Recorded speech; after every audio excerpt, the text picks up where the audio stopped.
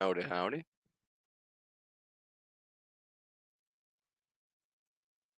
Starting the stream today, just in front of the red light.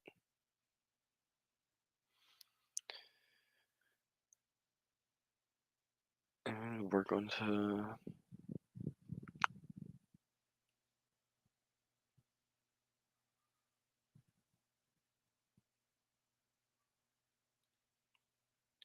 Yeah, we're gonna watch some YouTube right away, but I'm not gonna play it on camera because the video that I'm gonna watch was made yesterday, and I'm not gonna skim this person's content like a dickhead.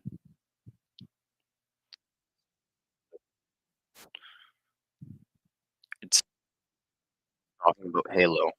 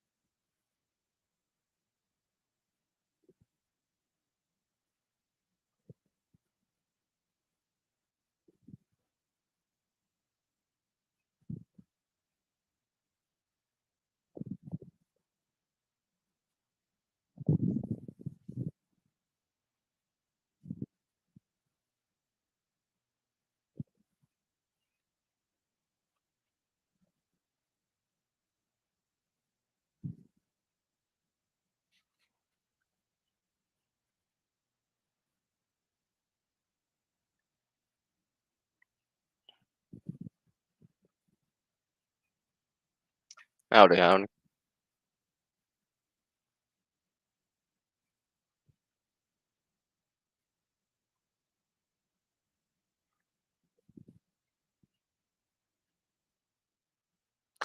Listening to Rude McCloud talk about Halo.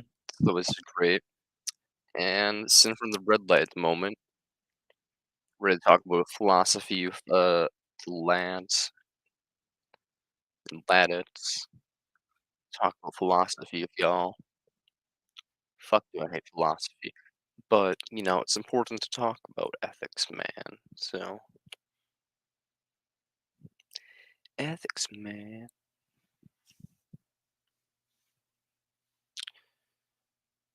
Everybody hates moral philosophers, the good place. But it's true. But people like me is me. Yay. They don't like philosophy me though. No, they do not. Philosophy branch is prick, but he's based.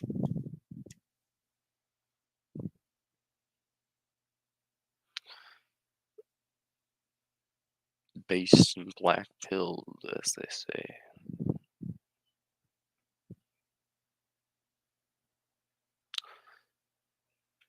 Not really. I don't like the whole black pill, red pill, blue pill narrative. It's kind of cringe, not gonna lie. But the black pill narrative is not that bad. Red pill narrative, yeesh.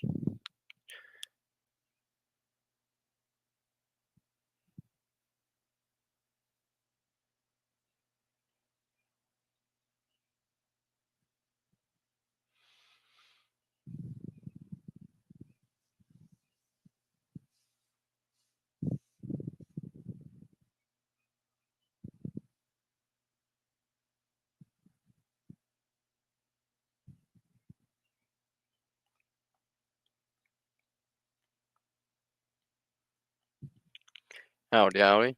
Welcome.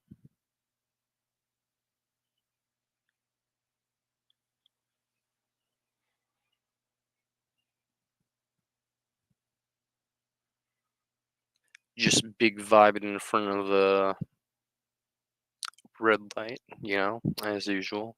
Red light and IRR light. Getting my dopamine and serotonin release. Just kidding. I don't fucking know what the sun does for you. But basically produces ATP for your body, helps with mood, energy, bunch of stuff. So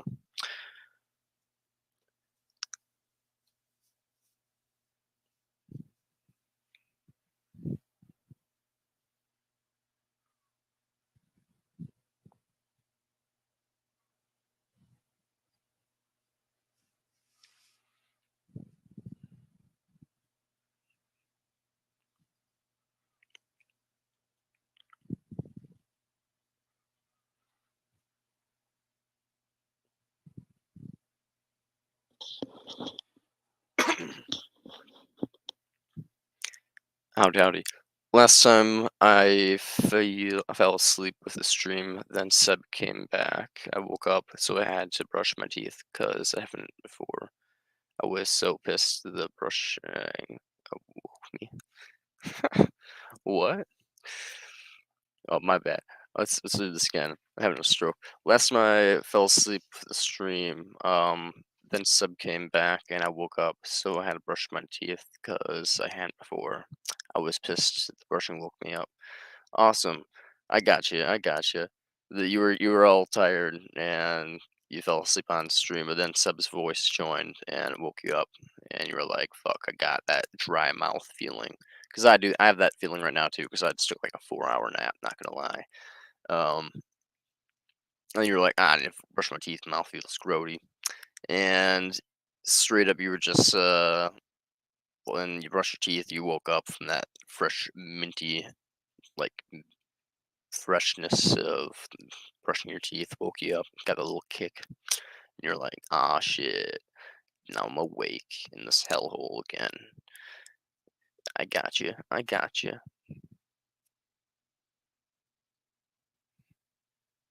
That's what I imagine that means. I'm just pontificating what my brain translate that sentence to mean out loud.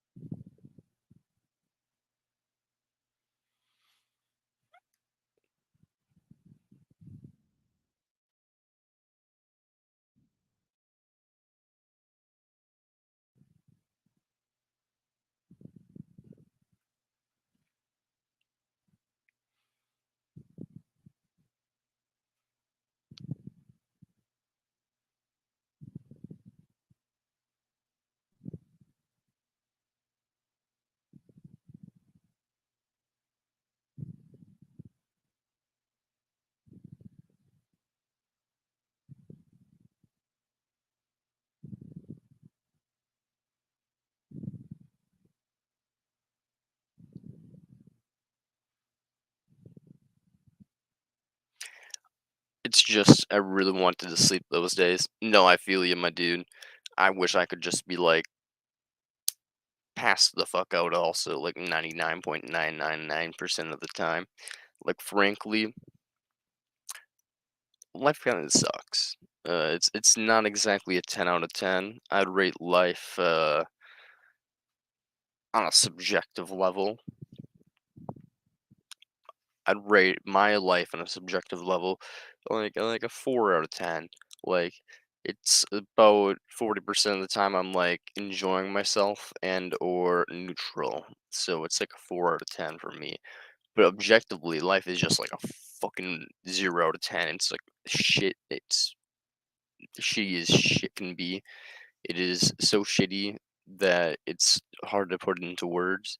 And so it's like I sleep so little, then start the day when where I sleep too much. Oh, yeah, man. Start sleeping too much means you're just drowsy and groggy the whole day, and then sleeping too little, you're also drowsy and it's like killing your brain cells. So it's like, it's a lose lose unless you get exactly like 7 to 9 hours of sleep. But that would also require me to be like a responsible human being, and we all know I'm not a responsible human being on this channel. I'm just responsible as a moral agent, and that is it. I'm just taking care of my moral agency. The rest of my vessel, it can go fuck itself. I'm being of pure chaos, and I don't care about this body of mine very much. It just needs to be functional. Talking like I'm just like a demon possessing this body, guys. Don't worry, I'm not a demon. Just kidding. I'm not though. But I do talk like it's just like a body flesh meat vessel because basically we're just little central nervous systems piloting the meat suit around, and it do be because of identity nihilism. It's just kind of like that meat suit is constantly dying and being reborn as its neural pathways are being forged, and I'm just like, yes, the vessel does its thing. Beep boop. S- Starts with around 7, then degrades. Yeah, starts around 7 and it degrades. Yeah, if you get 7 hours of sleep, that's okay. It's a little bit yeesh if you get less than 7. If you get more than 9 hours of sleep, then you're gonna get into yeesh territory also.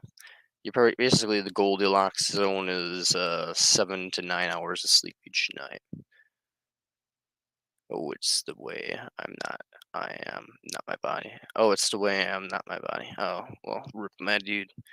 I'm sorry for we all have flaws, I guess. We can work on them. That's what it's all about. No, not really. It's all about reducing suffering, and then it's about bettering oneself so that oneself suffers less. First, it's about reducing the suffering of others, and then it's about reducing the suffering of the self. Uh, Why not the self and then others? Because to reduce the suffering of self, it's pretty easy actually. If you really want to maximize reduction of suffering for yourself, like an egoist would, you just and then you die, and then there is no more suffering, and you've completed your egoist goal. Moral of the story is it's negative utilitarianism, not negative deontology or like egoism. Or I'm not a solipsist. If I was a solipsist, then I guess negative utilitarianism would imply suicide either way. But I'm not a solipsist. All of y'all exist and suffer as well too, and all other people, all other 8 billion people on the planet, plus the fucking quadrillions of other animals and insects. So, quite a bit of suffering going on that needs extinguishing, regardless of if my being continues or doesn't continue. So, yeah, this vessel must do its job. Don't be a solipsist, guys. Don't be an egoist. If you're a true egoist, you just blast your own brains out. If you're a flawed egoist, then you're someone like Jeff Bezos or my brother, and everybody just wants to like fucking beat the shit out of you, but the laws like protect the elite. And then, the world basically, yeah, it's just shit, guys. It's just shit. But someone has to clean up this mess. Someone has to be the janitor, so to speak. And unfortunately, now that my brain has awoken from its deep slumber of normie sadism, I am now on the mantle of people who have to reduce that suffering. And now I am really big sad. I've always been big sad since discovering God's probably not a thing. But still, it's like extra big sad because now it's just like awareness that everything is just consumption, reproduction, addiction, and parasitism, as Amendum says. And I'm just like, dang, big shitty times 10. So, yeah, it do be. We're at 15 minutes and, 16 minutes. We're going to sit facing this way for another 4 minutes. And then we're gonna flip around and get my front side, and I'm gonna have to find my fucking glasses so that my eyes don't get burnt on my skull. Where are they?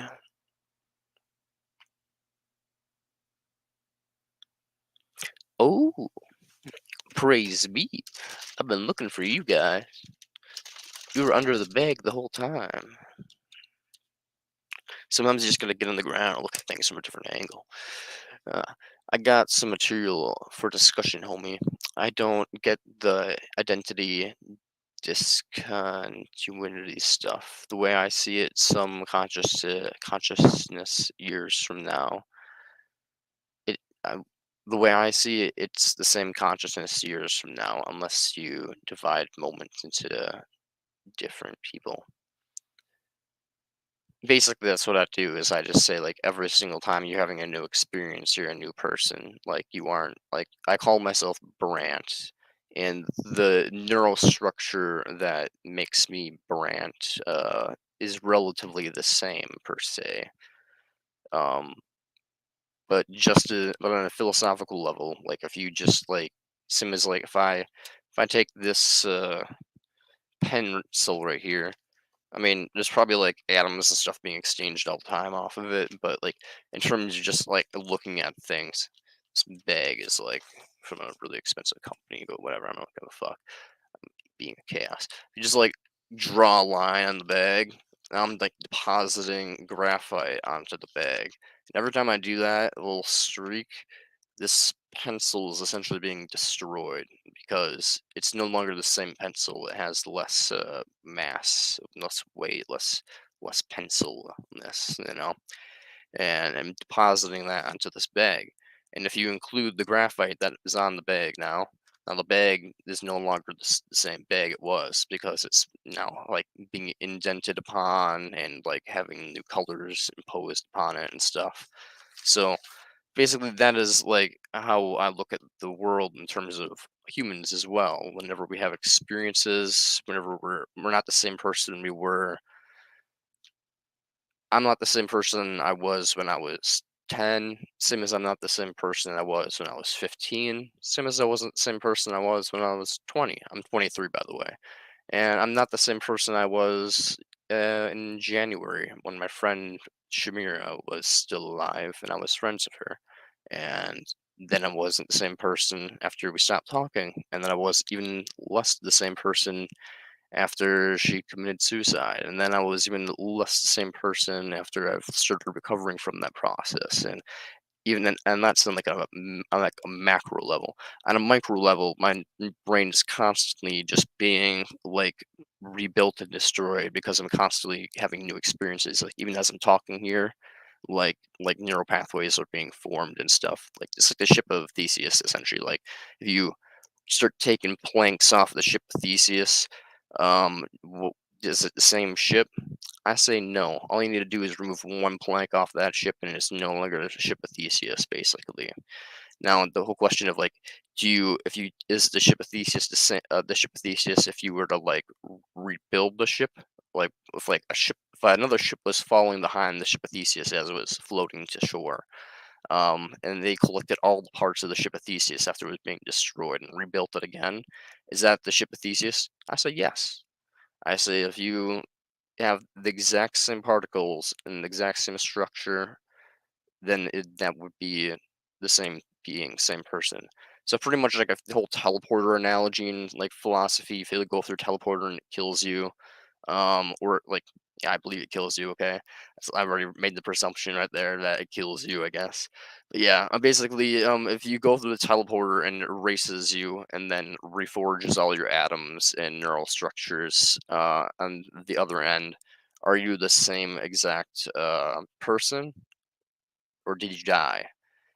Basically, what I say is we're always dying. Every experience we're having, we're dying. So if you were to teleport the person, pause time, the exact if you include if you're saying the person that was exactly teleported is the exact same person as the person that's reforged on the other end, no, but yes. From a consciousness level, I would say they are exact same. From an identity level, I'd say they're exact same person because their neural pathways are exactly the same. But the instant you click play there, they're going to have a new experience than the other version of themselves, and that identity is now annihilated. But, you know, they're technically not the same person because they're different set of atoms. So basically, we're constantly being annihilated in different forms, both on a identity level and like a physical level. Though we're just talking about identity here. So, but yeah, like essentially, that's basically what identity nihilism is. I can go into and there's also a different version of identity nihilism, which is also a little bit more valid than one I like, but I like this one because it's like it sounds way more fucking awesome. But they're both really valid. Oh, so we go in there. That's I'm wondering teleportation stuff, but with cloning. Otherwise, wouldn't say it's a different person. So we get so we go in there. That's what I'm wondering, teleportation stuff, but with cloning. Otherwise, wouldn't say it's a different person. Okay. I mean, my opinion, if you the instant you create the clone, same thing. If you were to pause time there, if you were to say person walks through the teleporter, they're supposed to get destroyed, but the destroying part glitches and they stay. And they repair all their DNA on the other end, all reconfigured so that they're exact same like neural pathways, consciousness, DNA structure, just composed of different atoms. Now, if that is the case, if you were to pause time the exact moment that they came through, I would be like, yeah, they're both the exact same person. Person A and person B who's just been forged are the exact same person, besides on an atomic level, they are different. But the instant you click play, it's gonna be like this person's having experiences over here, and this person's having experiences on a different place. They're completely gonna be like, "Whoa, I'm in a spaceship over here," and this guy's gonna be like, "Whoa, I'm in like an underground bunker, bro." And they're gonna go and do their things. And the instant they start doing their things, it's just new experiences, new neural pathways being built. They've basically diverged in a new pathway. They're no longer the same identity, basically. It's like not brand 1.056, it's now brand point 1057, and it's just like, and then as a new path that comes through, it's 5 8, and then like it just constantly just diverging. Basically, it's like, yeah, I like essentially, yeah, that's kind of how I look at it. You could say we're pretty much the same. Like I refer to people as the same because like essentially our neural pathways are almost identical, unless like my bad apologies. Unless some type of weird event occurs where your brain just gets like fucking splattered in like an accident or something, like some like fucking Phineas Gage type of shit. Unless you get Phineas Gage, generally speaking, we're going to be the same people. Like from like a way that we can communicate with each other, for practical purposes. And I have plenty of friends and stuff. I'm not just gonna be like, "Oh, there's no reason I should hang out with Darian, and there's no reason I should hang out with Max, and there's no reason I shouldn't just hang out with a random stranger that I see in the mall or something. Because when it comes down to it, like none of them exist, man. Like like I don't think of the world like that, but I do think of it like is in the sense of like in truly philosophical sense, we aren't the same people. Oh, sorry, forgot to clarify talking about the Star Trek cloning television. I hear that that was such a thing in that show. What I meant is, what if you somehow made an exact copy of you, Peter, but it's a copy? Would it be you experiencing that consciousness? No, they're just separate beings at that point. There's two different beings, two different identities. I mean, even if there is just two, you could say that they're the exact same person if you were to pause time, And I would say that essentially there's no difference between those beings, but that's only because nothing's changed in their neural pathways, and we're basically just comprised of memories. So yeah, if you were to pause time there, even though there's two of them, they are the same exact person. Um, it would be you experiencing that consciousness, so to speak, because there is only really one consciousness. There's just two copies of them. But all that matters is experience. Experience is what's experienced. So when it comes down to it, they would be experiencing. If you were to like look at the world from those views, it would be as if there's only one of them. I guess I don't even know how you would like describe that, but I mean, technically there's two. But if the way you phrase it is, would you be experiencing that consciousness? I guess kind of. I mean, it's not like there's any difference between those consciousnesses. I mean, you're not like peering through the eyes. It's not like there's like I one is like one entire like perspective, and I two. It's not like there's like the left half of the brain and the right half of the brain, and like somehow like you're tapping into like like other clone is right brain, and you are left brain or something. Like it's not like well, it's not like that, but like obviously, but I mean, technically, from a purely philosophical point of view, like they're the exact fucking same person. There's no difference in their neural pathways. So, from an identity point of view, like yeah, they're the same. I guess. I think. Yeah, yeah. Why do you think that?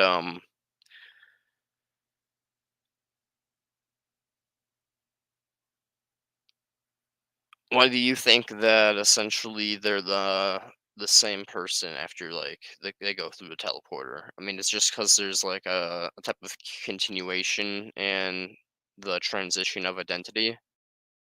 Because if you think that's the case, I can get into the second version of identity nihilism, which I don't find as fun to talk about, but it's more valid. Would it be you experiencing that consciousness? The second version of identity nihilism essentially states that we're just a construction of memories, and that there is no us. And that when we talk about I and you, like, well, you is fine, but when we say like but kind of fine. It's a little edgy. But when you see I and me, it's basically just a flawed concept to even refer to like the self as like an identity that persists over time at all, or like in that, and by that I mean like persists in any time at all. Like it's just a flawed concept to refer to like yourself at all, because basically we're just a construction of all memories and experiences composed and comprised together. And if basically this is like empiricism, basically, like we're just sensations essentially, but there is no us. There's just sensation, and we're comprised of those sensation. Like if you were to ask me like what is Brant, like other than like my heart, my brain matter, like like I clearly am not just a brain. Like if you took mine in front of me, I wouldn't be like, yup, it's my boy Darian right there. No, it's just a brain. Like we just pause time, just have a brain. It's not doing any functions. It's not activated. It's not like this. The software isn't doing shit. It's just the hardware brain. Then yeah, it's nothing. We're like the software of the brain, the energy going around in the neural paths and stuff like that. That's what we are. Uh, but when it comes down to it, those neural pathways that are being forged, are essentially just being forged of like experience. They quite literally are just a pathway, which is just a metaphor basically for like. So you're saying each moment somebody dies, and then that is somebody different experiencing the consciousness. That's one version of anti-nihilism. I like that version. It's quite fun. Um, you could say there's another version of an anti-nihilism, but it just sounds very. It sounds even more impractical, but I'd say it's probably true. Which is just that it's completely flawed to talk about identities at all. Which I talk about the one you just said right here. I usually talk about this one because it just is so much more fun, guys. You're like antinatalism then implies that you're like imposing upon your future self, like giving birth to future selves unnecessarily and stuff, and basically implies promortalism and a bunch of jazz. So that's why this version is just like perfect. It just basically encompasses everything I believe, right up the bat.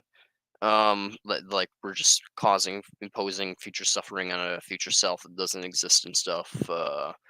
Basically is exactly what that implies and stuff. And I'm like, yeah. And it kind of implies that, like, a lot of people would claim that there is actually an experiencer of the empirical experience. And that just kind of defeats the claim that there is some type of experiencer of the experience. And it brings into promortalism and negative utilitarianism and all that type of stuff, anyways. But the other version of of identity nihilism is basically just the fact that we are a composition of all memories. There is no I experiencing the memories. We are quite literally just memories. Like that is what we are, is memories. So it's just like if you were to like point to anything out there in the world like that like makes up Brant here, like I you would just end up being experiences that I've had, feelings that have occurred. Yeah, I know them. It's me anyways. Consciousness is consciousness. Indeed. Consciousness is consciousness. But yeah, essentially, there is nothing you can point to besides outside things that you've experienced to describe like yourself. Like sure there's the baseline like neural like structure of your brain. Like are you like prone to psychopathy? Are you an autist? Are you um basically I don't know, like violence prone, passive, schizophrenic, like all these things are like basically programmed in at like birth as like things that you're prone to, developing. So there's like a sense of like a continuation, but that's not like what you are. That's not like your identity really, like like, and that's, you wouldn't say like, oh yeah, I am the brain matter mass that makes the potential for schizophrenia. Like you'd be like, no, I'm more like the software that is these signals being sent. Like I am whatever is actually there, like whatever's the experience. I am the experience, and so that is constantly in fluctuation, though. So when it comes down to it, yeah, the denialism basically just says, and that fluctuation is because like outside things are constantly changing. We're quite literally just outside things being like experienced by like viewed upon, I guess, um by like this vessel. That's what I pretty much just call us. And there is no like anything you can point to inside this vessel to be like that is a me or an I. Like it's quite literally just experiences being taken into like this brain and comprised and stored, and like that their storage makes up like us. And like that's kind of how I look at the world and how identity nihilism looks at the world essentially.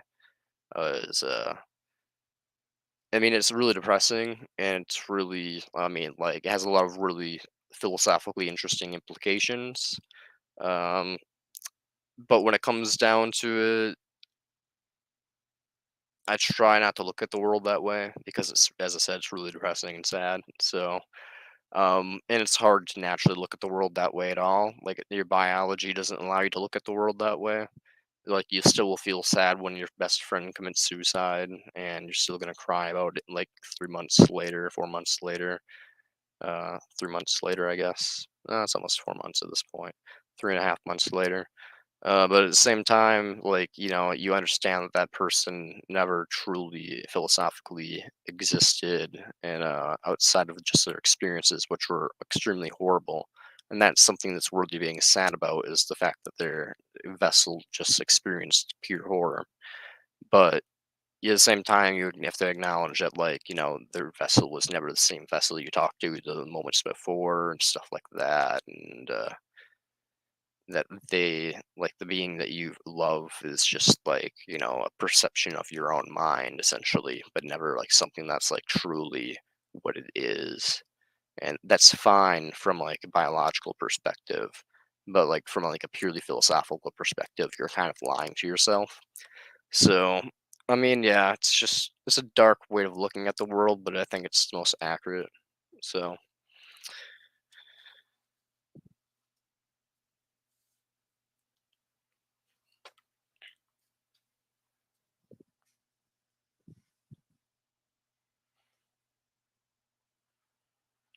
where the fuck is my glasses? I'm kind of tired of looking above the thing. I just want to put them on so I don't have to.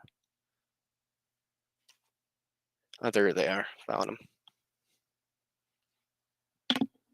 Now I'm gonna look like American Psycho.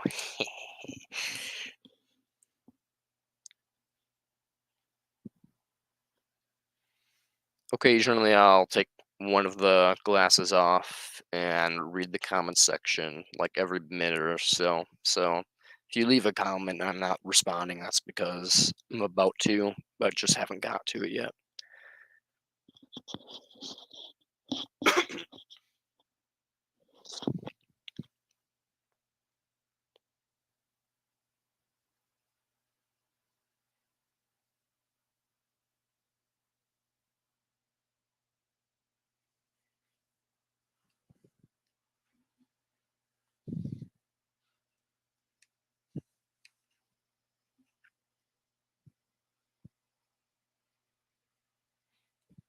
I was listening to the previous video. I could not believe it was an antinatalist saying that stuff. Thought it's like pastor. Oh, what was I saying in the? I mean, you're definitely not wrong. I was born religious a lot of my life, and I'm kind of like a psycho. So American Psycho here. So when it comes down to, I've never hurt anybody. I've never been in a fight. Never in my, but like, hell yeah, my homicidal shit.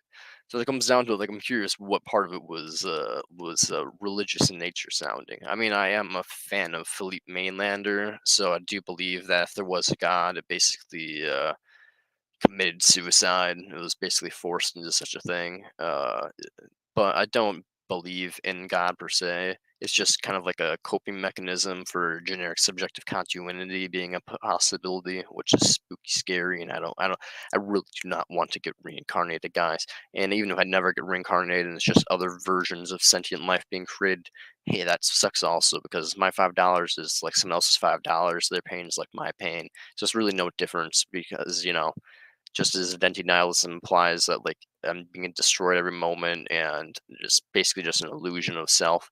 There's basically just an illusion of separation of self when it comes down to it, because as I said, there is no really I. There's just like experience vessels. So it's just like the prime is pretty much just primarily experience, and everybody else is doing this experiencing thing too. So it's kind of like, yeah, it's just quite literally the universe and experience. It's just objects and experience, and quite literally, that's the universe, bro. It's just objects and electrical signals comprised that makes this thing called experience when you're sentient or conscious. I meant Siran. I was listening to the previous video. I would not believe it was Antonillis saying stuff like it's. Oh yeah, Siran. Yeah, my boy Siran. He's a Gnostic, I think. Yeah, he's a very very very antinatalistic. He's very very very pessimistic. If you read his On the Heights of Despair, here let me fucking 1 second. Suffering focused ethics.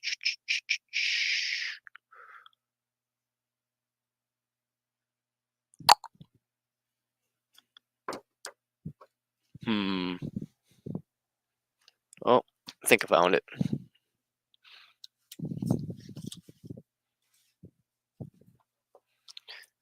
Yeah, here we go. We got The Temptation to Exist by Siran. Yeah, he basically has like he's really admires the saints, but when it comes down to it, he's jealous of them. He basically hates the saints and he loves the saints at the same time. Um, but yeah, this one starts out brilliantly. Classic Chiron, my dude. Creepy as fuck. Look at how creepy this looks. Yeah, it's pure demon shit. Yeah, I love it. My hair's fucked right now. Anyways, not that I look very good when I'm in red, anyways. Almost all of our discoveries are due to our violences, to the exacerbation of our instability. Even God, insofar as he interests us, it is not our innermost selves that we discern God, but at the extreme limits of our fever, at the very point of our raging confronts, at the very point where our rage confronts his, a shock results, an encounter as ruinous as him, for as for us, blasted by the cure attached to act, the man of violence forces his nature, rises above himself only to relapse, an aggressor followed by his enterprises, which come to punish him for having insigniated them.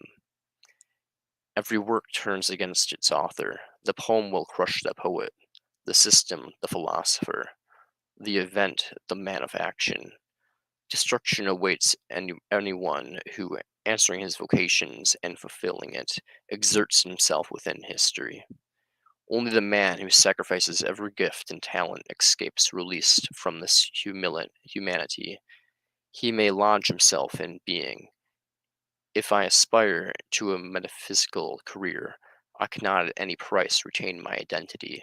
Wherever I reside, I retain, must be liquidated. If, on the contrary, I assume a historical role, it is my responsibility to exasperate my facilities until I explode along with them. One always perishes by the self one assumes. To bear a name is to claim an exact mode of collapse. To bear a name is to bear an exact mode of collapse. Basically, that's what he's kind of in a little bit of an identity nihilist himself, I guess, a tiny bit. I assume a historical role. It is my responsibility to exasperate my faculties until they explode along with them. One perishes by the self. One always perishes by the self. One assumes. To bear a name is to claim an exact mode of collapse. Uh, not quite that, it's like it's saying that like there is kind of like this composition of oneself, like they can be liquidated, essentially, and to comprise oneself as an identity is to basically just like state your form of self collapse. That's pretty beautiful. I love Saran. Uh, he is truly the poet who gets destroyed by his own poems. Love this man. I'm gonna put my back, and I'm gonna grab Tears and Saints. Ayo. We can read more Tears and Saints in a little bit here. First, I'm gonna put this on so I stop blinding myself and ruining my retinas and cones and all that good stuff. Cones and rods want to be intact.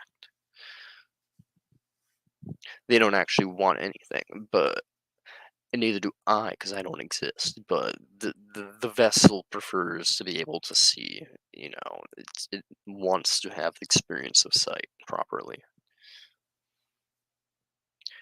Until I see some shitty meme, and then I really wish I was blind. Then I envy the blind. But until I see some like really shitty meme that's like just like pure, just like get pissed in the eye by energy, like I don't fucking get pissed in the eye energy. I don't even what the fuck is that? It should be a Facebook group. Get pissed in the eye energy. I don't even know.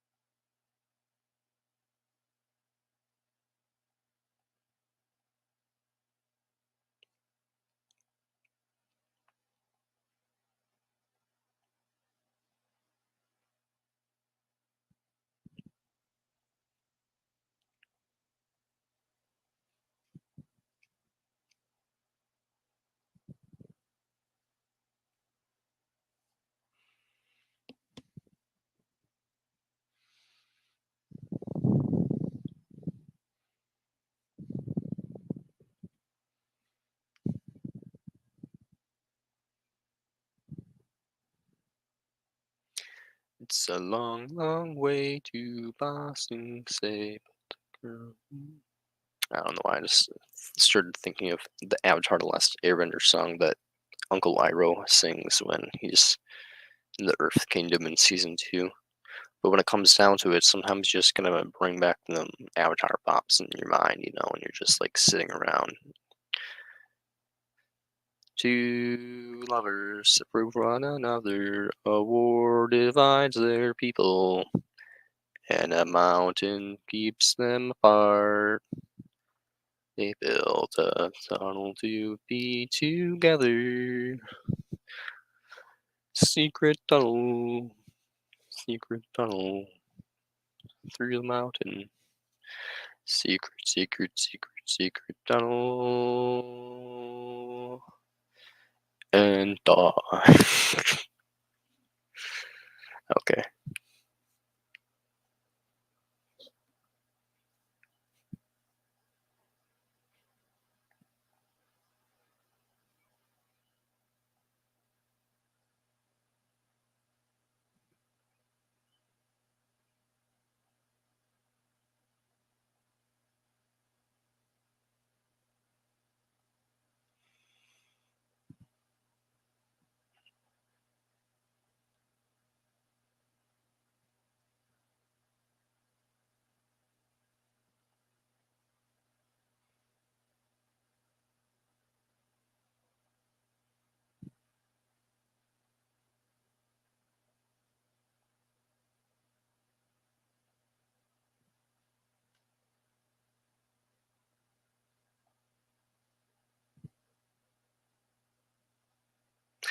Don't fall in love with the traveling girl. She leave you broken hearted.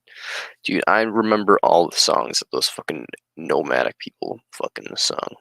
Cause I'm weird and I just remember that season quite well.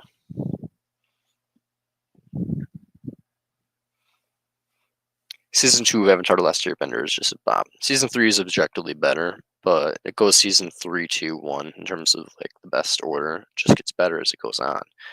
And then there's Korra. That not Korra's not garbage. It's just not as good as Aang.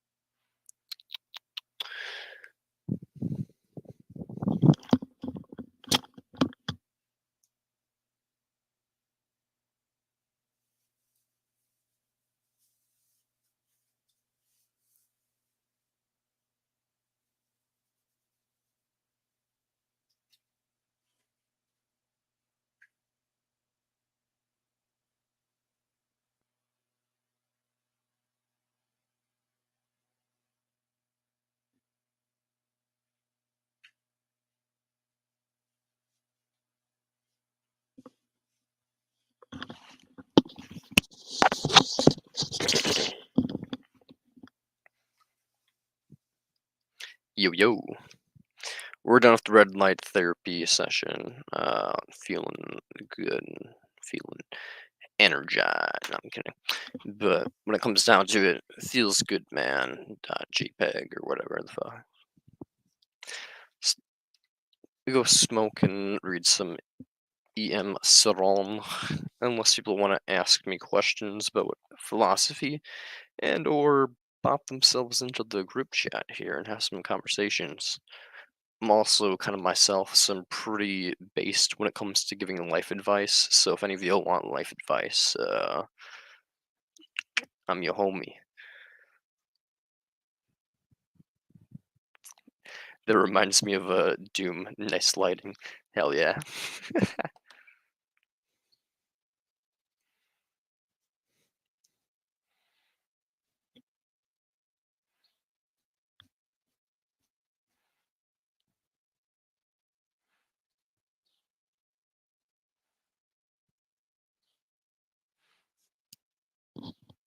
There we go. Now I'm looking spiffy. I'm very particular about my hair. It's the I am very particular about my hair, but I also don't give a shit most of the time. Sometimes I just do for no particular reason. To be in harmony with the universe is to fall into wisdom. It means that you know everything, are in agreement with everything, but not with much else. All the sages put together are not worth a single one of Lear's curses or Ivan Kormazor's ravings. There is nothing blander or more comfortable than Stoicism, as both a practical and a theoretical justification of wisdom. Is there a greater spiritual vice than reunification? Disagreement is a sign of spiritual vitality. It culminates in disagreement with God. Were we to make peace with God, we wouldn't live anymore. He would live for us. As long as we assimilate ourselves with Him, we do not exist. Whereas if we resist Him, there is no reason for us to exist. If I were to, if I were tired of living, God would be my last resort. As long as I am still racked by despair, I can't leave off harrowing him.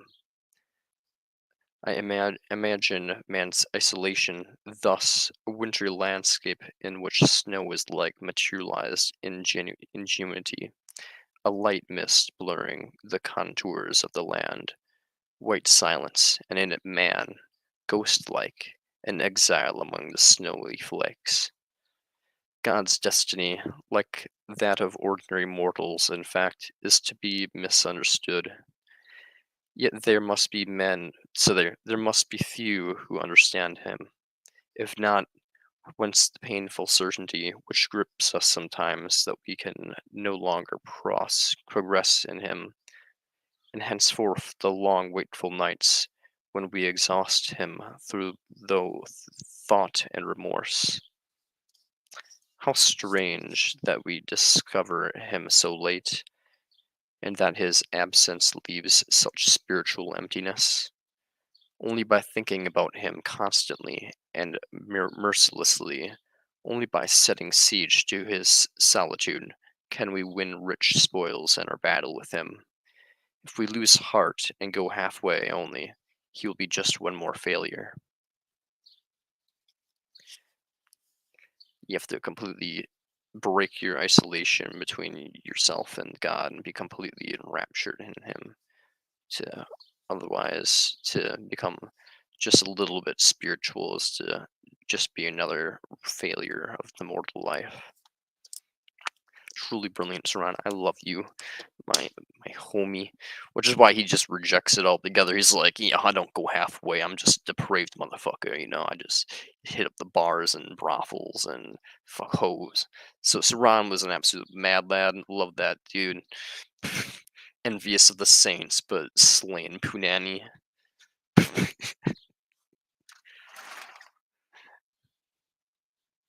Well, I'm gonna go over this way.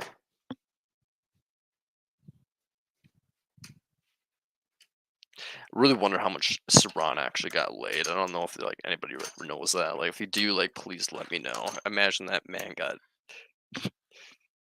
mad divorced pussy and brothel women. He just went crazy in the clubs. Just like, let me read you poetry, my darling. Really swooned ladies.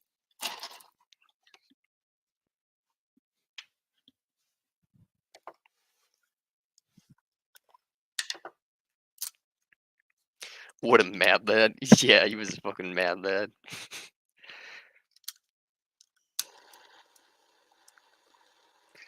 Honestly, so far his most kinky of all of his books has been, yeah, he gets a little sexual in all of his books. He always has some kinky poems.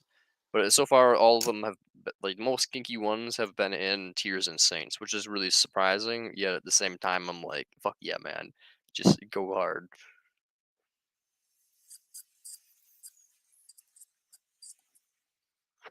He's always talking about like nuns wanting to fuck Jesus, which is fair. That mane, just want to get all up in there, you know what I mean? Just get a hunk of man meat, the old Jesus rod, the holy rod. I don't fucking know.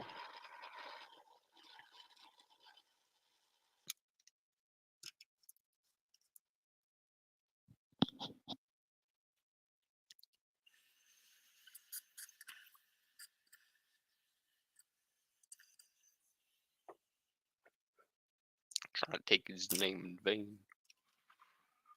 Catch my drift.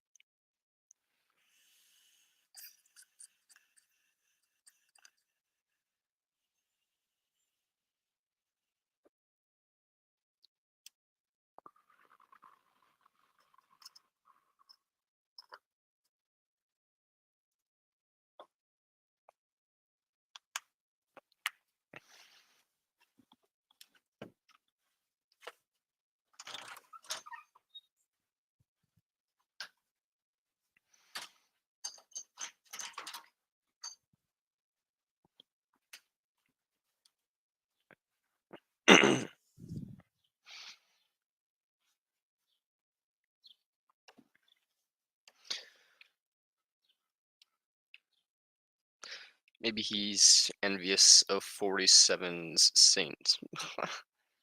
He might be.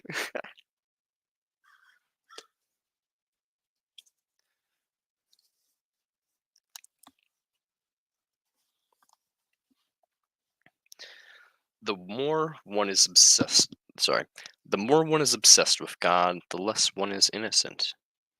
Nobody bothered about him in paradise. The fall brought about this divine torture. It's not possible to be conscious of divinity without guilt. Thus God is rarely to be found in an innocent soul. Contact with divinity cancels insolence, because every time one thinks of God, one meddles with his affairs. He who sees God will die. The infernal expanse of divinity are so disturbing as vice. Those who have endowed God with virtues have only a superficial concept of him. Those who have endowed God with virtues only have a superficial concept of him. Indeed, from the Adon. He's envious of the paints from that on. I'm not quite sure what the Adon is. Maybe I'm just blanking on that, but understandable.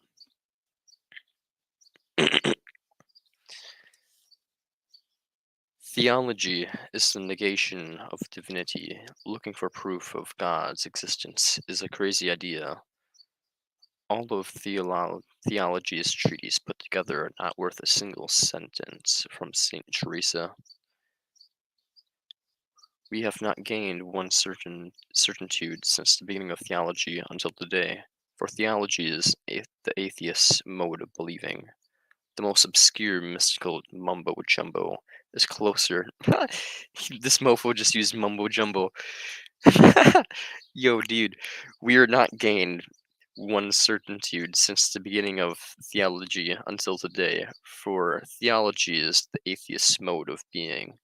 The most obscure mystical mumbo jumbo is closer to God than a Summa Theologia, and a child's simple prayer offers a greater ontological guarantee than all escumulental synods.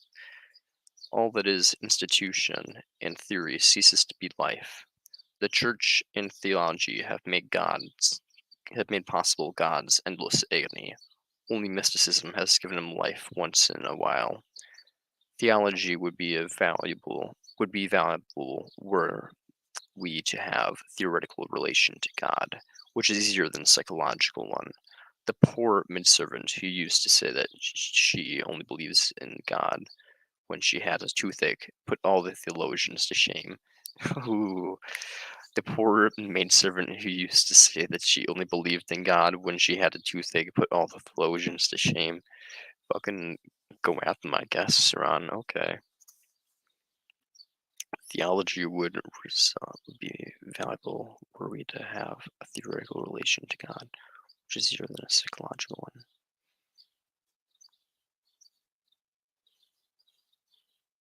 Hmm, interesting. Were it not for our moments of inquisitive sadness, God would not exist. That's funny.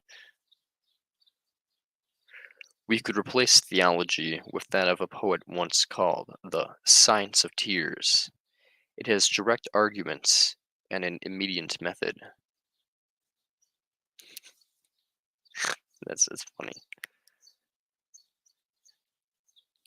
Nothing more exquisite or more disturbing than to have nothing more exquisite or more disturbing than to have the thought of God occur while one lies in the arms of a whore.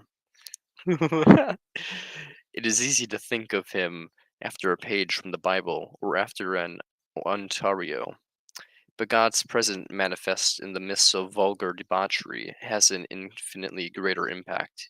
It brings loneliness and the dread of nothingness back to the mind with full force. That is. Saran's talking about thinking about God in the void while he's banging a prostitute. Absolute fucking mad lad. Love this guy. I wish my heart were an organ pipe, and I the translator of God's silences.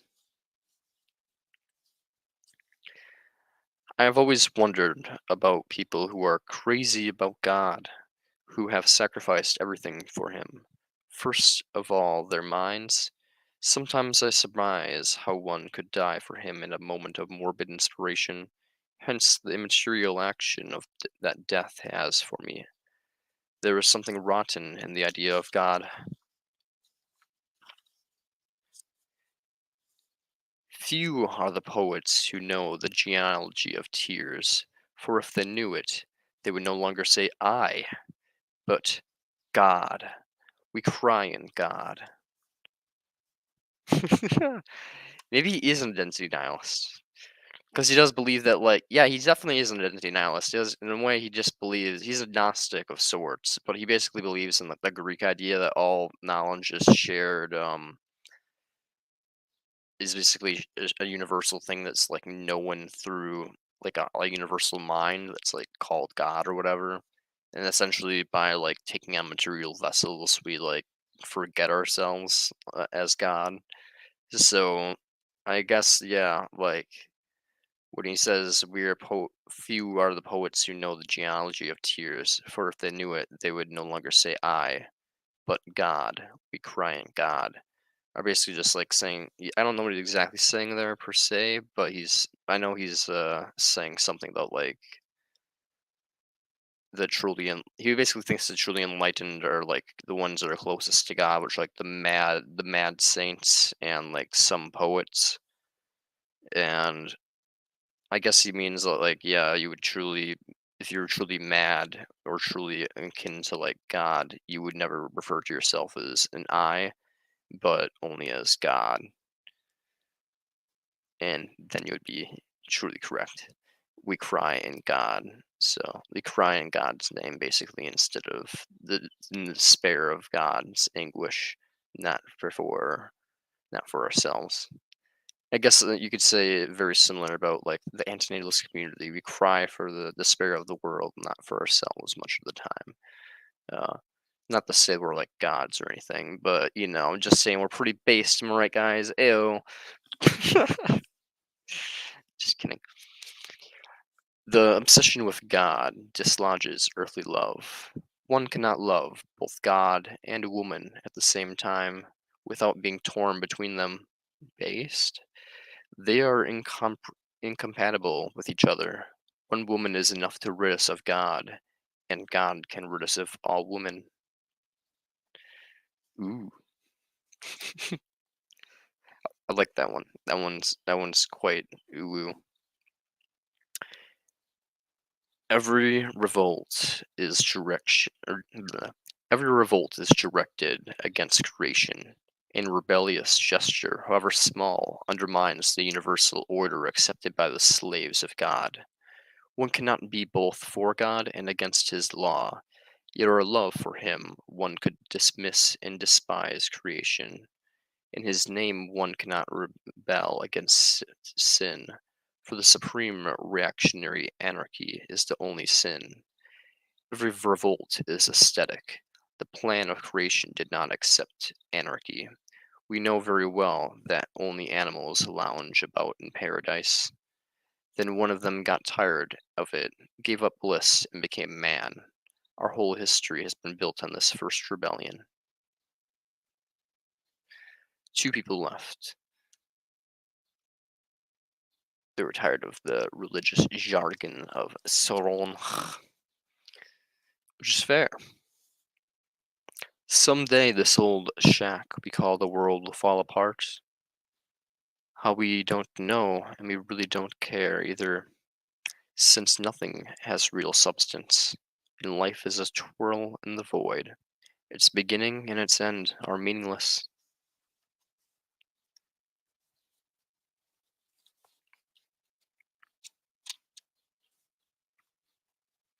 Whenever I try to get closer to God, I'm hit by a wave of pity that surges towards the desolate heights. One would like to show sympathy towards this lonely, sad God of mourning. Pity for God is a human being's last solitude. Honestly, if there's a God, I pity his stupidity for, unless if a living God, if it's a God that killed itself, I mean, understandable, based in dead pilled. But when it comes down to but when it comes down to it, yeah, if there's any gods out there, fuck you, and also, sorry, you're such a bitch, God. You can't even off yourself. Lol. Get wrecked.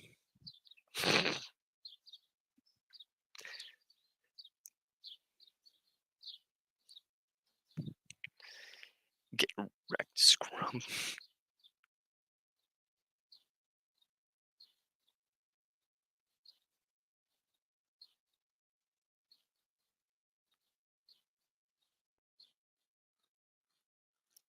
Mm, Why do we have so much non-vegan stuff in this goddamn house? I just want to munch on food, but I don't want to spend money.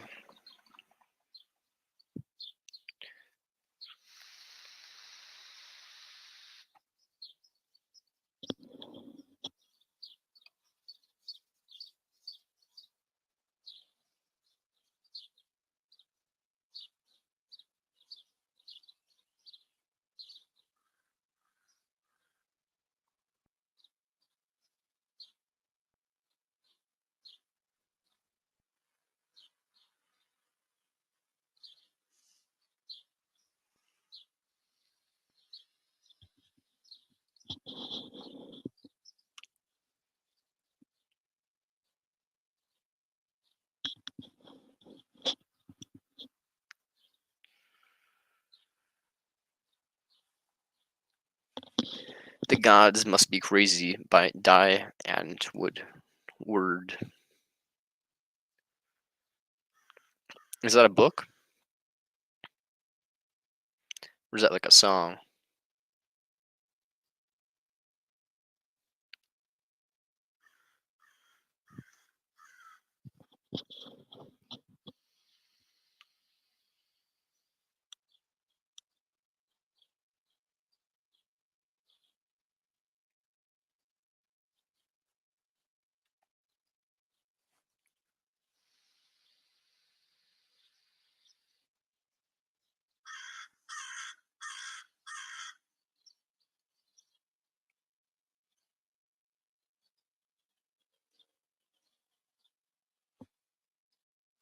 I held a bird in my hand today.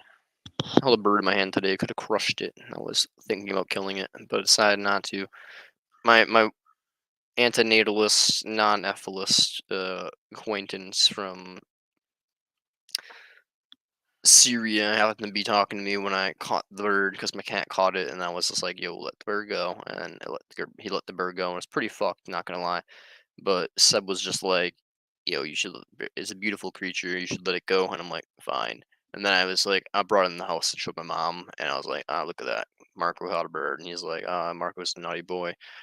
She's like, "Please let the bird go, though." And I'm like, "Okay, fine." 'Cause she knows Manipulus, so she's like, knows I want to kill the bird, and she's just like, "Let the bird go, though." And I'm like, "Okay." And so like, I let the bird go, and it just hobbled away with like a fucking broken wing trying to flutter. And I'm like, "Yeesh, I should really kill that thing." And then it like went through a crack in the fence and hobbled off. And I'm like, "Well, good luck, bird. Have fun. Nature sucks. Hopefully your wing gets better so you don't."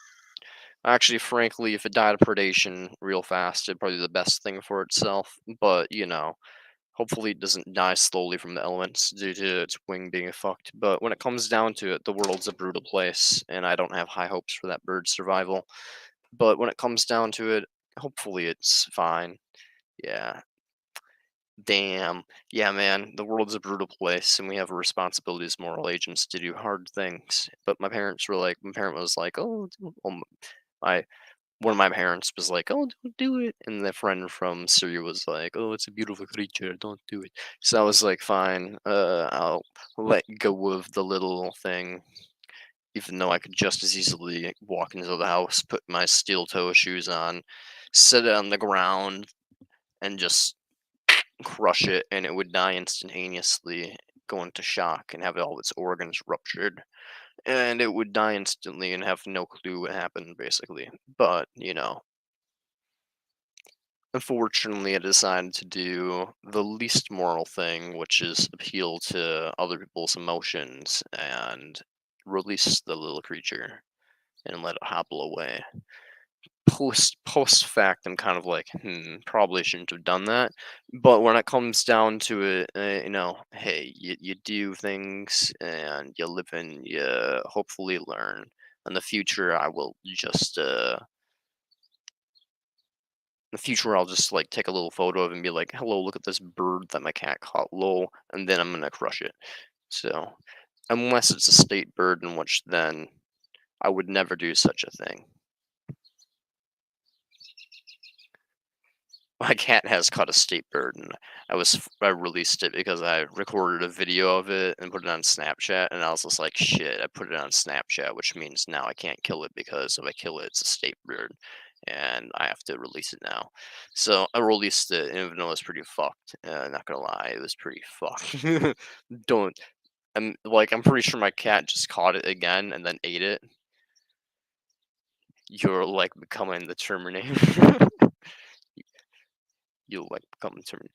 Yo, bro, if AI ever becomes a thing and it, like just starts replicating consciousnesses, it's gonna like come across me and just be like, I'm gonna have like I'm gonna like integrate into the hive mind of the AI, take it over, and just disintegrate the world, bro. It's just how it be. I'm gonna like my consciousness is too strong for even the AI man. Like if it creates a copy of me, I'm just gonna infiltrate and take over. Like I am the all-encompassing mind. I am hatred incarnate. Just kidding. Ha ha ha. I love y'all.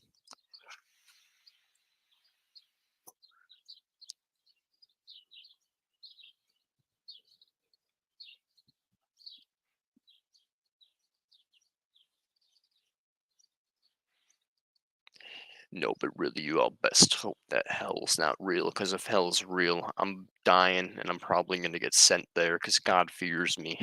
If there's a God and there's a hell, God fears me. He knows I'm coming for him. I'm coming for you. And when it comes down to it, if I die and go to hell, I'm gonna slay every fucking last being in my wake, consume their essence, and become stronger than Lucifer himself. And I will tear him apart to the very atom and devour his essence. And then I will rip through the gates of heaven and tear that bitch apart. So the best hope there's no God because I'm coming for every celestial being if there is. I will make Gore the God Killer look like a little bitch. He will look empathetic.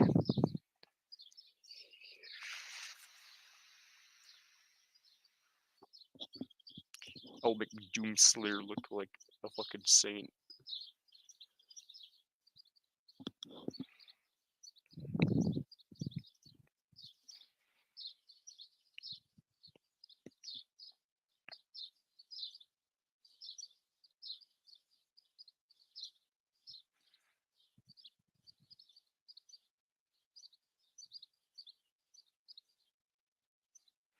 I'm gonna be purely benevolent in this life, but it turns out there's a hell. All that goes out the window, y'all. I'm coming for God's ass.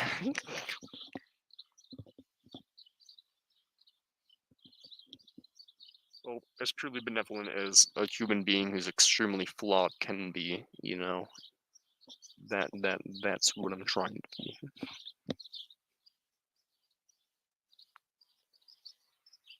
I'm still an asshole. It's impossible to not be an asshole. I mean, it's just how it is, man. That makes me want to sing a song. I'm like a Disney princess, y'all, only with like pessimistic, horrible songs that makes me want to sing another song. Dang, now I'm in a mood to sing. Hell yeah. When I'm angry, I like to sing. But first, we're gonna look at some Mito red light stuff because I was singing for my Mito red light earlier, and I was about to bring up the information of what Mito red light is, and then I completely forgot. And I was like, dang, what am I doing? Forgetting.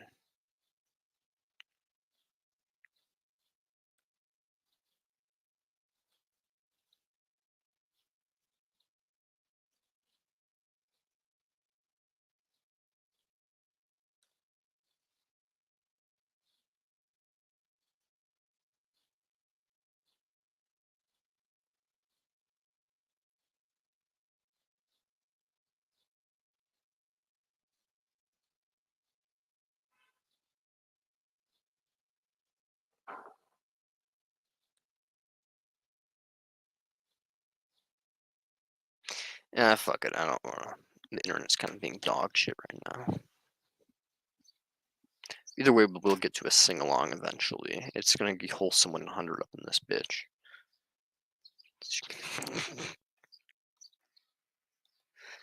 But first, the internet needs to actually function. What is my computer right now?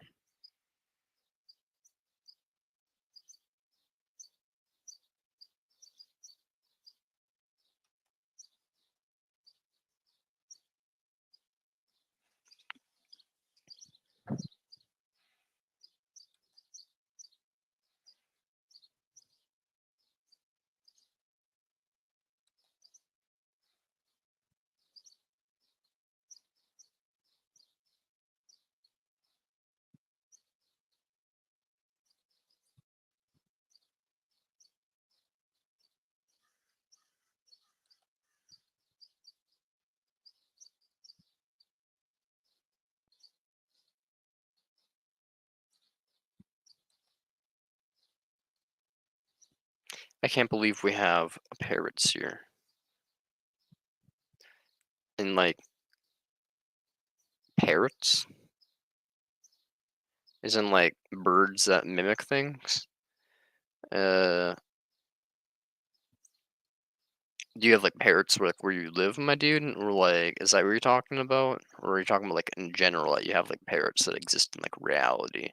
Because I mean, like either way, yeah, it's pretty cool.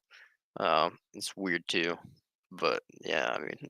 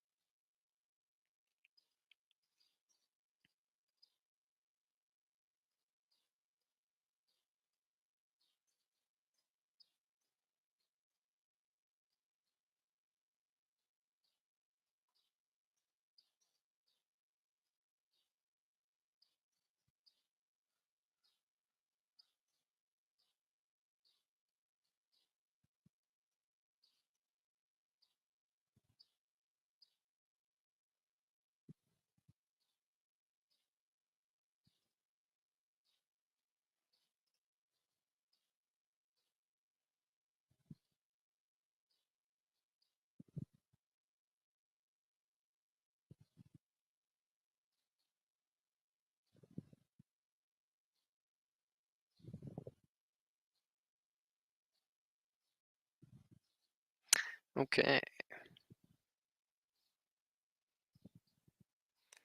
I'm gonna go on a little presentation ad. Please sponsor me. Just kidding. Mito Reds. If Mito Red ever sees this, they're just gonna be like, we don't want to be sponsored. We don't want to be associated to you. And I'm like, yeah, man, it's fair. Mm.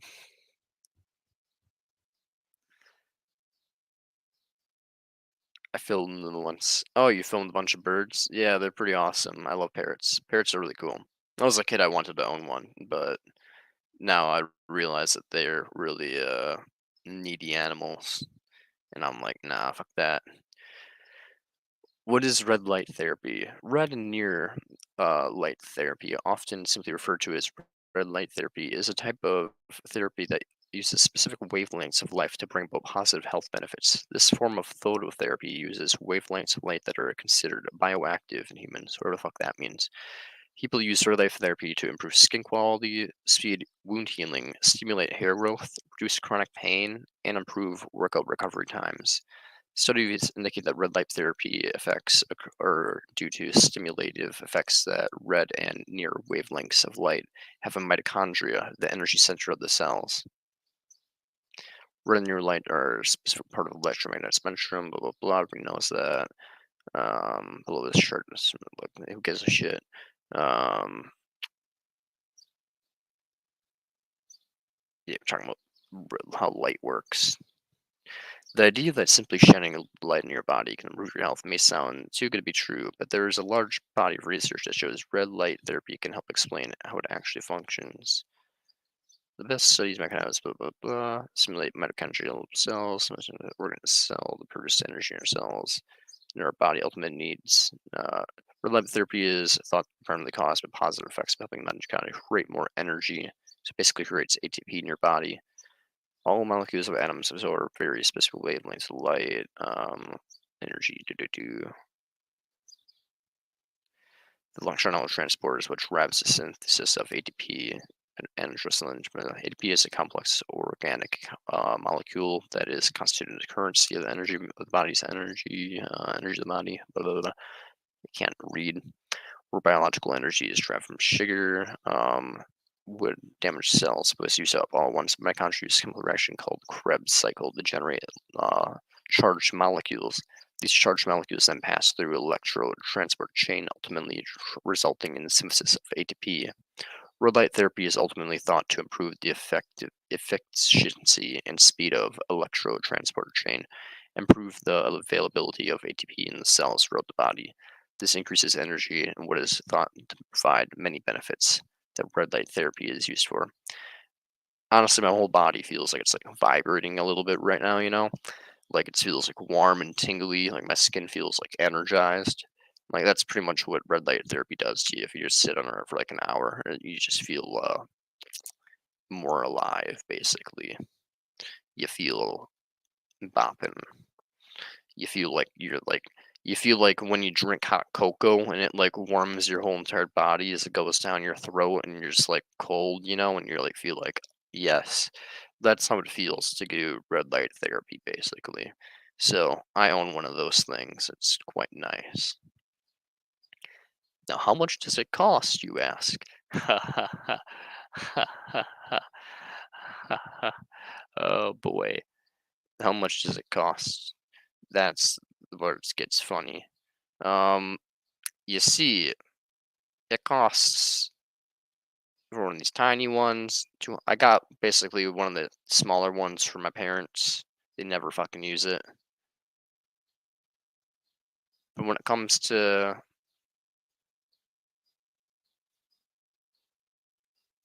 how much is their light bed? They have a light room. I don't like shit. If you're like rich, those things must cost like $32,000 minimum. Helmets? They having helmets that come soon? That sounds pretty cool.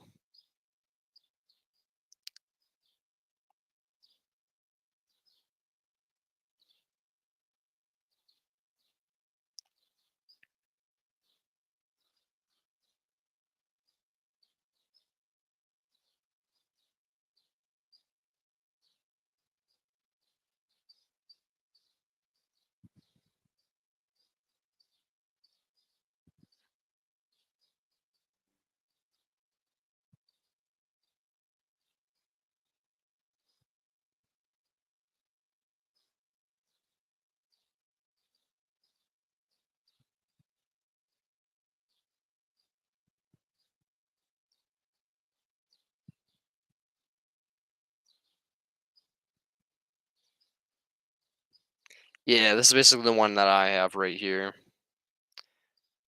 So yeah, you can basically see that it costed a pretty penny to get that bad boy.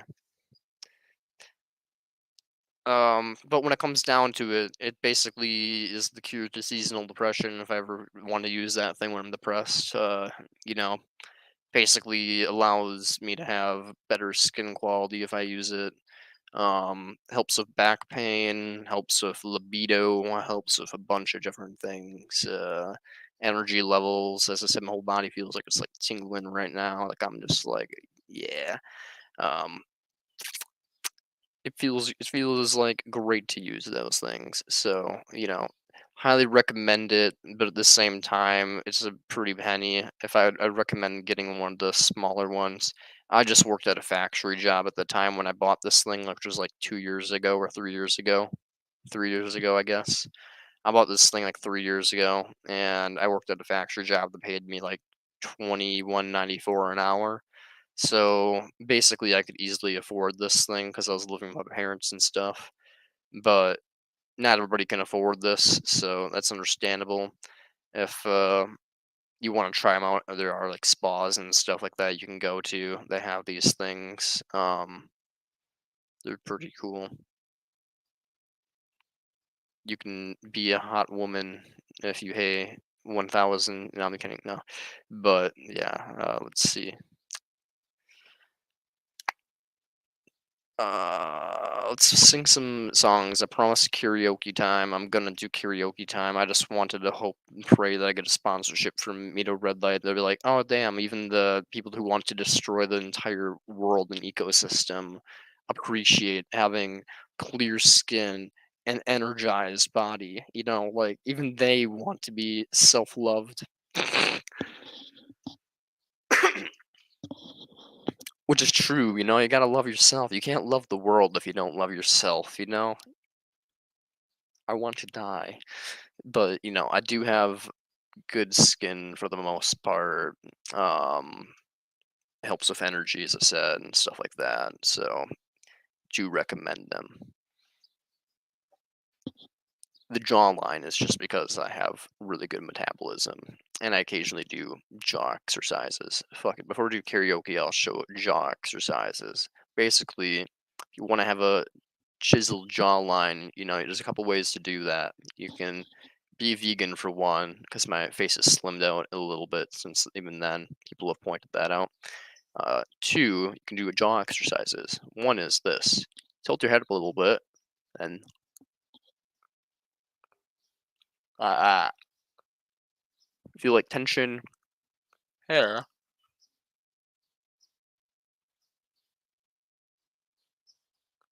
Uh-huh. I want me 2 karaoke speakers. Come get one. Oh my god. Yes. And then another one is, like, you make, like, a duck face. My lips are a little dry. You're gonna feel tension right here.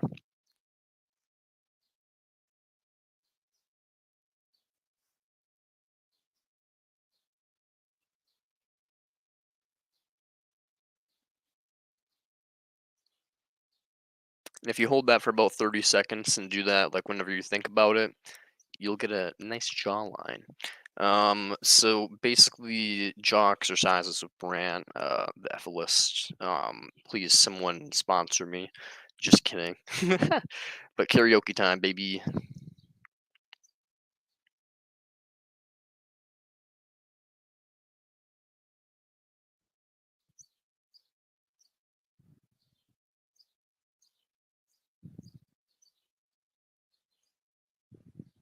First, I'm gonna move to my room because my battery is about to die on my laptop.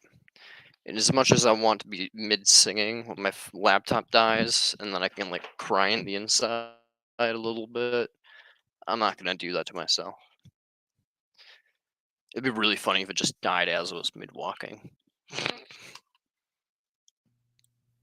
But luckily, I'm not cursed that bad.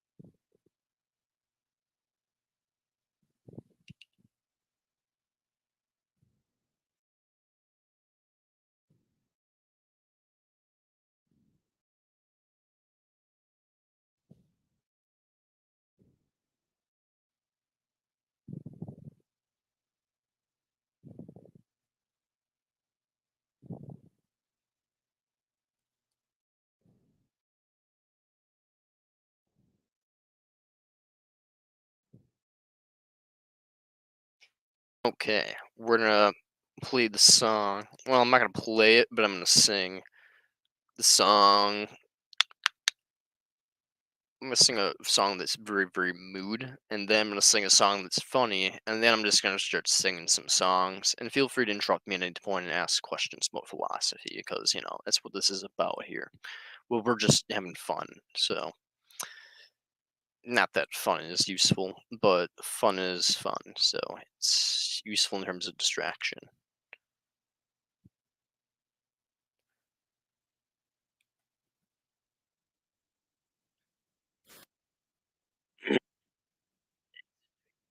Medicine cabinet, a remedy for the aftermath of my habits. Sometimes it's the ones who try to help that hurt the most. Feel like we're playing tug of war and I'm the rope and I'm stretched to the limit, but you keep on pulling and I'm trying to lose my goddamn mind. I'm gonna lose my mind. Bow, bow, bow, bow, bow, bow, bow, bow, bow. This is folk punk, by the way. Folk punk is just an absolute fucking great genre. It's a little ska to be honest, but the song's called Misanthropic Drunken Loner. Run away to the back of a cave at the top of the mountain where no one can hear me, no one can see me, and I don't have to deal with them, and they don't have to deal with me. Because relationships are overrated. Maybe I'm just tired and jaded, but I'm sorry, just like myself more than I like you. So call me antisocial, call it masturbation. Either way, it's solo operation. I'm just more comfortable alone. Pew, pew, pew, pew. Pew, pew, pew, pew, pew. Pew, pew, pew, pew. Pew, pew, pew, pew, pew. Pew, pew, pew, pew. Pew, pum, pum, pum, pum, pum.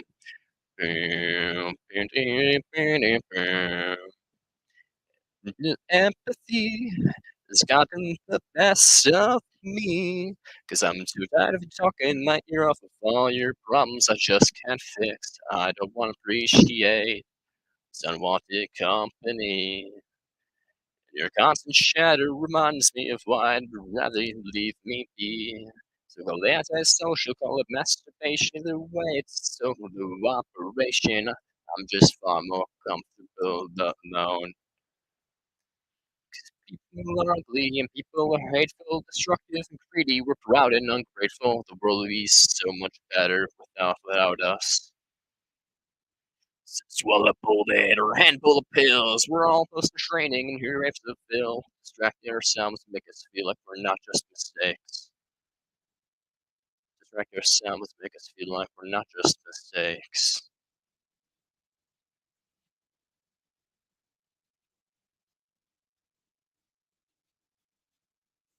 Everybody always has a bone to pick, a promise to break.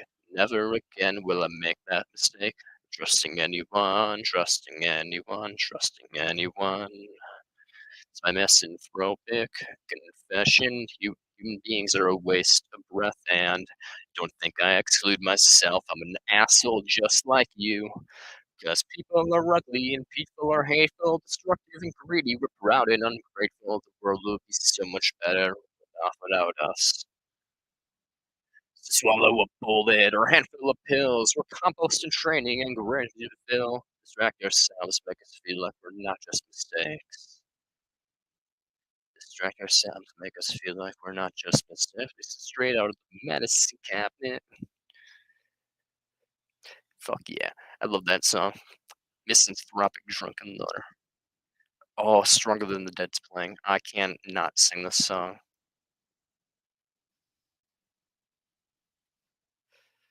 It's just required for me to sing this song. It's part of life.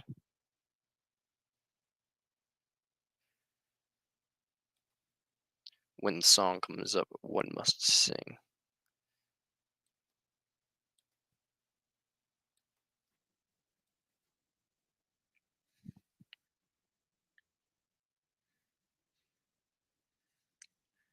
Want the glory. I just don't want the work. I want the scars and the story. I'd want it to hurt. I don't have excuses. I just don't have the time. I know I'm not wrong. I just ain't right in someone else's mind. I will carry this weight until I die. This body's a thing that collects every hour as it passes by. So I'll try no matter as long as I wake up, I'm already stronger than the dead.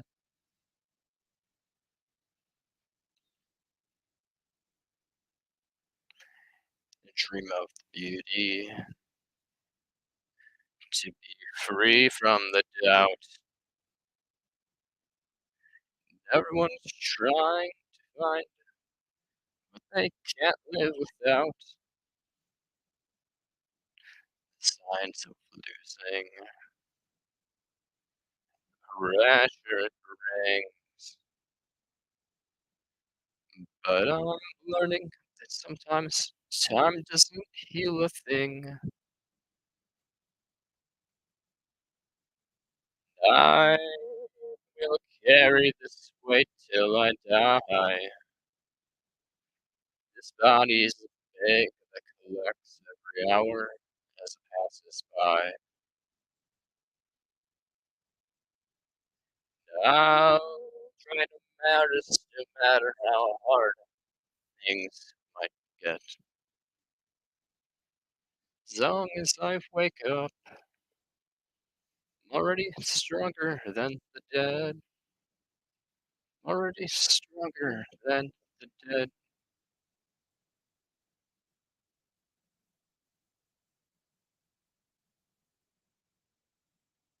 He will carry this weight till I die. His body is big, the clocks every hour as it passes by. I'll go hardest matter how hard these things might get. So long as I wake up, how long as you wake up, already stronger than dead.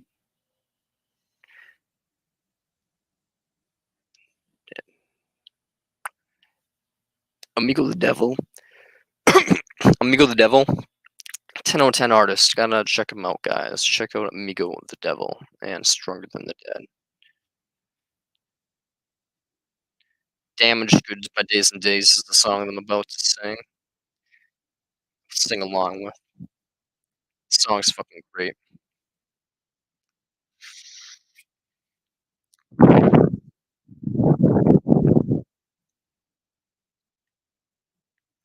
Do, do, do, do, do, do, do, do, do, do, do. Every second, every minute, every hour, every day. Murder minds with trivial bullshit. Some taste a different name. The psycho conversations stare at the same four walls until the pain chips away. Well, I'm a blind man, searching for color in a world that's so long been gray. I'm a deaf man, chasing the echo of a song that's already been played. If I could talk to my younger self now, I'd say, don't take nothing for granted, kid. You haven't seen just how bad things can get, and you never know what you got till it's gone. Never know till it's gone.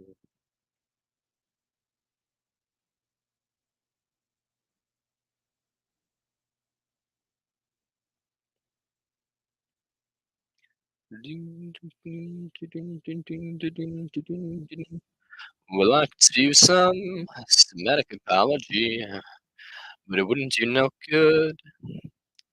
The damage is done, so now all we do is run and pretend our choices haven't killed the best in us. We'll fly a white flag and both say everything we have never meant anything at all. And when I'm not passed out, I'm really sleeping. I'm always dreaming of you. If I could talk to my younger self now, I'd say, don't take nothing for granted, kid. You haven't seen just how bad things can get. You never know what you got till it's gone. Never know till it's gone. This friend, the song hits differently once your friend kills himself. It really does.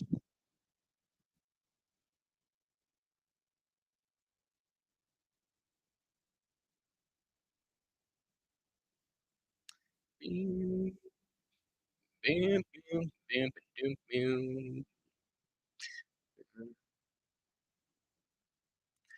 Let's see. I'm gonna sing a song that's actually something that is not something that's counter my natural vocals, because I'm not built for folk punk. I'm built for like something more.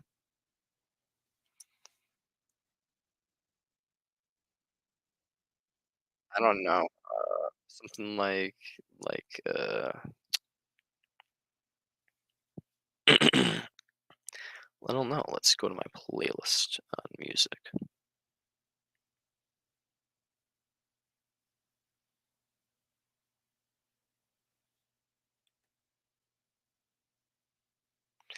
And let's sing.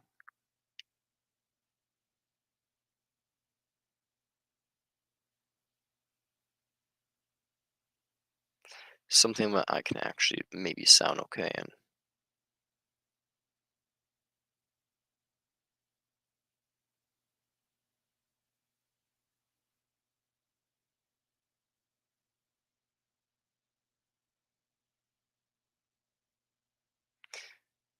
Yeah, we can do true faith. Why not?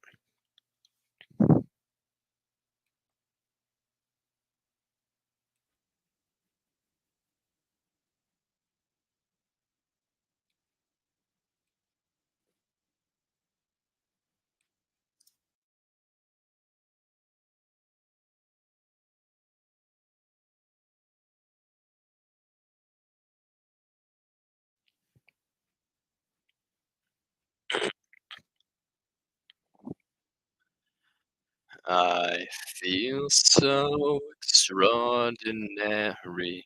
Something's got a hold on me. I get this feeling I'm in motion, a certain sense of liberty. I don't care 'cause I'm not there. And I don't care if I'm here tomorrow again and again. I've taken too much of the things that cost you too much. I used to think of the days would never come. See the light on the shade of a morning sun. My morning sun is the truck that brings me near to the childhood I lost, replaced by fear. I used to think that the day would never come, that my life would depend on the morning sun. Day would never come.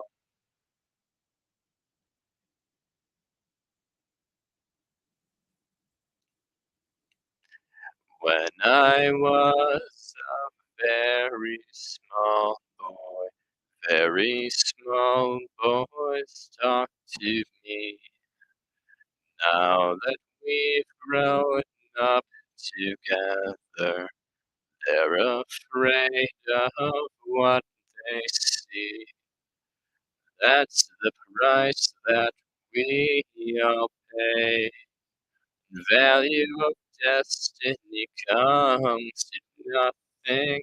I can't tell you where we're going. I guess there's just no way of knowing. I used to think that the day would never come. See the light on the shade of a morning sun. A morning sun is the truck that brings me near to the childhood I lost, replaced by fear. I used to think that the day would never come, that my life would depend on the morning sun, that the day would never come.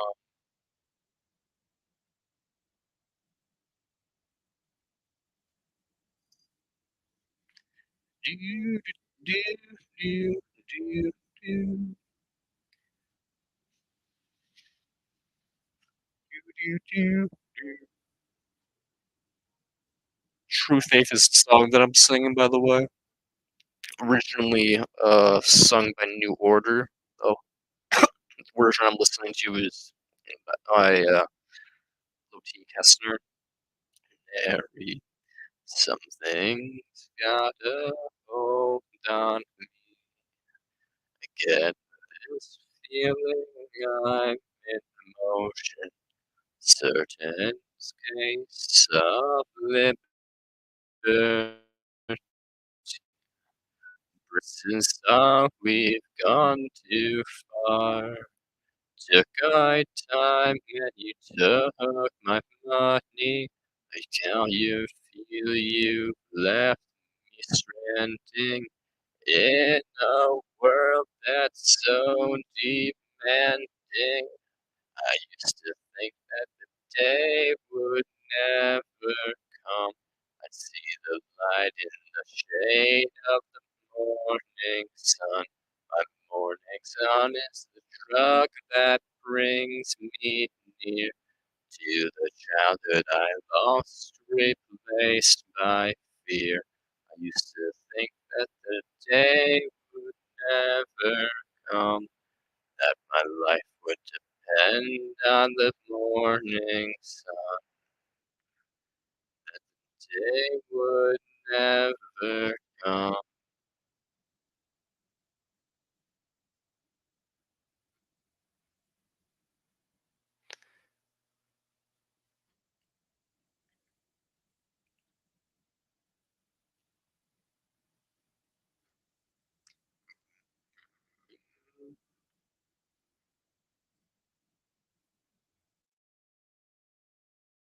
Just a poor wayfaring stranger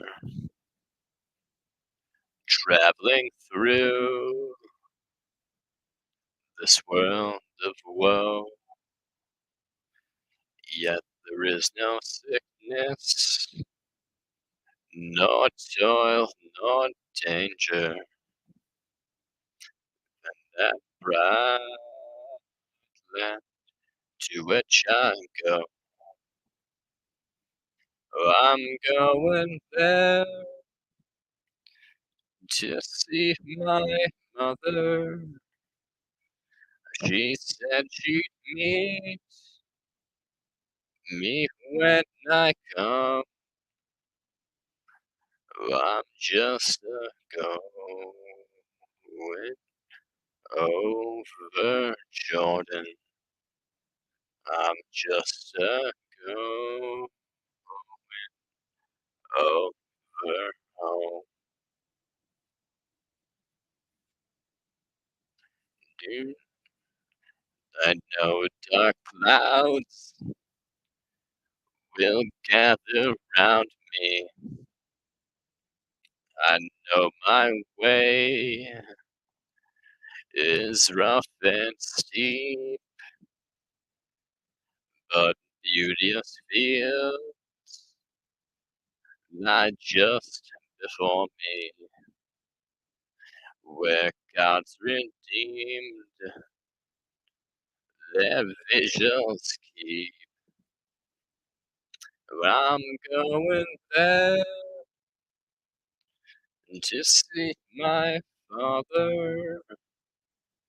I'm going there, no more to roam. I'm just a going over Jordan. I'm just a going over home.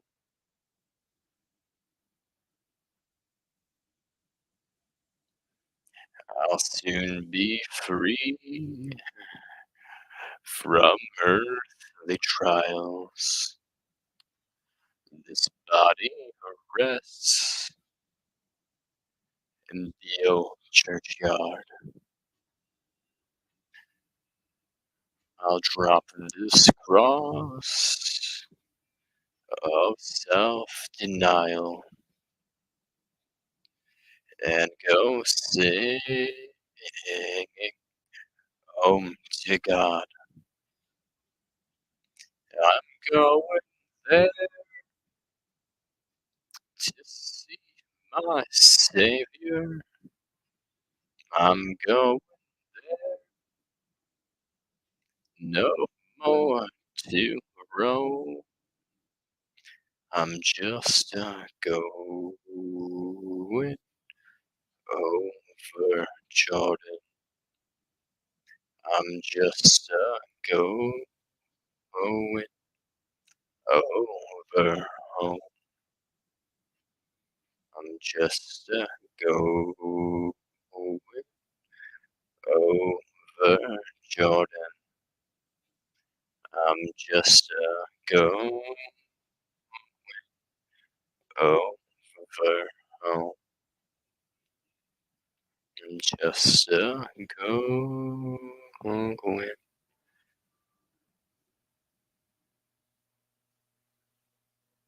over home.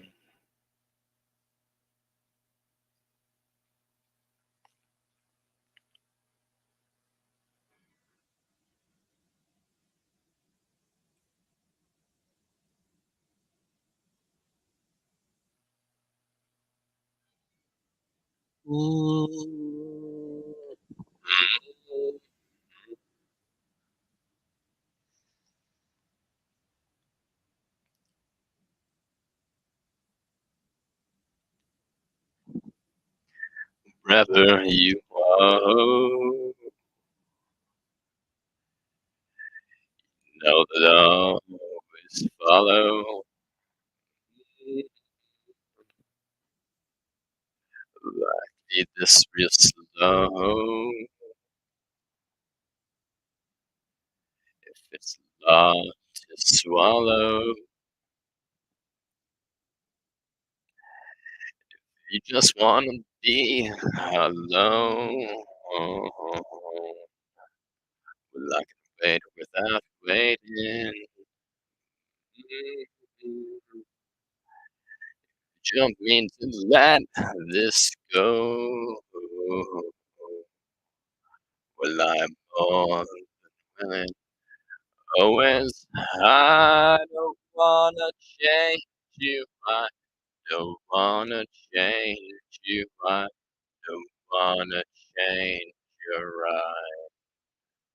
I just came across the manger out among the danger somewhere in a stranger's eye. Oh, and I don't wanna change you. I don't wanna change you. I don't wanna change your mind.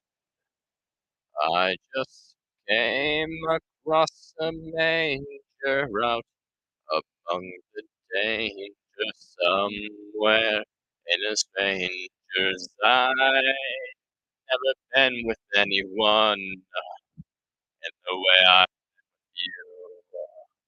But if love is not for fun, then it's doomed 'cause water races, water races down. Waterfall, water races, water races down.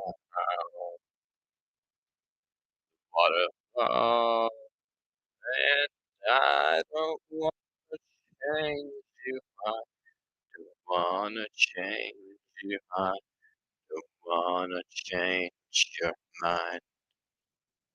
I just came across a manger where there is no danger, where love has eyes and is not blind.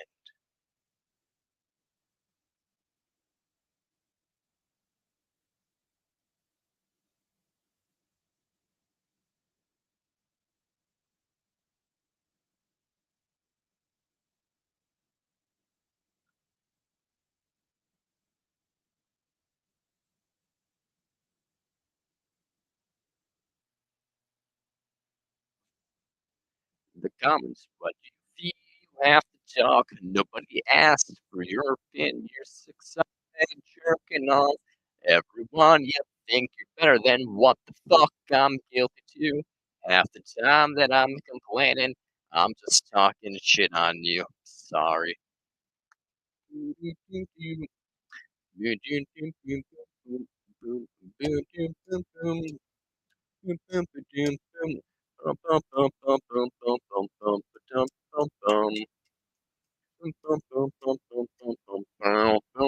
Never underestimate or hungry and desperate. My body is a temple. How much you think I can get for it?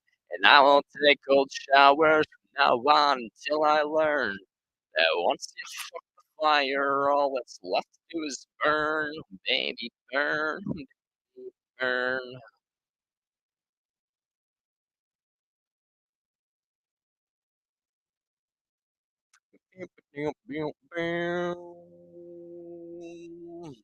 Oh, I can feel myself falling from an airplane. I hear static when I close my eyes. I imagine one day things settling, and I think about what that might be like. 'Cause my mind is uncertain, my body decides I want to hug and kiss you. Oh, I love you. Oh, I miss you. I wanna hug and kiss. Alright. Want your domination just like everybody else. So if you hear me talking strategy, I tell me to myself. Everybody's gotta have a game plan and cut it up a couple different ways. Just hope no one remembers these, the darkest of my days.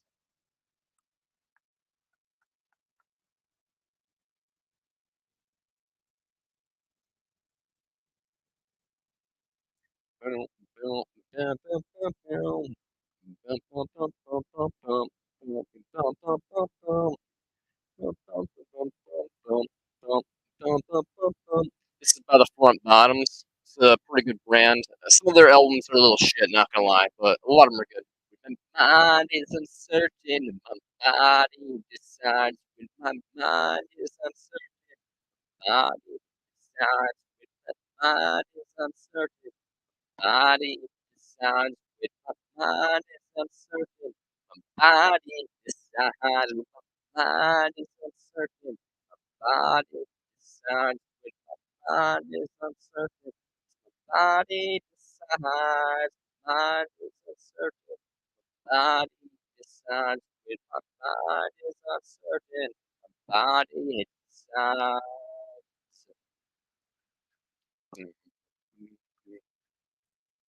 Yo, Front Bombs is such a good band. I'm sorry, but you gotta check out the Front Bottoms if you've never checked out the Front Bombs before.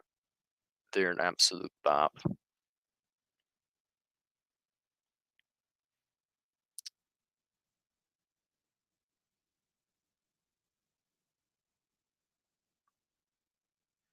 This for the lions living in the wiry, broke down frames of my friends' bodies. When the floodwater comes, it ain't gonna be clear, it's gonna look like mud. I will help you swim. I will help you swim. I'm gonna help you swim.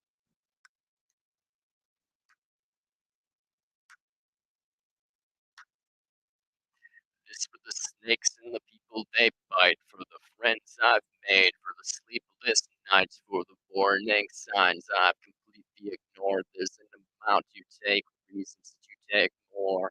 It's no big surprise you turned out this way when they closed their eyes. Prayed would change, and they cut your hair and sent you away. You stopped by my house the night we escaped.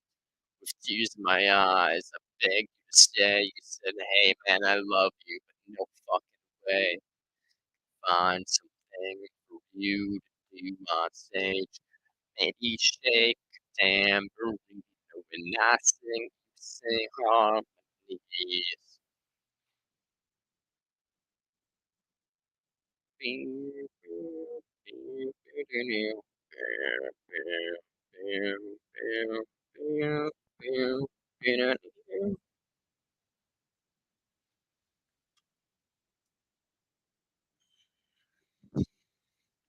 This is for the lake that me and my friends swim in, naked and dumb on a drunken night that should have felt good, but I can hear the Jaws theme song on repeat. Back of my mind, kiss your knuckles before you punch me in the face. There are lessons to be learned, consequences for all the stupid things I say, and it is no big surprise. Turned out this way. The spark in your eyes, look on your face. I will not be worried. We can find something for you to do on stage. Maybe shake some tambourines. When I say you sing harmonies, I wanna contribute to the chaos. I don't wanna watch and complain, 'cause I am through finding ways. It's a decision that I have made. Bow, bow, bow, bow, bow, bow, bow, ba-da-doo. Finally. Doo, doo, doo, doo, doo. How'd you win those karaoke speakers, by the way? That's a question I ought to ask.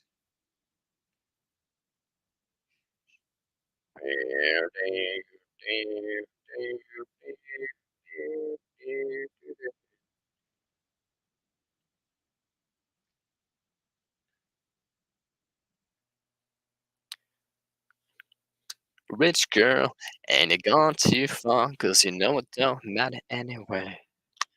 You can rely on your old man's money.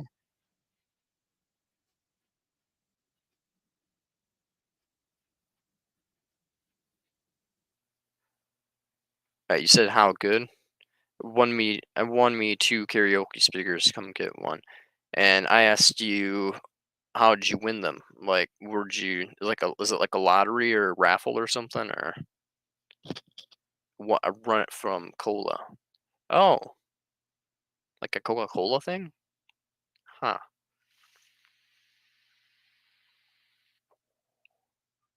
interesting. Fuck yeah.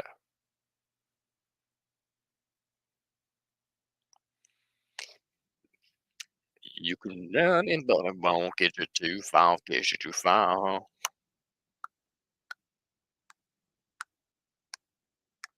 Don't you know? Don't you know that's wrong? Wrong.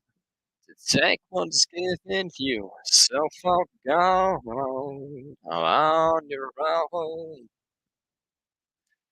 You don't belong, never be strong, but you never be strong.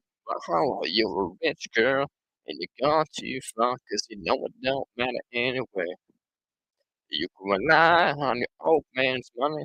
You can rely on your old man's money. It's a bitch, girl, and you gone too far, 'cause you know it don't matter anyway. Give me money, but it won't get you too far, get you too far. I ain't trying, oh no way, hey, it's so easy. You're loveless when you can't feel pain, and don't you know that love can grow?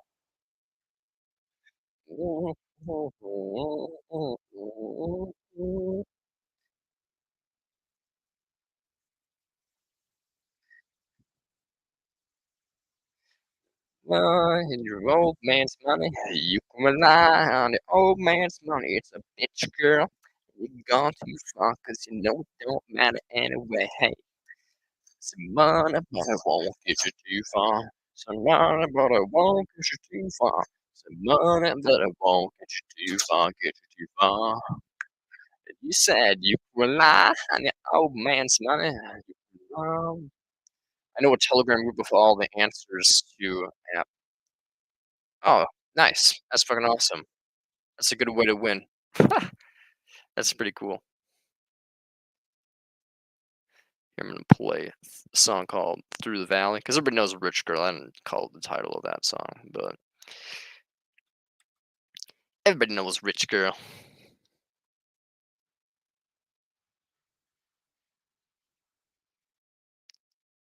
This is "Through the Valley" by Sean James. Great song. Doon, doon, boom, boom, boom, boom, boom, boom, boom, boom, boom. But oh no, or if I can get it hidden before it starts. Come on, man. Praise be.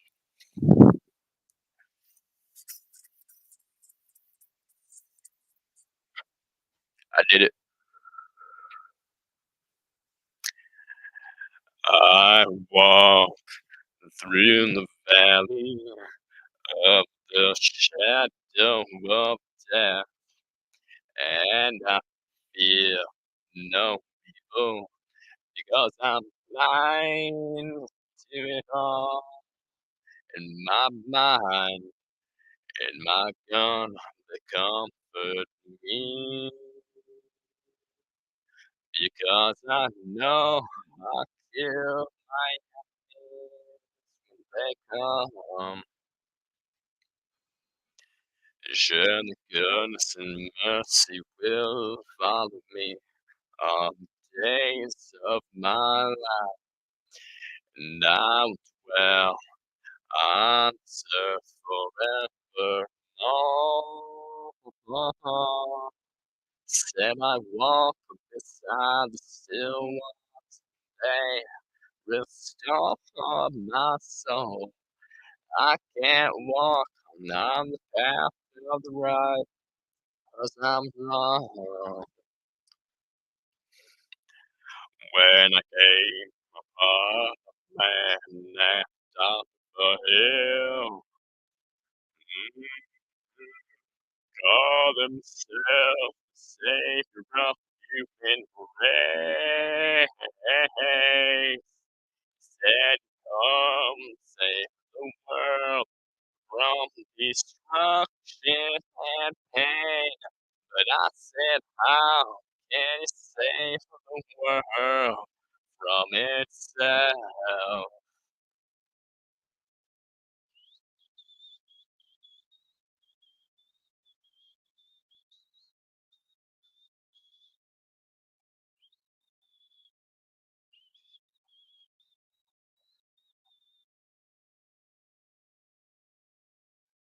Is this someone that's made a response to me or something? Or like what's that link for? I'll type it in, but I mean, I imagine it's YouTube. 'Cause I walk through the valley of the shadow of death, and I fear no evil because I'm blind. Oh, and I walk beside the still waters, they restore my soul. And I know when I die, my soul will find.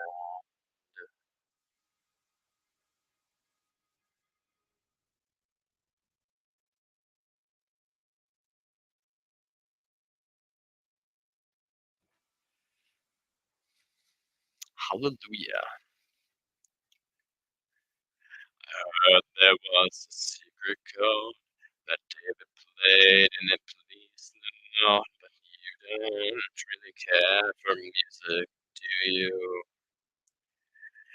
It goes like this: the fourth and the fifth, the minor fall, the major lift, the baffled king composing hallelujah, hallelujah, hallelujah, hallelujah, hallelujah.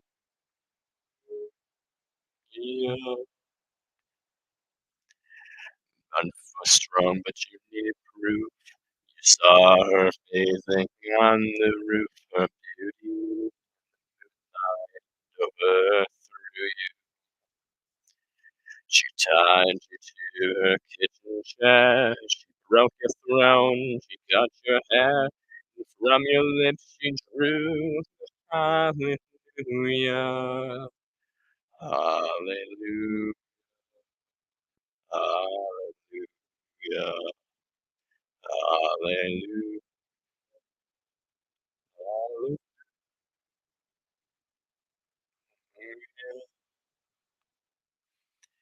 Maybe I've been here before. I know this room and I've walked this floor. I used to live alone before I knew you. I've seen your flag on the marble arch. Love is not a victory march. It's a call. it's broken. Hallelujah. Hallelujah. Hallelujah. Hallelujah. Hallelujah.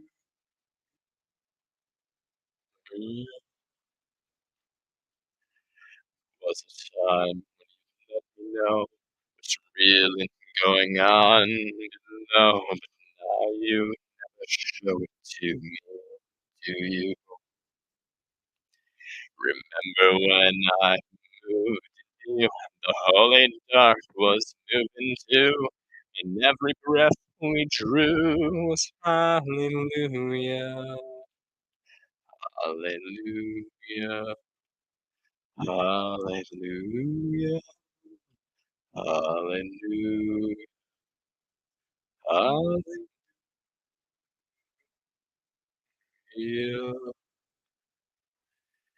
Maybe there's a God above, and all I've ever learned from love was how to shoot at someone who outdrew you. And it's not a cry you can hear at night. It's not somebody who's seen the light. It's a cold and it's a broken hallelujah. Hallelujah. Hallelujah. Hallelujah. Hallelujah. Hallelujah. Hallelujah.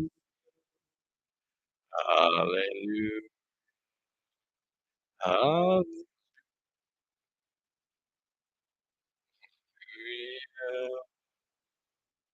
And that's Hallelujah by Rufus Wainwright. Hell yeah.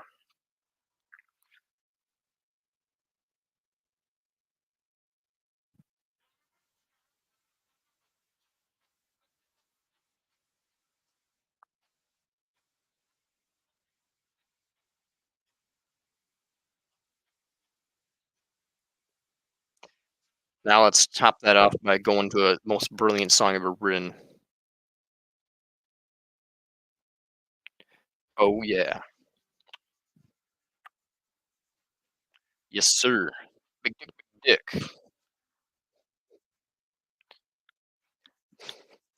Big old dick, dick. Three big balls. Looking like we playing tennis. He got a big dick. I think he named Dennis. Threw his dick to this big and meat. It's like spinach. Dudes. Dudes. I love when they send me all the nudes. Duck his nut 'cause his balls were blue. Didn't have a clue. Sliding in and of his ass like a cleaning out gutters. Dick bigger than a stick of butter. Being dick in the motherfucking hallway. Loving dick means just we're all gay. We like dick. I like his ass 'cause it's thick. We're bopping here. How's it going? Whoever just joined while I was singing this really gay song that I love. We're big guys, and they bust my eyes. They eat my ass just like apple pie. These keep fucking me like this, I might just die. They eat my booty till dry. Eat my gut, they're tripping. This way, let me pepper chicken. I can't sing this song anymore. It's too funny. But I'm gonna play an even funnier song. And I'm gonna sing to that because until someone starts asking me philosophical questions, we're just doing karaoke hour, guys. It's gonna continue being karaoke hour until someone starts asking questions. We're interacting in the chat. Whoa, whoa. Oh, oh. Bum, bum, dum. Do-do-do-do-do-do-do-do-do. Everybody was kung fu fighting. As quick or fast as lightning. In fact, it was a little bit lightning.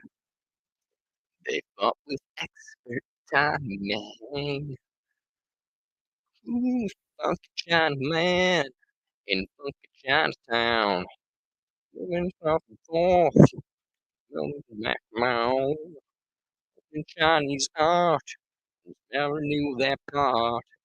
Grams thinking of things. I don't know the lyrics, but it was kung fu fighting. Real fast as lightning. In fact, it was a little bit frightening,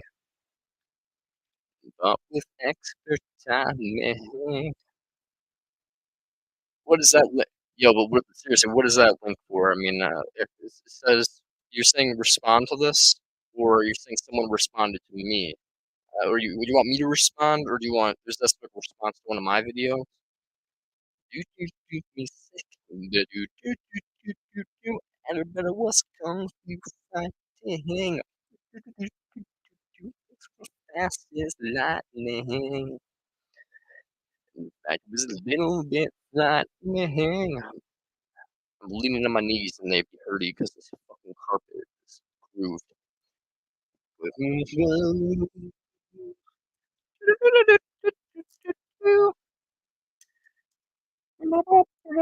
we're gonna play an even better song because I can actually sing along to this one because I know the lyrics. Unfortunately, I'm pretty sure I know the lyrics, at least most of them.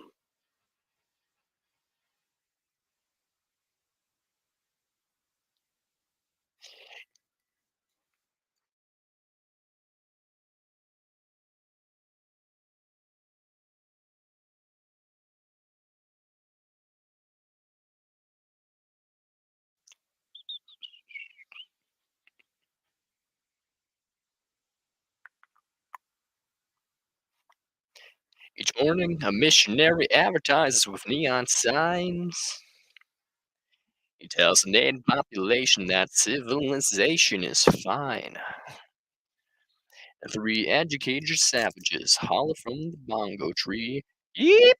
Tsulumpla, wumpa. Civilization is the thing for me to see. So, bongo, bongo, bongo, I don't wanna leave the Congo. Oh, no, no, no, no. Bingo, bango, bongo, I'm so happy in the jungle, I refuse to go. Don't want no bright lights, false teeth, doorbells, landlords. I make it clear that no matter how they coax him, yep, I'll stay right here. Civilization, by the way, that's the name of the song. Through a magazine, the missionary's wife can see. Magazine, what happens? I see people who are civilized, bungee with automobiles. At the movies they have got to play, many coconuts to see. What do they see, Danny? Uncivilized pictures that the newspaper takes of me. So, bongo, bongo, bongo, he don't want to leave the Congo. Oh, no, no, no, no. Bingo, bango, bongo, he's so happy in the jungle, he refused to go. Don't want no penthouse, bathtub, streetcars, taxis, noise in my ear. Stay right here.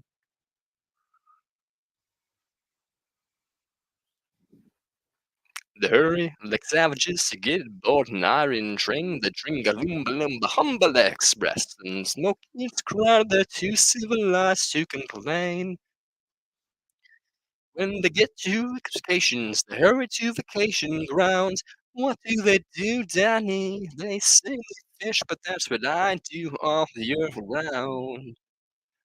So, bongo, bongo, bongo, I don't wanna leave the Congo. Oh, no, no, no, no. Bingo, bango, bongo, I'm so happy in the jungle, I refuse to go. Don't want no braille house shotgun. Shelf clubs, I got my speed. So no matter how they coax him, I'll stay right here. They have things like the atom bomb, so I think I'll stay where I am. Civilization, I'll stay right here. This is my favorite anarcho-primitivist song, guys. I'm not an anarcho-primitivists are idiots, but goddamn, is it my favorite anarcho-primitive song. When I'm in the anarcho mode, I'm just like, Congo, Congo, Congo. I do not want to leave the bongo. It's the opposite way wrong round, but if you're an anarchist, you can make whatever lyrics you want. I don't want to set the world on fire.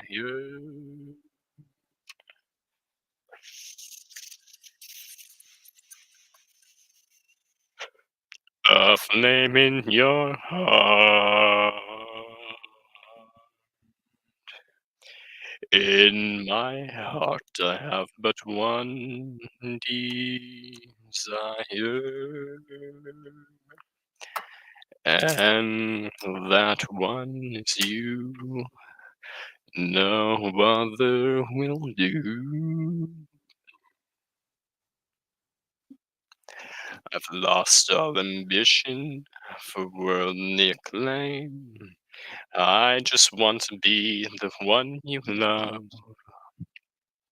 And with your admission that you'll feel the same, I'll have left the goal I'm dreaming of. Believe me, I just want to set the world on fire. But I also just want to start a flame in your heart.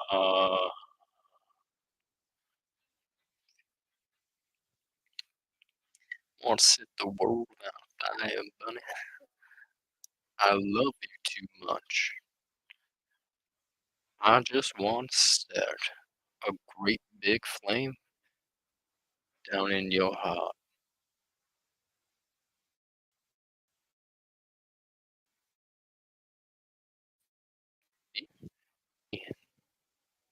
Darling, I have one desire, and that one desire is you. I know no one else is gonna do. I've lost all ambition for world acclaim.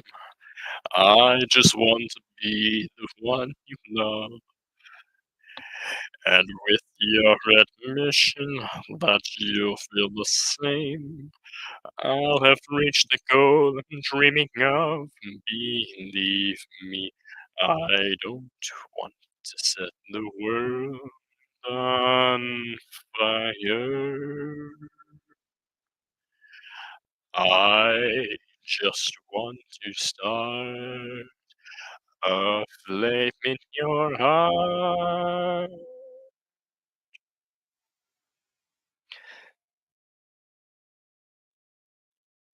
Okay, I'm done singing. Fallout? Fuck yeah, I'm singing some Fallout songs, my dude. Bongo, bongo, bongo. We got some of yeah, I was doing some Fallout songs there. I love Fallout. It's a great series. My favorite is Fallout New Vegas because New Vegas is just the best one hands down. 4 is the game that got me into Fallout, so I have like appreciation for 4. So it's number 2 on my list. I haven't really played any of the other ones besides Fallout 76, but 76 can go fuck itself. I pre-ordered Fallout 76, guys. I pre-ordered that, and it disappointed me. It disappointed me. How could it do that? Just kidding. But yeah, it kind of sucked. Not gonna lie. At launch, I don't really know how it is these days. Frankly, I haven't played it in like a couple months. About. I played a little bit ago, like a couple months ago, just for like a day, and I was like, nice. This ain't actually that bad. But then I like didn't touch it again. So I guess it wasn't that good either.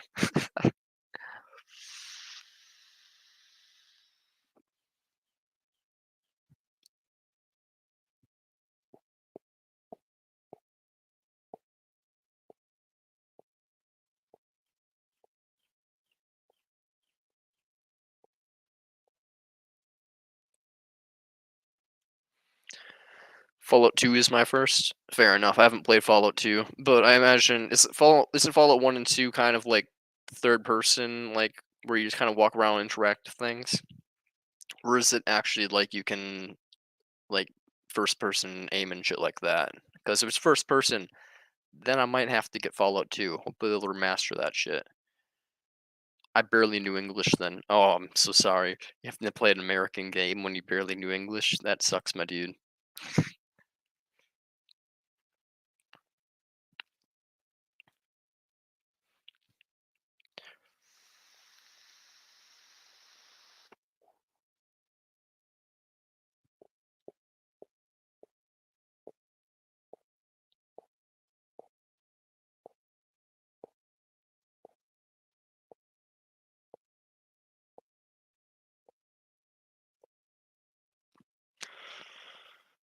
Top, bottom. Fair enough.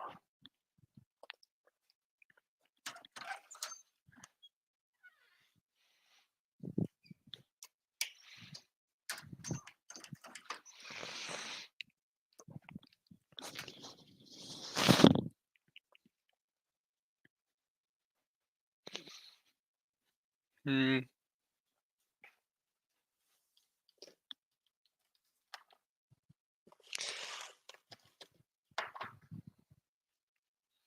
You guys listening to anything in the background, or are you just listening to me, by the way? Because I'm about to play some music.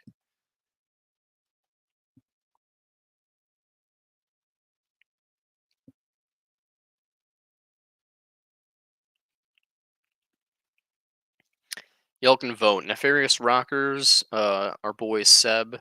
Do you want his nursery rhymes playing on loop, or do you want some lo-fi, which is just you know, the basic StreamYard lo-fi slash night driving? Do you want lo-fi or do you all want rock, basically? Lo-fi or rock? That's your choices.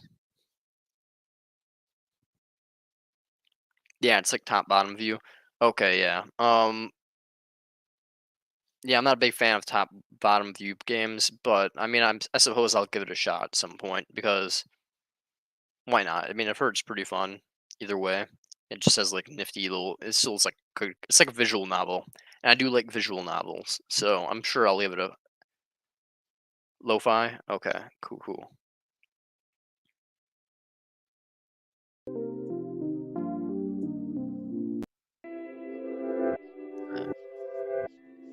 Nah, I prefer this one.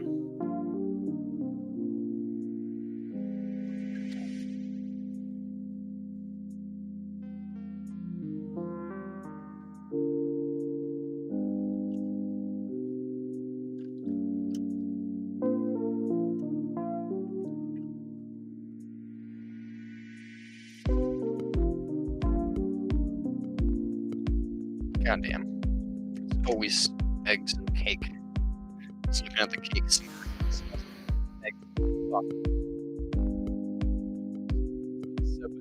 Like, I can have 7 Up, 7 Up soda, and I'm like, lime cake. I'm like, a lime? I can have lemons and limes.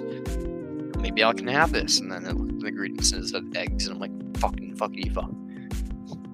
I'm like, goddamn parents, why do you just buy everything I can't consume? And they're like, we do it on purpose. That way you can't eat our shit. And I'm like,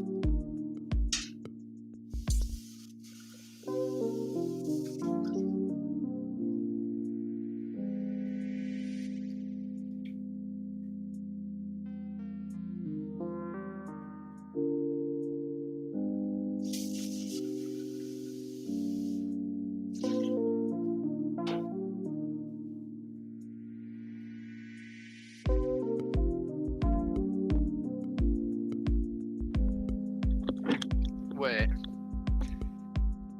Oh, it's hard, but maybe for you it isn't.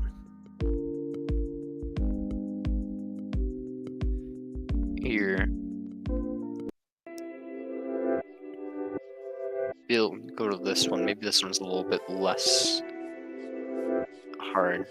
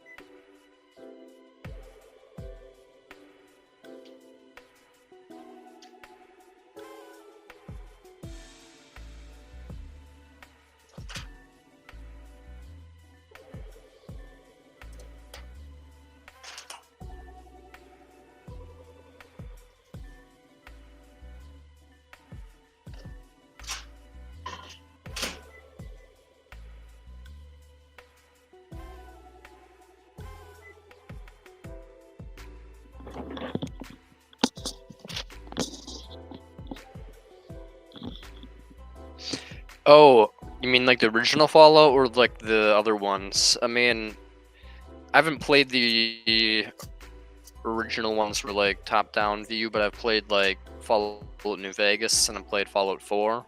Fallout 4 is not that hard. Fallout New Vegas is difficult if you play Fallout New Vegas for the first time. If you play Fallout 4 and then you Fallout New Vegas, then Fallout New Vegas is pretty easy. But if you just hop right into Fallout New Vegas, then it's like, okay, you're just gonna get dicked down the wasteland, baby. That's pretty much what the game is. You're not.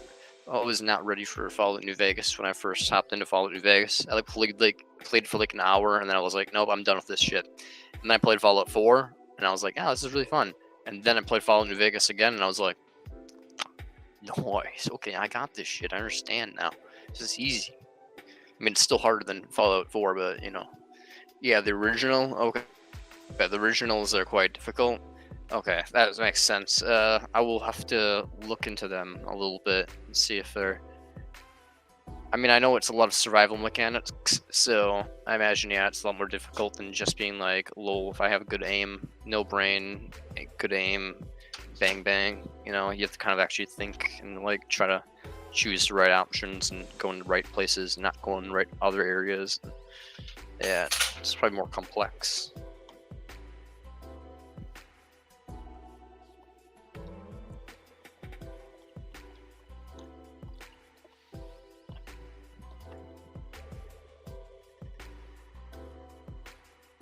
I got my bean, corn, and pea paste that I made a couple days ago.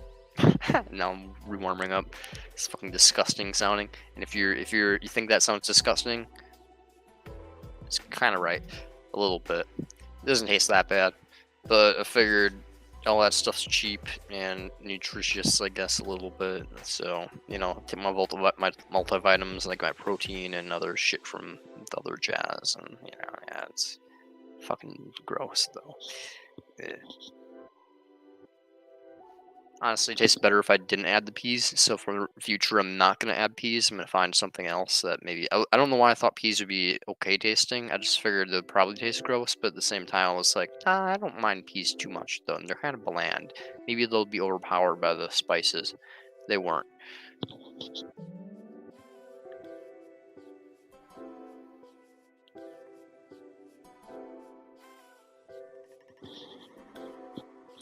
So it kind of just tastes like eating peas with like chili powder, which is okay, I guess.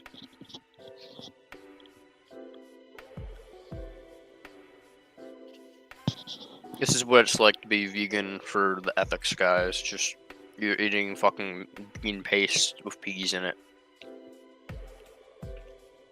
You just don't give a shit. You just are like consume calories, beep beep boop, keep vessel going.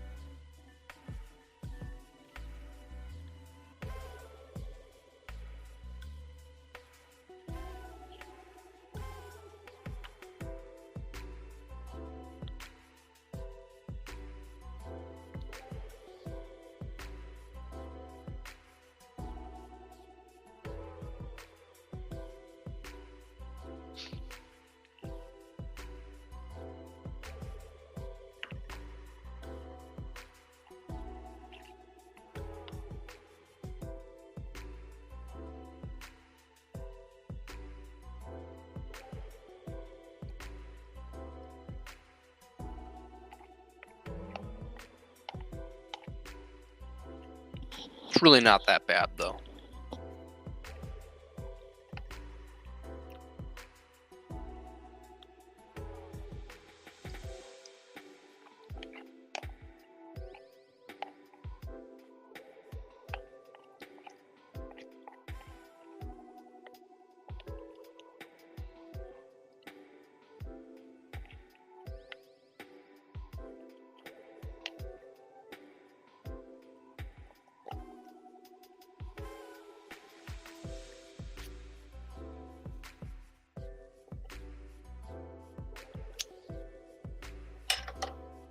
But yeah, if you haven't beat New Vegas or haven't played it in a long time, yeah, probably worth playing it again. I don't like that you just kind of have to go to the dam and then like restart once you get to the dam area, but it is what it is. Not a restart, but like reload your save from before the dam.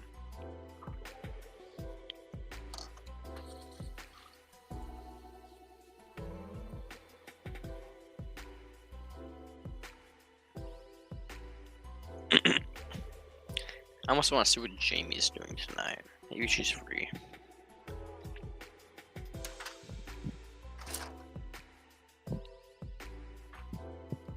Nah. You haven't started it yet, but you just have the disc. I feel that. I actually owned the Fallout New Vegas disc for like 5 years before I fucking decided to like play the game, basically. Well, not 5 years. It was more like 3, I'd say. 3.5. But I had the disc for like 3.5 years before I actually even played it for the first time. Well, second time, because I played it like right when I first got it for like an hour, but that doesn't really count because I played for like an hour and was like, I fucking suck, and then I stopped. So.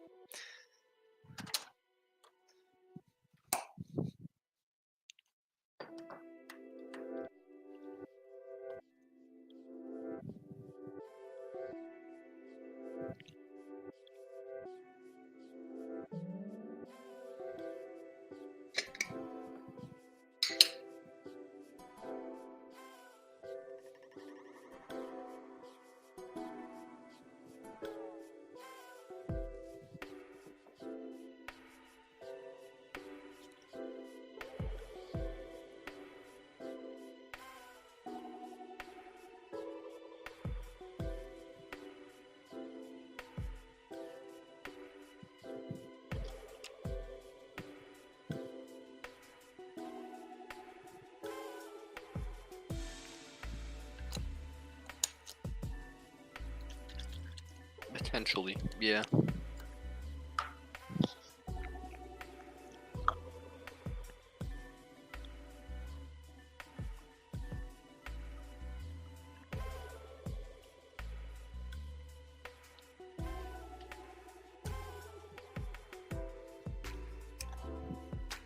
Making a mixed drink, baby.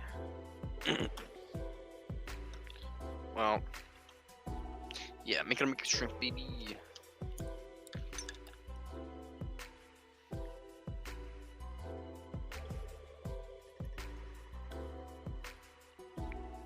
Yes, praise be.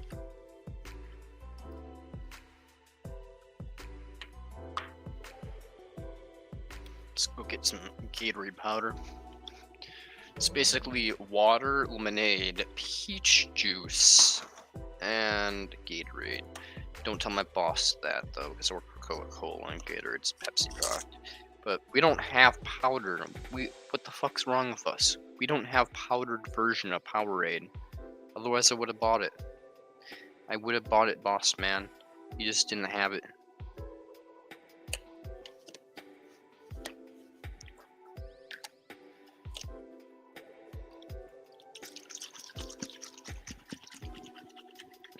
I should honestly be on our like fucking PR team, like being like, where the fuck is there powdered Powerade, guys? What the fuck is this? Want to compete with Gatorade? Ooh, where's our fucking powdered Powerade? It's literally Powerade, powdered Powerade, powdered Powerade. It's literally kind of rhymes. It's trippy to be in the way you say it, man. I can't even say it properly, bro. Like that's how good. It's how saucy it is, man.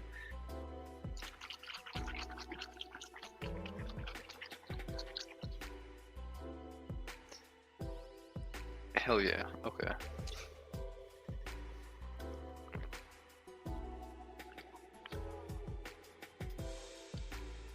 Very nice. I'm gonna get fucked.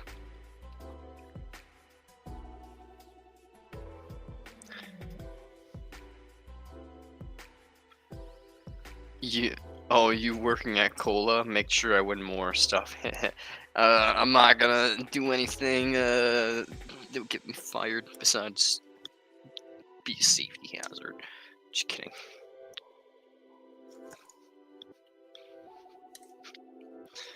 But I will, if I could, I would help you out, homie.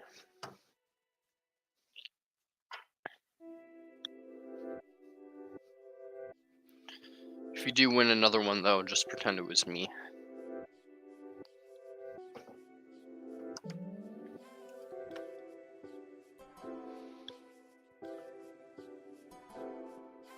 My battery's low. Fucking A. I'll be right back and grab my charger.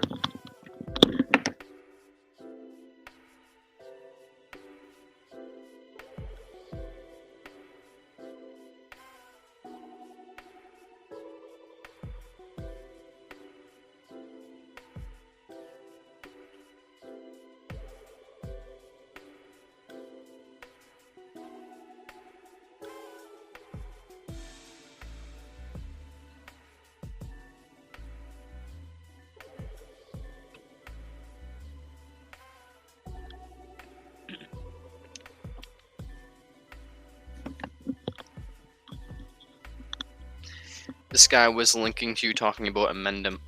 Oh, the guy that we were talking about earlier, the link that you were talking about, he's talking about my boy Amendum. How dare he, unless it's nice things. Let's take a gander. Let's turn off this music.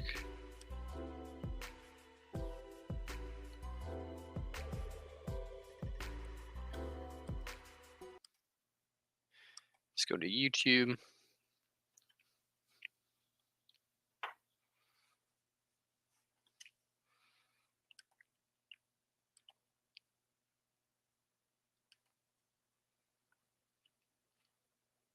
Go to the comments.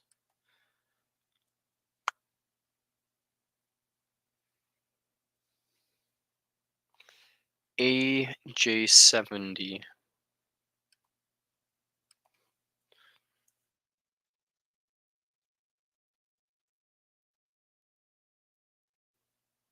DRRY.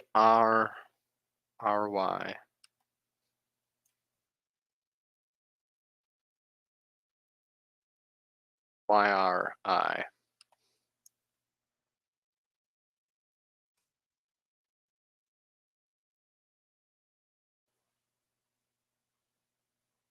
What? Okay.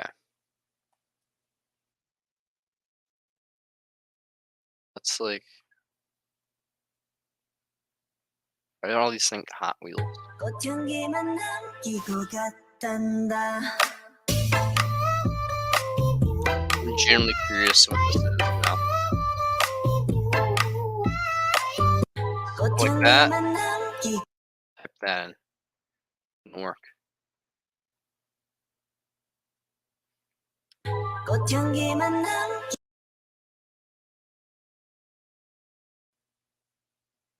Okay. Didn't even look.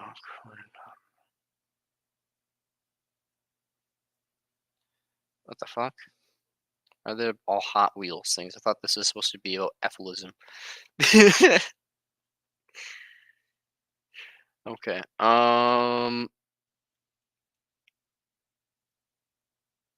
AJ.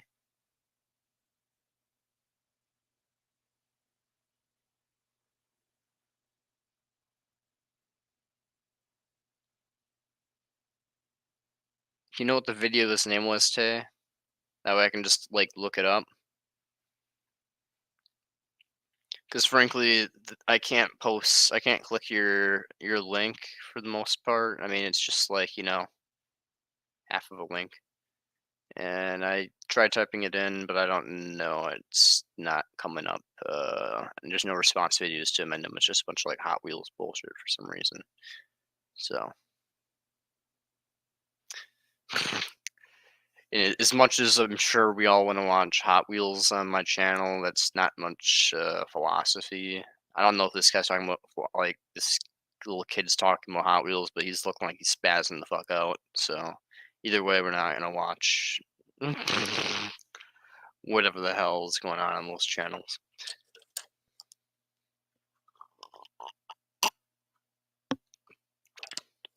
Unless that 8-year-old is the one responding to amend him, which is pretty fucking wild. Like an 8-year-old just came at amend him like just like, you wanna take away our cookies and all of our happiness. Search this day for amendum.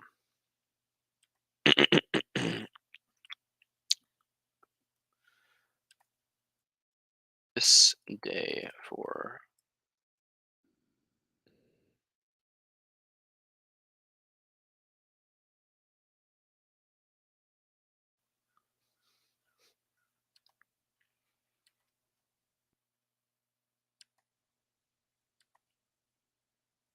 search this day for amendum or search this day for amendum. Let's say it. You meant day for amendum. It's been a philism.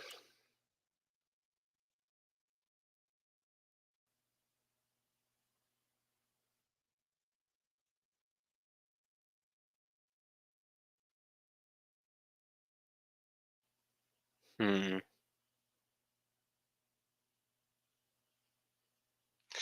Let's filter. Was it today? Today.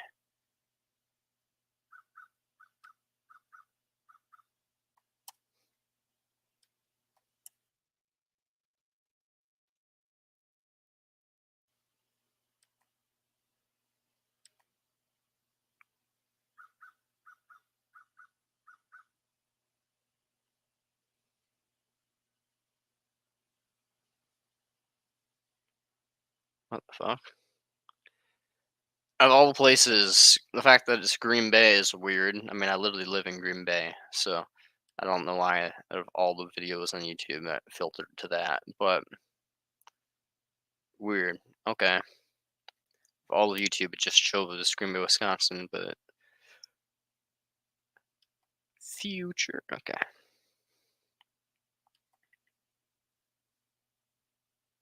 No search amendum. Oh.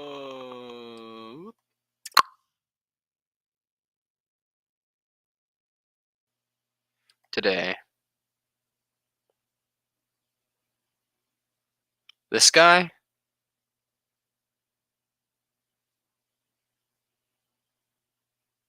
Probably.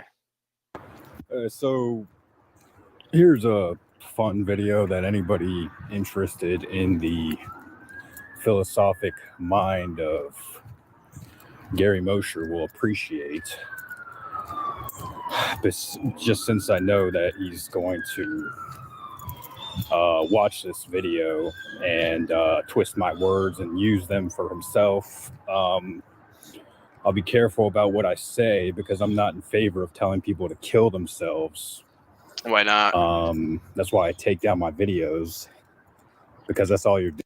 Change or exit. Change or exit. If you're an egoist, change or exit. That's basically you're a flawed being. If you are an egoist and you care only for yourself, and that's what you're all like, you're like, oh, life is about having fun. Life is about exploring yourself. Life is about me, me, me, me, me. If you think life is about you, you, you, you, you, guess what? Embrace it, brother, and do what's best for yourself. Embrace promortalism. That's all I have to say. When it comes down to it, though, negative utilitarianism what is what matters. So we're more than just us, as I said somewhere in the very beginning of this video. There's more than just me in this world. So, frankly, you can't just be like, you can't just like be like, oh well, I'm gonna do what's best for me and exit, ha ha ha, and then leave everybody else suffering, because that's just kind of a shitty dick move, especially when you're an intellectual. But when it comes down to it, yeah, if you want to be a dickbag and just if you want to be a dickbag and exploiter and just all these things, and you don't want to actually help people, frankly, all I'm gonna say is buzz off from the world, goodbye. That's so great beginning so far. But if he's gonna act like Menem's promoting suicide, he's not. If anybody's promoting suicide, it's people like me who are just promortalists all the way and are just like get good or exit, you know. And I'm not even promoting suicide. I'm promoting people become better people. And if they don't want to become better people, then I'm promoting doing what's best for the world, which is essentially toodaloo to those people. So Doing is you're just telling people to fucking kill themselves with your little no, we're telling people to get good.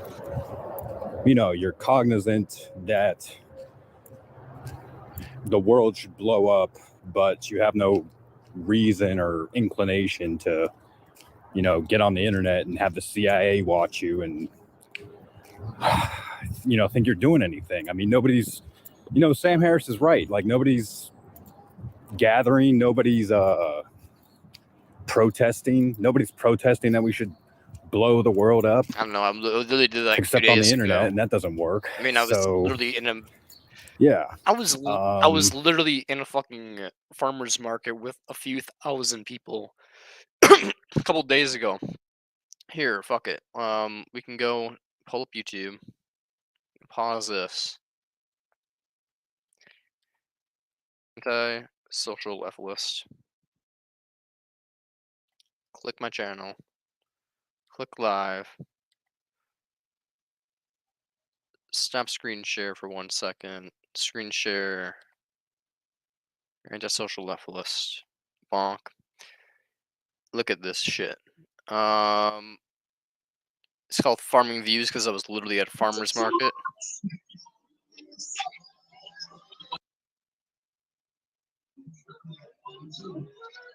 Not necessarily that. No, you must be born again.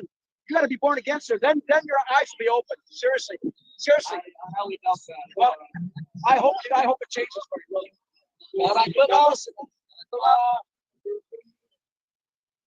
The internet cuts out for a little bit here because of poor Wi-Fi.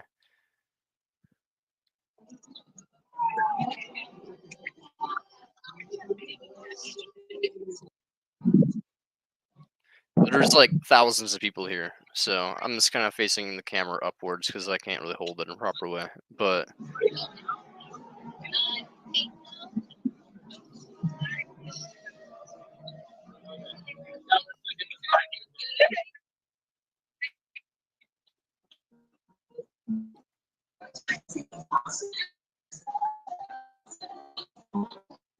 here we go. I think I faced the camera out a little bit into the crowd. Yeah, you can see there's a bunch of people everywhere just doing their shit.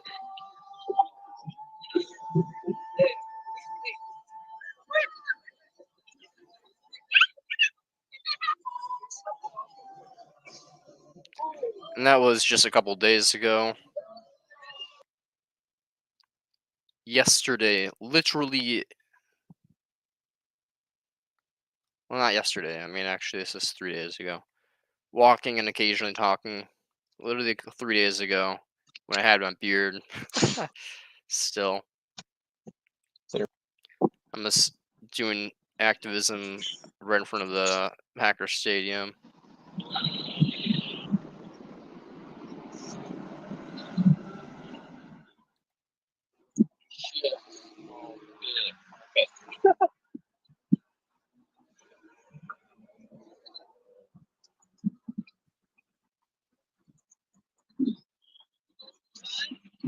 Yeah, That guy asked to see my no sign. problem. That was pretty great.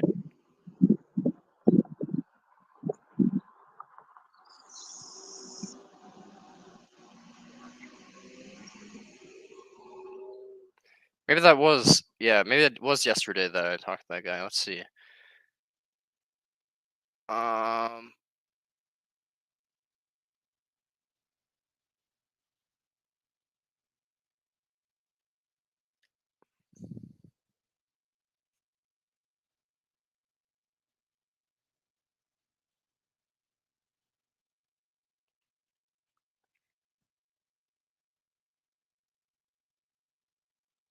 walking and talking again. Yeah, it was literally yesterday.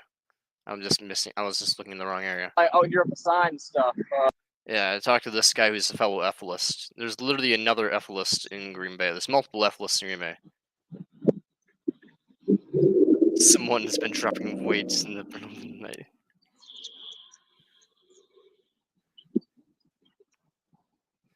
But yeah, I found another F-list literally in Green Bay. There's multiple F-lists in Green Bay, actually. There's multiple antenatalists in Green Bay. There's like a couple hundred, probably. Yeah, I've met like at 45. least 10.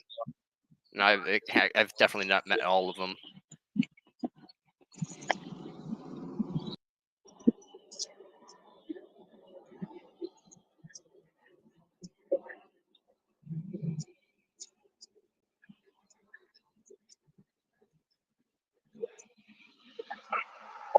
Yeah, that guy right here just pulls up in his car. Yeah, howdy. I gotta ask you.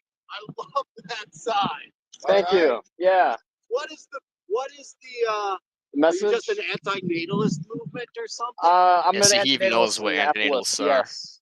Epilists are basically just like antinatalists, Yes. and they think Yes. animals included. No, Yeah. I think it's awesome. I Thank fucking you. love it. What? Are you just by yourself? Yeah, I'm just by myself. I don't know any. What it's like? Like to become an antinatalist or become like out here at the sign stuff. Or both. Mostly come out here with this Yeah, get a lot of shit. I do get a lot of shit, but I also get some sport stuff. So you know, I mean, it's nice. I feel like, well, I guess main reason I started doing this is I just feel like there's a duty to do this. Like I'm a negative utilitarian, so I basically believe like we ought to do whatever prevents most pain, essentially. And so I basically believe that someone has to be doing this, and so I'm like, you know, I fucking yeah, me too, man. I mean, Fuck it's like this shit. someone else got laid, and now all the problems of the world are mine. Yeah, exactly. Yeah, it's fucked No, up. my greatest accomplishment in my 50s now. I pretty much weathered the storm. I'm probably not going to be a parent at this point, so I'm 55, Awesome. right? And I feel exactly the same way. Like, fuck this shit. And for me, This what guy's pisses name's me Todd. He's off awesome. is this revitalization Show of with the like top ring emoji. anti-abortion fanatics Yeah. and religious nut jobs. So whenever I see somebody with a sign, it's usually like the opposite. Yeah, yeah, Okay. exactly. The other So- side of my sign says abortion is an act of love. So, and the other side. Abortion is doing somebody a solid. Exactly. Yeah, I think so. So, I mean, that's cool, man. Are there more of you? Or just you? I have plenty of friends, but none of them are. No, this isn't my website. This is just the Stephen Kiewitz website, which is a group of antinatalists. I don't know what state they're from originally, but they basically are an international organization now.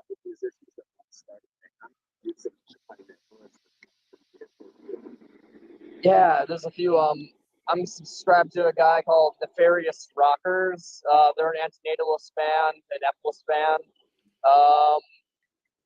If you ever go on the antinatalist, if you ever heard the antinatalist podcast?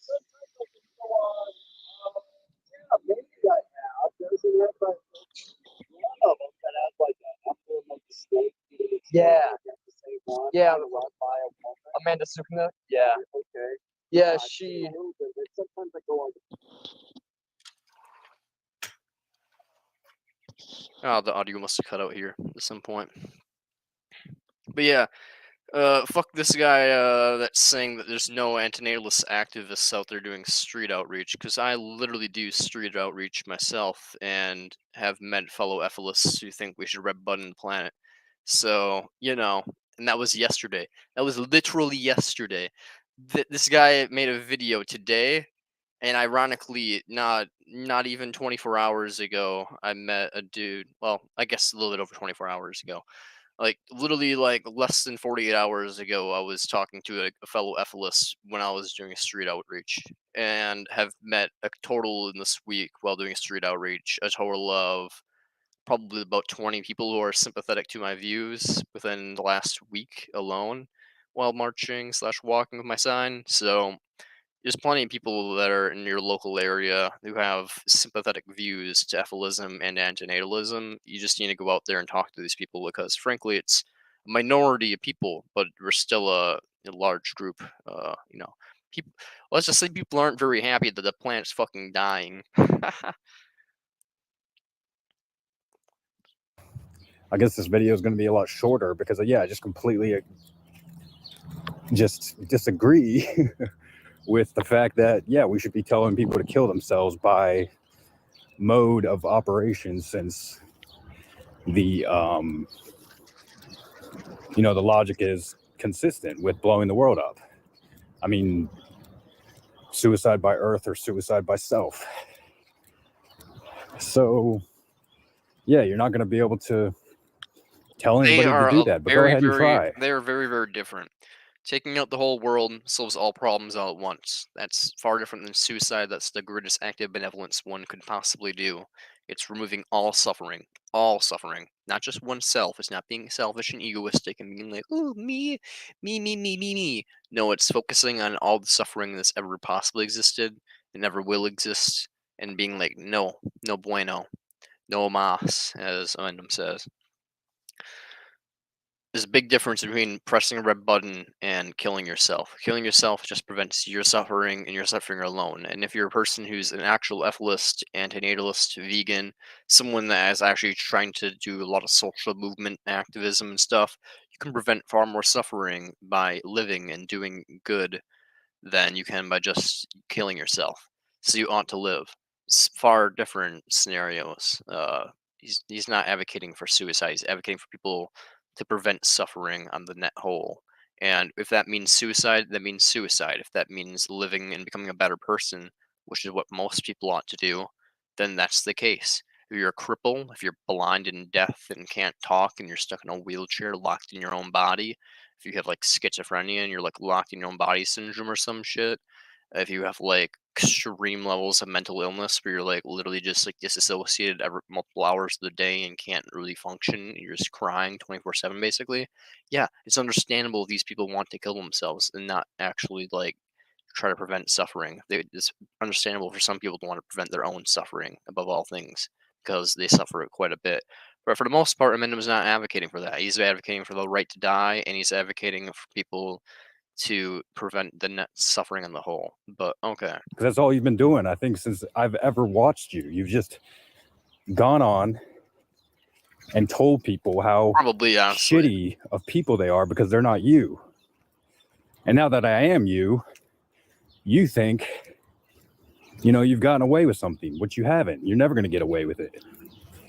It's just implausible logic. So go ahead and defend it. See what happens. But yeah, you can't defend suicide of Earth without suicide of self. So you're just going to inherently use logic to... depends what you mean. Eventually, everybody should commit suicide if they don't die by natural causes. It's just logical. It just makes the most sense for certain prevention ethics. If you're an old person, you can't do jack shit. If you're like 99, if you're 99 years old and you're like,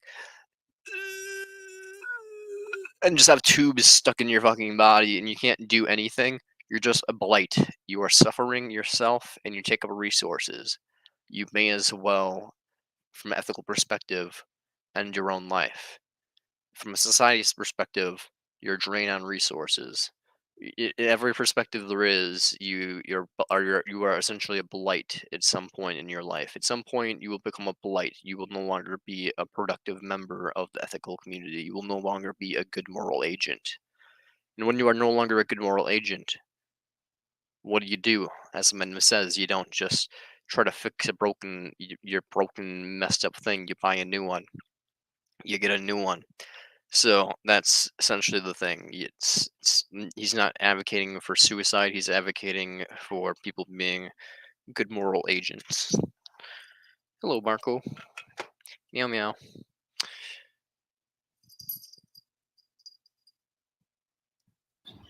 Criticize people for all these trivial reasons, which are beyond the scope of your limitation, because your limitation is blow up the world.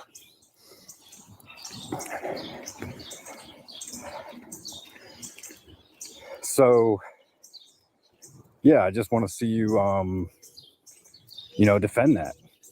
Because I'm not doing it anymore, because it's bullshit. Because, yeah, the CIA is watching. The and they're gonna CIA delete is your watching. channel, and yeah, I'm sure they are watching me. it's just Thanks, going to be CIA all guys. for turning a bunch of people vegan, which doesn't do anything anyway. You sure We about both that? know that veganism has been around for eons. And those I people mean, prevent to suffering. say that there's never been inclusive humans in society that chose to go a different way than to 60 to 80% of all slaughter and crops fight go to feeding animals. is just absurd. But you can't do that. You have to go one step further and say death to the earth, because death to you. And yeah, you really should take your life if you believe that the earth should blow up. Oh, I mean, wow. it's just logical. So apparently he's not against suicide, but if So you think that go ahead, preventing do it, mass kill more suffering, people. I don't give a shit. you ought to I don't kill care yourself. about you or any of these other fuckers on the internet. So How apparently could I? he It's doesn't care about impossible. moral consistency. He just wants people to kill themselves if they Nepotism disagree with is him. So in your cool. DNA, like I said. So if you don't agree with this guy, he wants you to kill yourself. He doesn't actually care if you're being morally consistent with a value called negative utilitarianism. He just thinks, yeah, man, if you want to prevent suffering of other people, you should prevent your own suffering first and kill yourself. So therefore, me. If you want to help other people, first you should have to help yourself. You're not allowed to care about the whole. You have to care about you. You have to off yourself. If you want other people to not suffer, kill yourself. That's exactly what this guy is saying. I mean, of course that's deathless message. How could I have been so blind? How could I have been so foolish? Oh my god, I was lost and then now I'm found.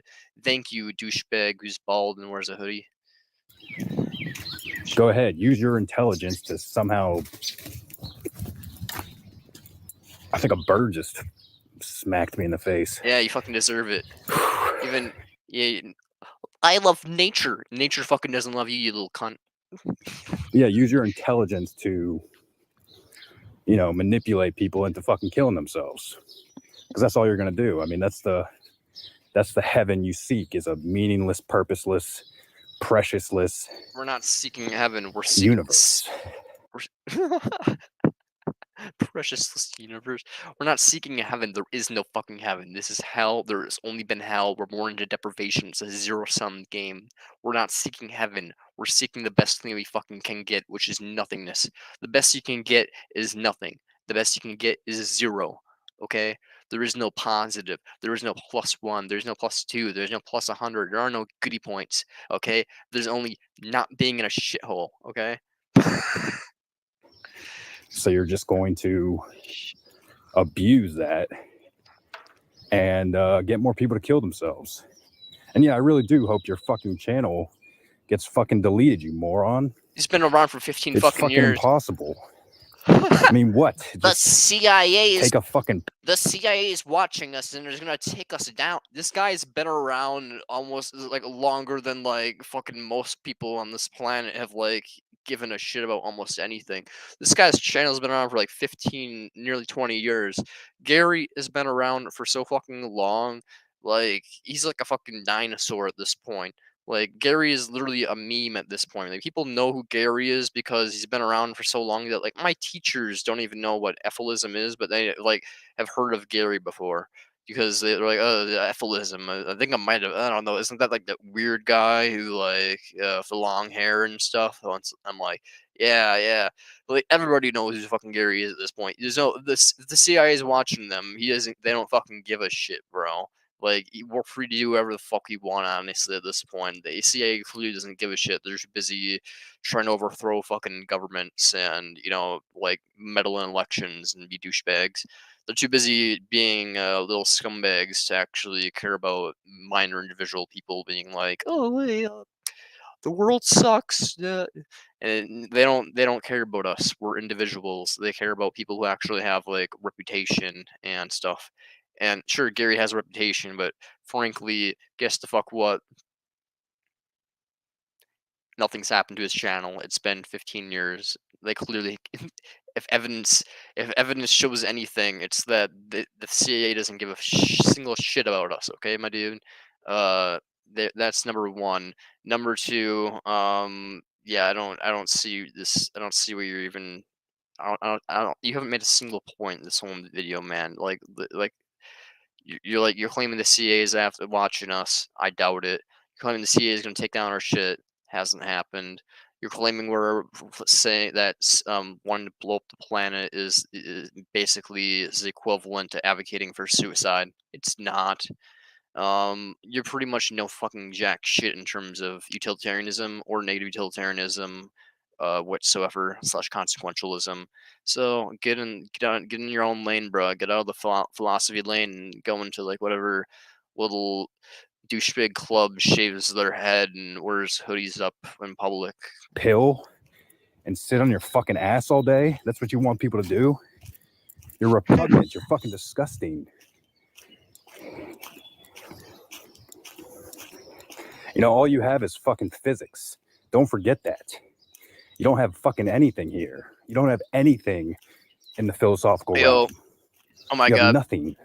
it's really funny how people people try to, because I have no clue if Gary's right on his physics whatsoever. Like I have no clue about physics whatsoever. I watched Gary's physics thing, but I really have no clue what he's talking about, man. I just watch him every once in a while because it's entertaining to watch him just be like sucking away on his vape and just like swearing at people. It's just fun. So plus I love his channel, so like supporting my homie, you know. But at the same time, it's just like I have no fucking clue about physics, man. So it's not like I'm sitting here like, oh, praise be your physics. No, I care about. I donate $100 to amend him because I care about his ethics. I care about what he's contributing to the right and wrong of the world. Like, frankly, physics, cool. It explains a lot. It's important, I guess. But you know, when it comes to like what you ought to do, and ought not to do, all you need to understand is like this difference between a rock and like a thing with a brain and consciousness with like neurons, and that the neuron thing can feel pain, and if this pleasure thing is real, then they can feel pleasure.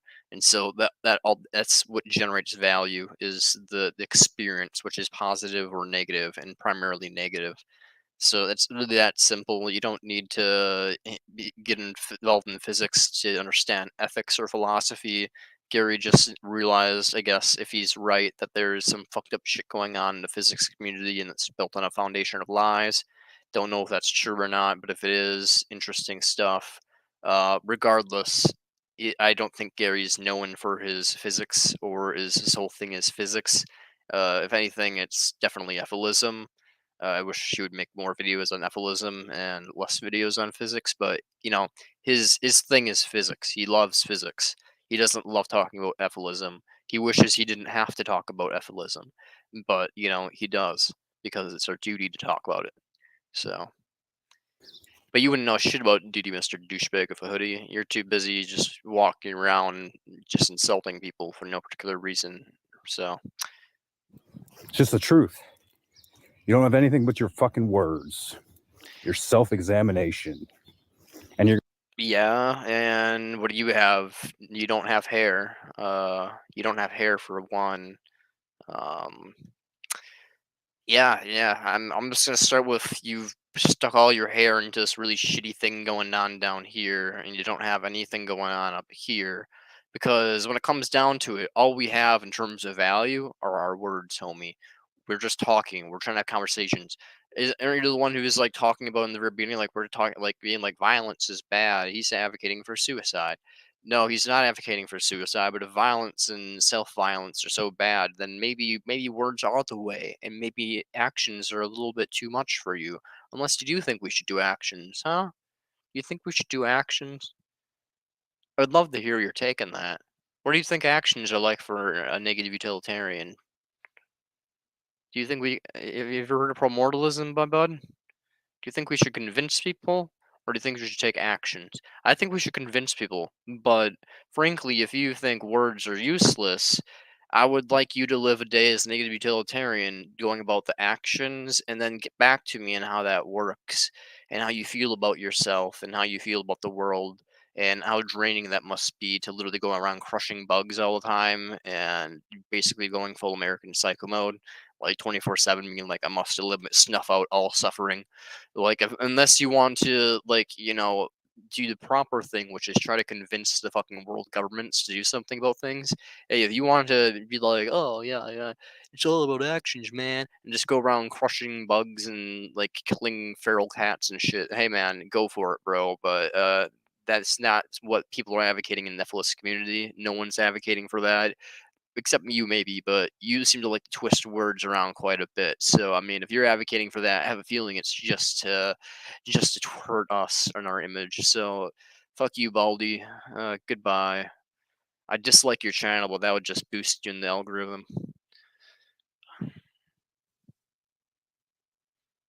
Some girl I met said her friends watch him in the army.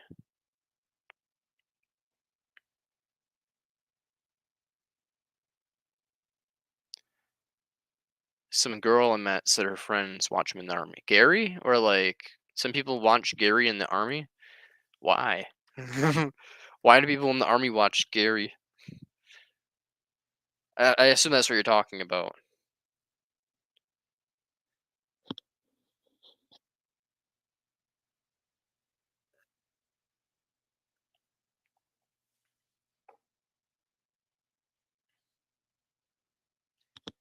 Why would they be watching Amendum though? Like, it's really like they're not doing anything about it. Like, what's the point of watching Amendum if they're not going to do anything about it? And why the military? Like, were they just watching it for like fun, or is it like part of their spec ops slash actual mission was to like watch Amendum?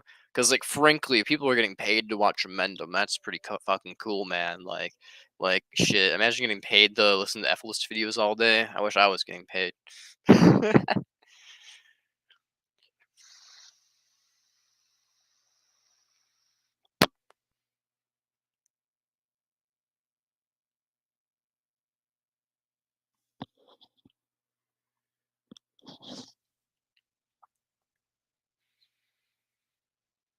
Physics? Oh, they're watching people in the people in the military are watching Amendum's physics to like troll him, or like because they actually think he's onto some shit and they're like interested in like what he's had to say.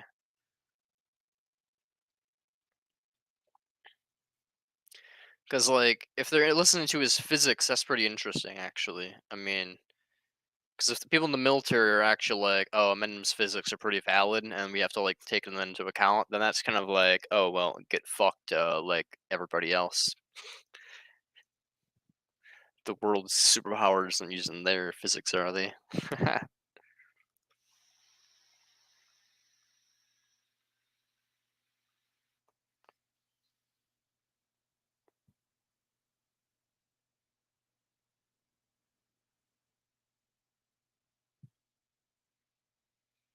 Probably interested. That makes sense. Yeah.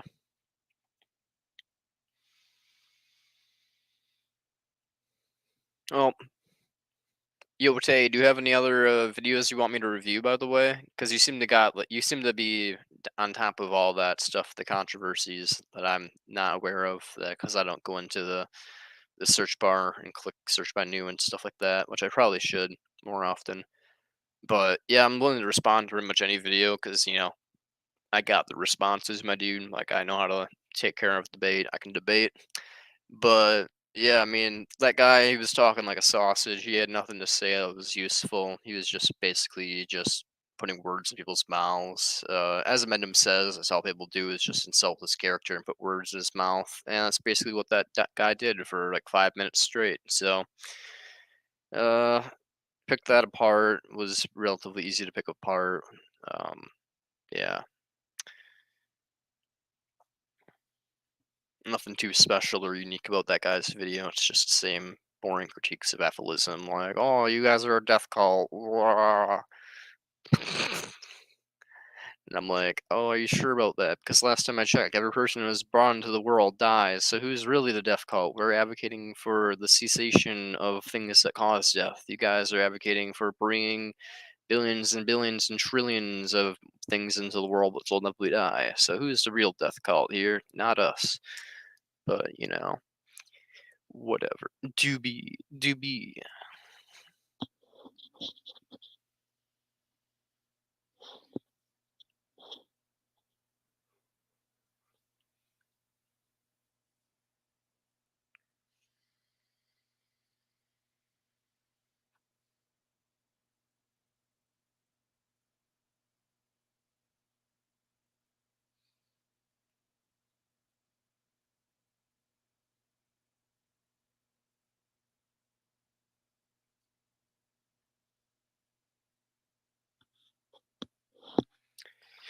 Let's take a gander who's watching.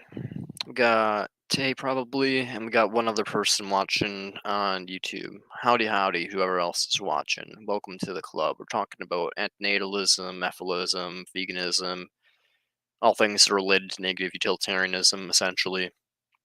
I have questions about negative utilitarianism, promortalism, identity nihilism, any of the other related subjects. Let me know. I can try to answer them. Give good life advice in general. So, kind of the perks of being a psychopathic individual with history of being in philosophy and psychology stuff.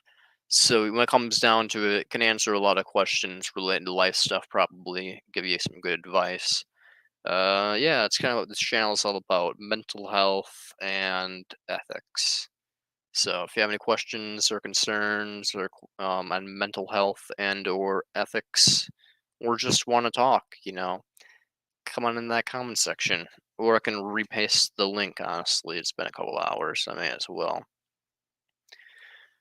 Repaste the link for StreamYard, and you can hop on here and have a conversation with me if you want to, on whatever you want.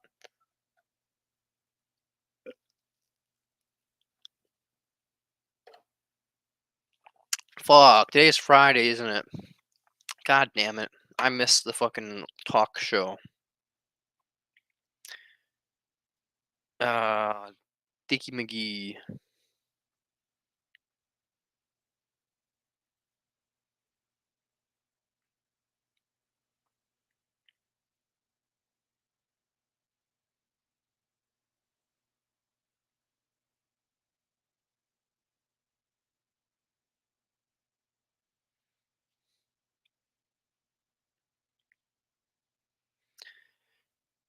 This guy just asked me why everything goes right for white people. It's because we exploit others, my dude. It's not because we have blessed genes. It's just because we're assholes.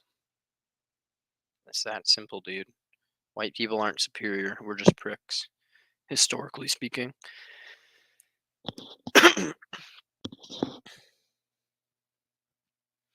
Jamie, how does it go? Also, you get further in the good place, and if so, how you liking it?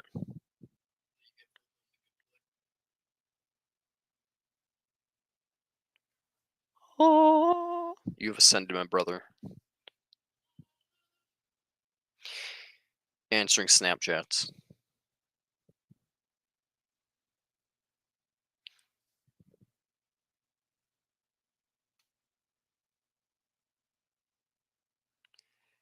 Yo, Morgan, I gotta ask, do you ever get to that playlist that I sent you a while back for my music? And if so, did you like any of those songs? Out of curiosity.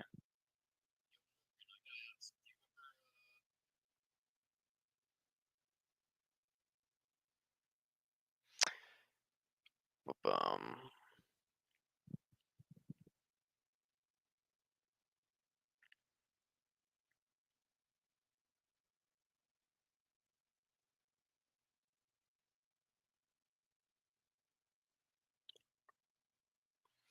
those aren't some top ranks. Okay, why they're watching.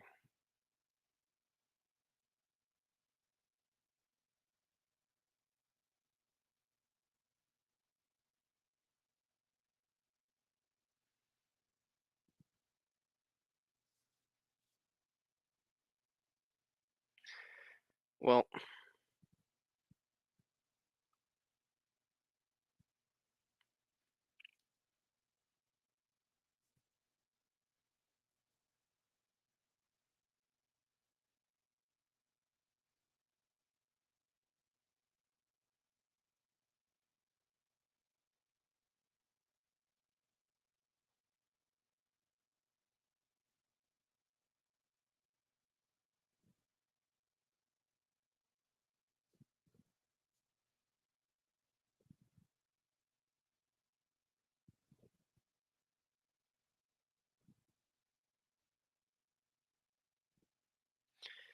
I just matched with someone, and let's take a gander. No, I don't want to match with them. I feel bad now for matching. Unmatch. Sorry, homie. You really do be, but if you would have lost weight, maybe that would have been an actual match. But you're like a few 50 pounds too big. So what happens is you just swipe right randomly. You almost feel bad for matching with people, but then you remember that you're a psychopath and you don't actually have that capability, and you're like, oh, and it's just me being like feeling like I'm a dickhead for no reason. Relationship anarchist? What the fuck does that even mean?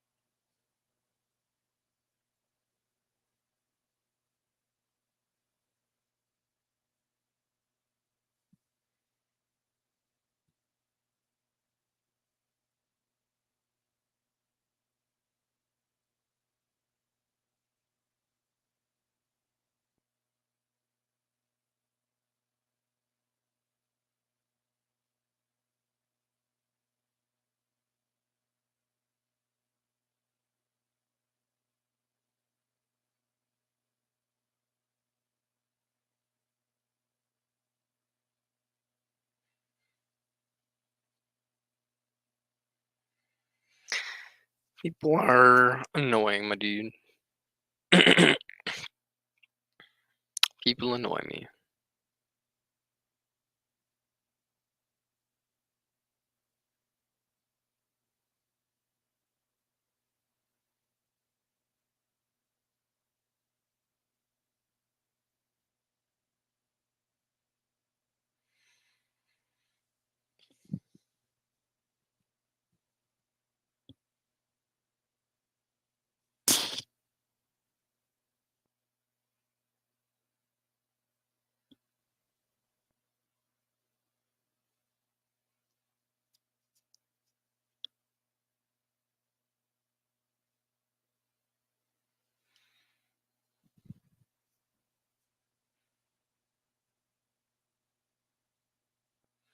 I'm like a Neko.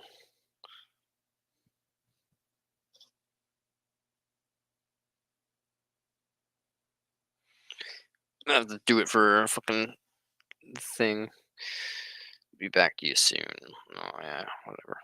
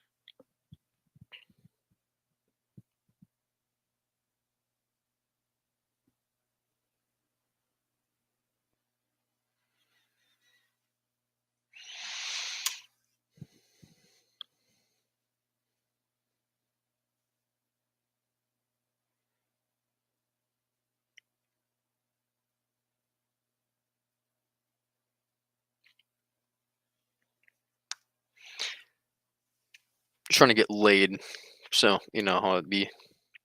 Fucking vasectomy, so it's okay. I wouldn't ever get anybody pregnant. I would use a condom and you know, all that good jazz. But now I have vasectomy, so now I can do whatever the fuck I want. Hello, yeah. So can cream pie bitches.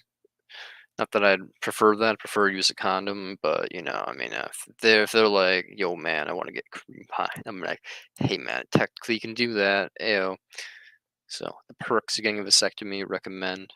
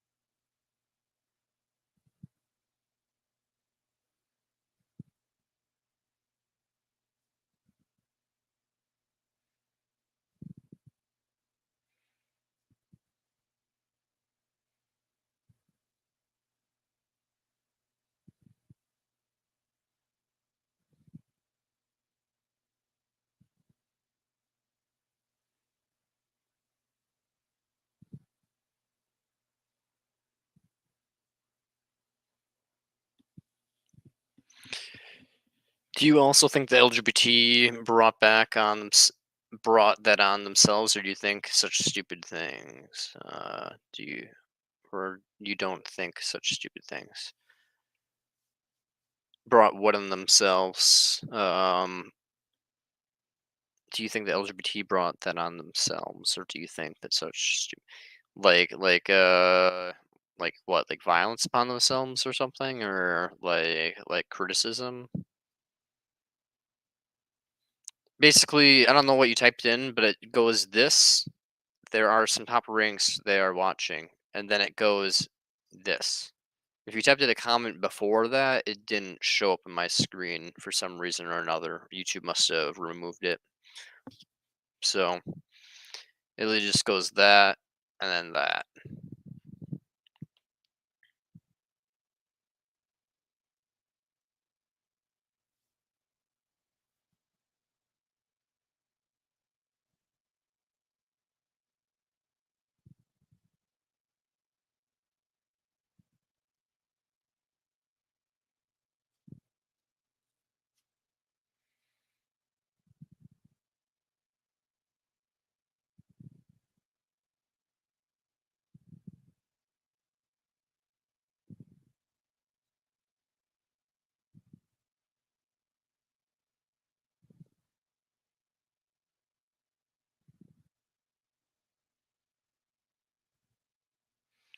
You know the stuff going on in America? Not particularly, no. I mean, I live in America, but I don't really pay attention to the stuff going on in America very often. I mean, I'm more interested in like philosophy and ethics and stuff like that than I do pay attention to the news a little bit, but more about like economic stuff, like, policy. I don't really pay attention to like social news very much.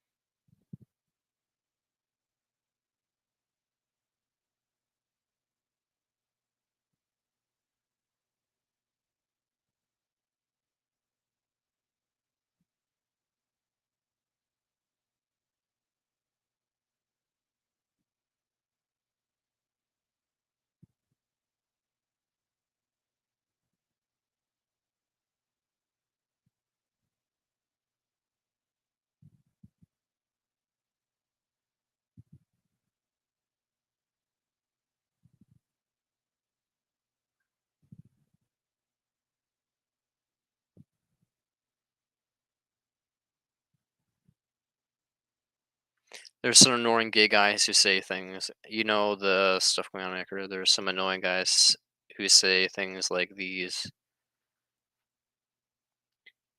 Goes that, and then it goes that. Um, well, there are a lot of annoying gay people. I mean, I'm not gonna lie about that. There's a lot of really self-entitled gay folk that just think like, we've been impressed in the past, therefore basically worship us. We're better than everybody else. We're based, and I'm like, no, no.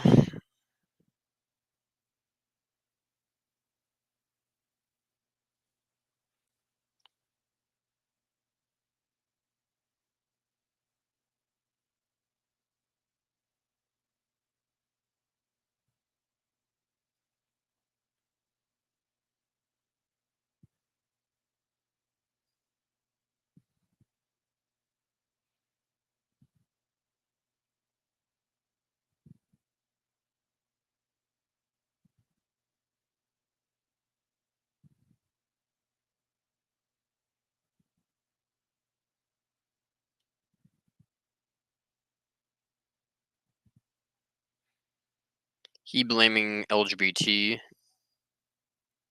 Who's blaming the LGBT?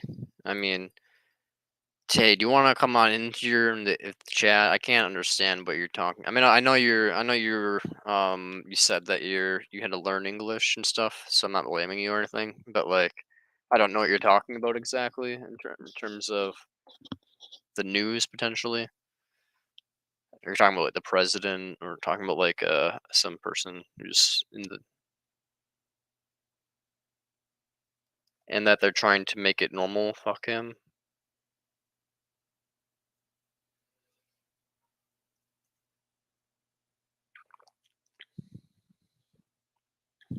I don't know if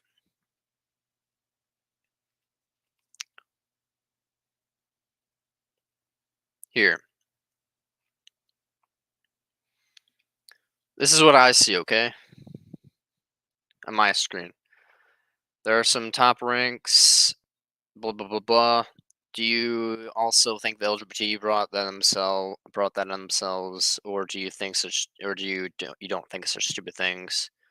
I don't think the LGBT brought much on themselves besides just being annoying. Other than that, they get hate for being annoying. Do you know the stuff going on in America? No, there are annoying gay guy who says things like this. I don't know, and he blames LGBT. They're trying to make it normal, and then I have my links. So that's what I see on my screen is just these. So if you said anything else, then YouTube removed your comment, unfortunately.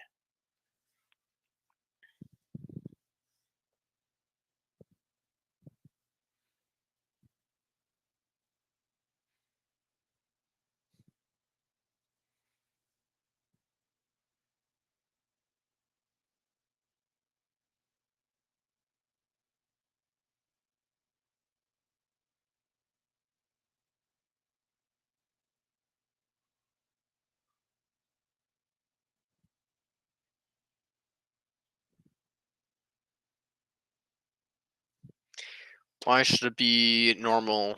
Anyone who knows antinatalism and says it shouldn't be normal, an idiot hopes they make everything. Well, an idiot hope they make everyone gay. He can't make up his own mind on veganism either.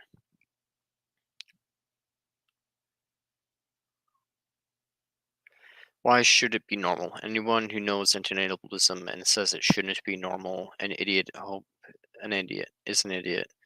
Hope they make everyone gay. He can't make up his mind on veganism either. Interesting.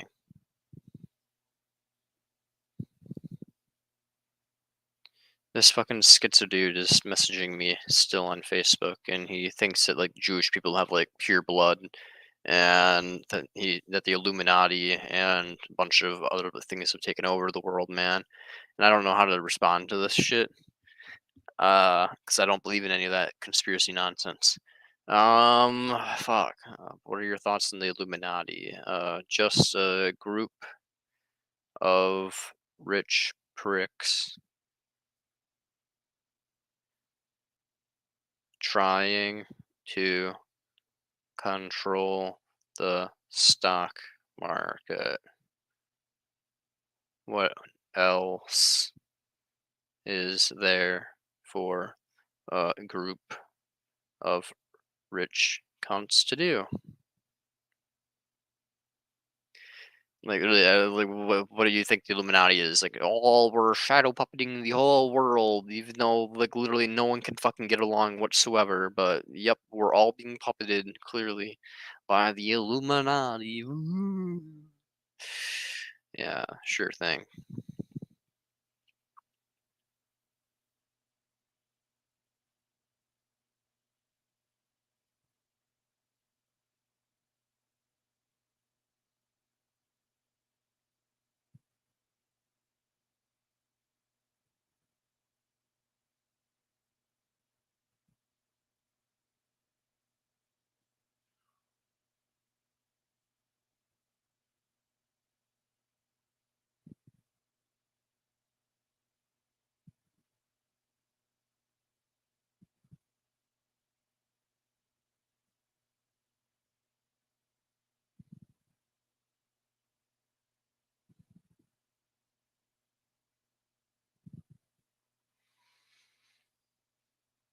I mean, he scrapped veganism once or twice. Maybe he should be like vegan as fuck already. Come on, who are you talking about, by the way? Like who are we talking about? Like, I'm really curious at this point.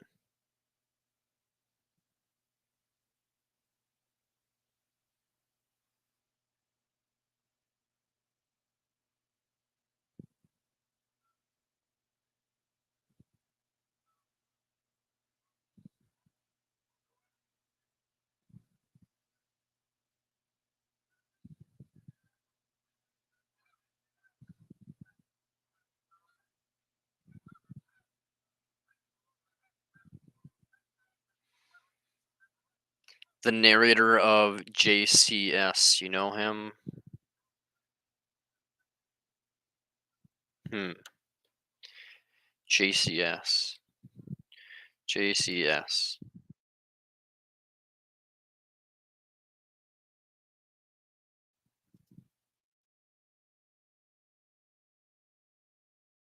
JCS narrator. No, I don't know who this is, unfortunately.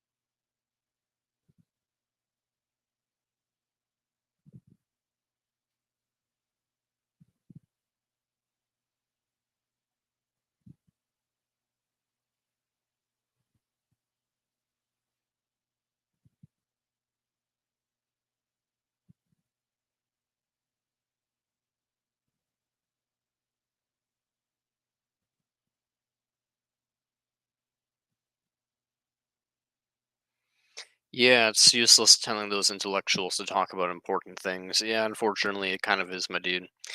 Intellectuals just kind of think that they're the big brain and won't want to talk about anything else besides their topic, unfortunately. Which sucks because people don't want to talk about ethics very often because intellectuals don't get paid shit for talking about it. No one likes moral philosophers.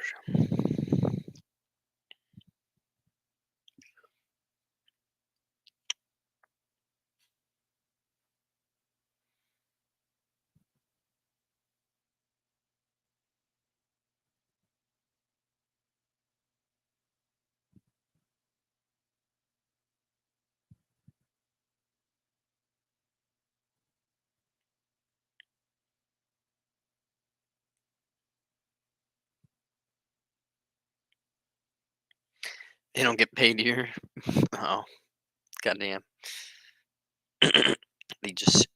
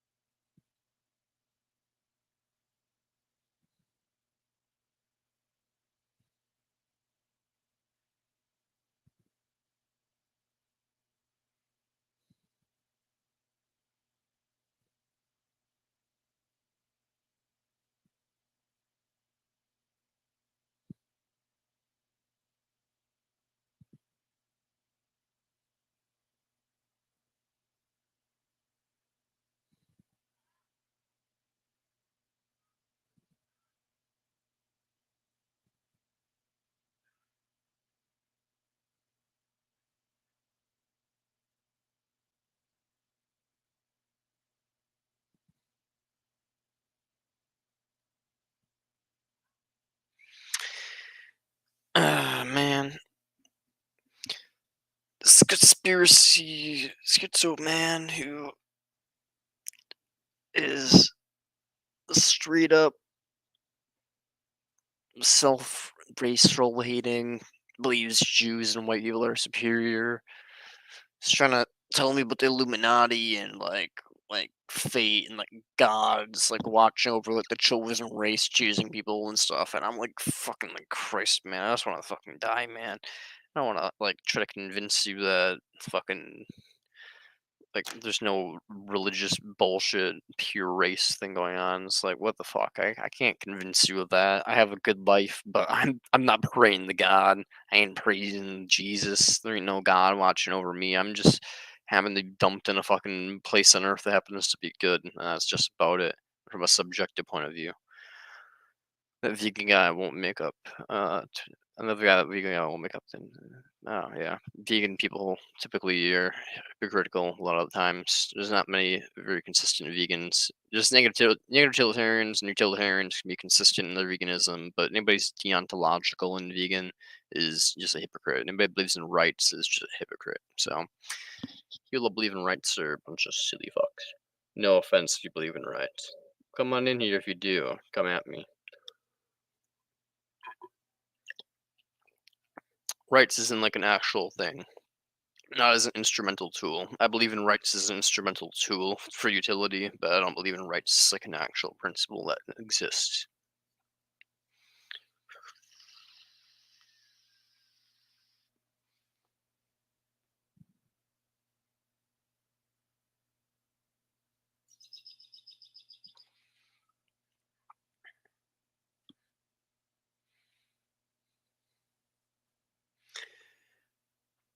Where was I? They were handing security then. Yeah, exactly. I don't know if you're white, Tay, but if you're white, yeah, not all. At my mate, if you seeing this video, not all white people are blessed. There's plenty of white trash out there. There's plenty of white people who have been raised in really horrible conditions and have not got the silver spoon, so to speak. There's plenty of white people who starve to death in America and or freeze to death in America or die from medical debt and are on the streets. It's just how it is. Like, everywhere in the world has poor people. Everywhere in the world has poor people dying from lack of basic medical care and needs. It's just how it is. It doesn't matter your race. It's just a thing in the world. People are blessed and wealth is inherited. It just so happens that white people are imperialistic as fuck and kind of, you know, happen to steal the wealth from other people for a long period of time. And now we've reaped the benefits of that in this generation. That's about it. There's no blessed race. There's no God watching over us. There's no pure gene. It's just imperialism.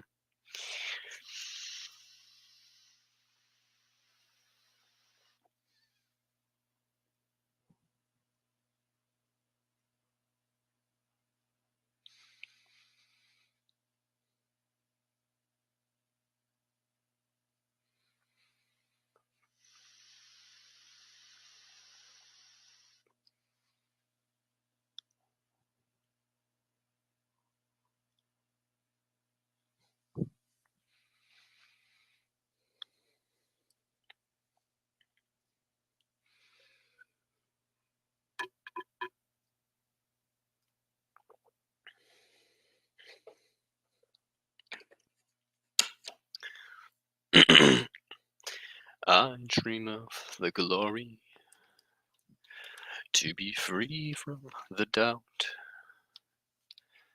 we're trying to find, but we can't live without the signs of losing and the pressure it brings. And sometimes you learn change don't change a thing. And I will carry this weight till I die. This body's a bag that collects every hour as it passes by. And I will carry.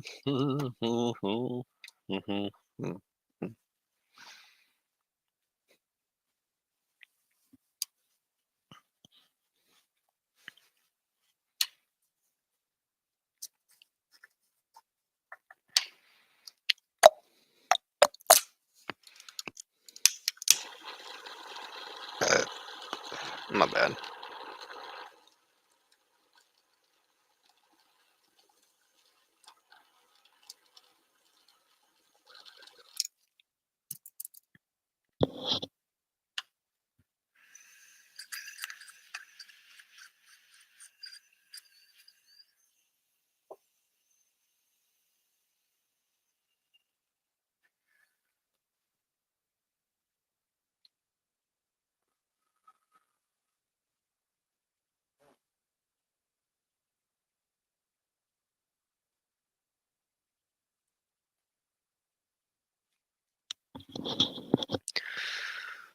Let's watch some entertaining videos. Oh, never mind. I guess someone wants to talk ethics, actually. Yo, howdy, person on Twitch. Let's talk ethics. How's it going? You have any questions? I'm an ethicist, negative utilitarian, um, also an antinatalist in practice. What do you think of modern society? Oh, a bunch of people from Twitch just bombarded me. Are you all Are you all part of the bug fucking community? Are you all part of like the crushing bug community? Or is that where you're all part of? Do y'all want to crush bugs? Is that how you've discovered my channel? Just a question from like the beginning. But two, I don't think modern society is very good. I think it's better.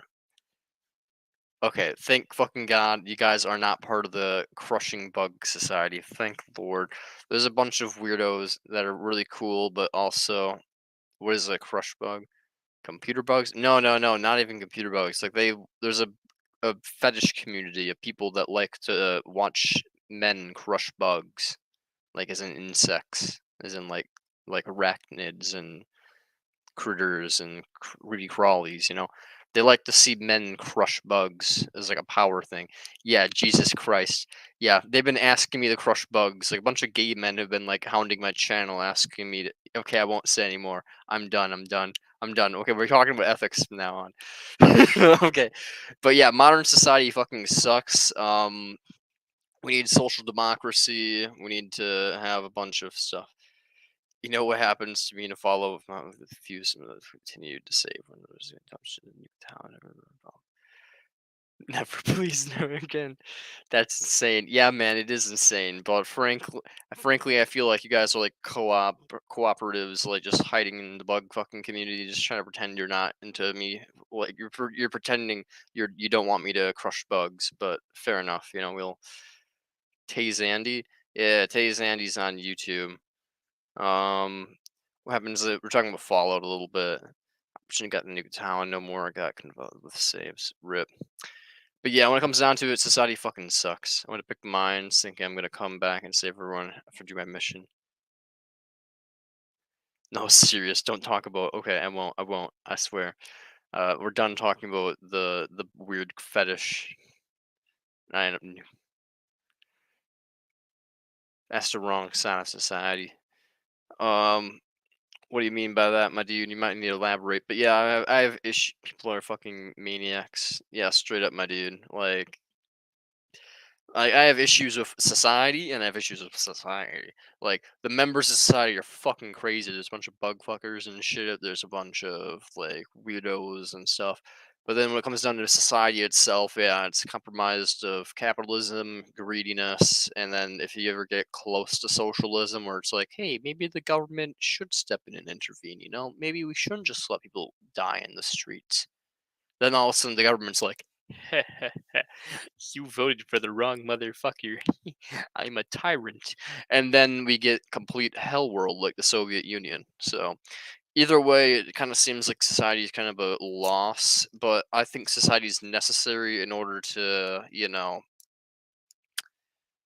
exterminate all life on Earth. Because I'm an ethicist, so I basically think that we have a moral duty to prevent suffering, which means we have to kind of go about engaging in extinctionism. And to do that, I think we need a global government of sorts, or at least a majority of the planet on board with it. So I'm pro government, but I'm not pro the current forms of government that we have.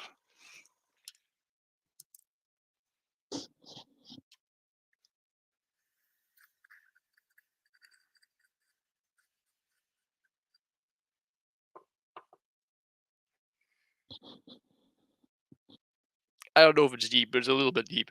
A little bit.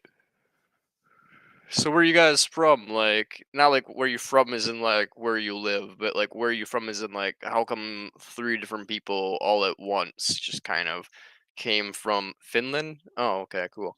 Are you all from Finland? Is this like a weird like Finland armada that just kind of like came in here like, hello, Ephesus? Like, or are you like from like a Discord or something like that, or checking out recommended channels? Oh, fuck yeah.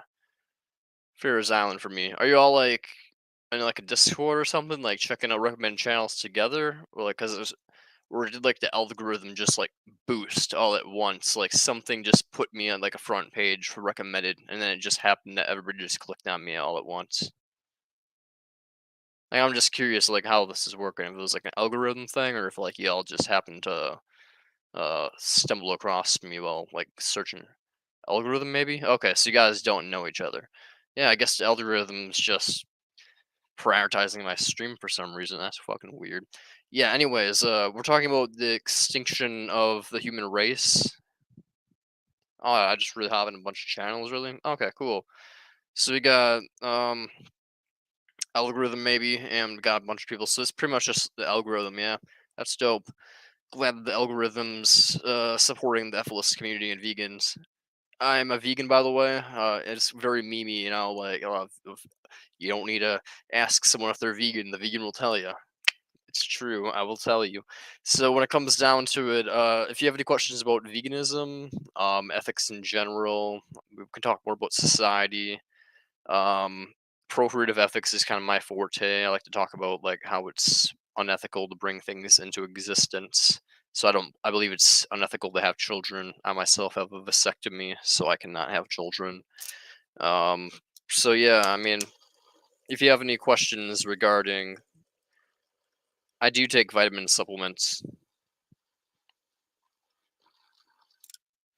I take a men's multivitamin, and I take an iron supplement and B12 supplement every day slash whenever I remember. So it's like every day, every other day, or whatever. You know, it doesn't really.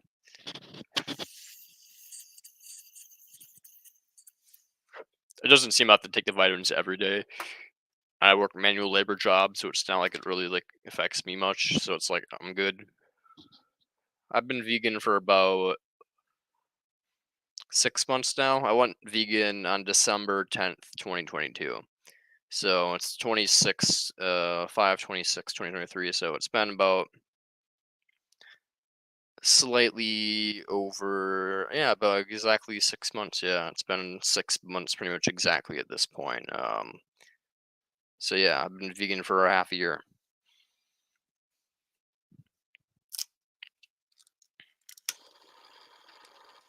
It's been really easy so far. I've had no side effects whatsoever. As they say, it's easier to shit actually. You get better, smoother shits. I've only seen perks besides the fact that it's inconvenient when you're hanging out with friends. Hanging out with friends kind of sucks when you're vegan.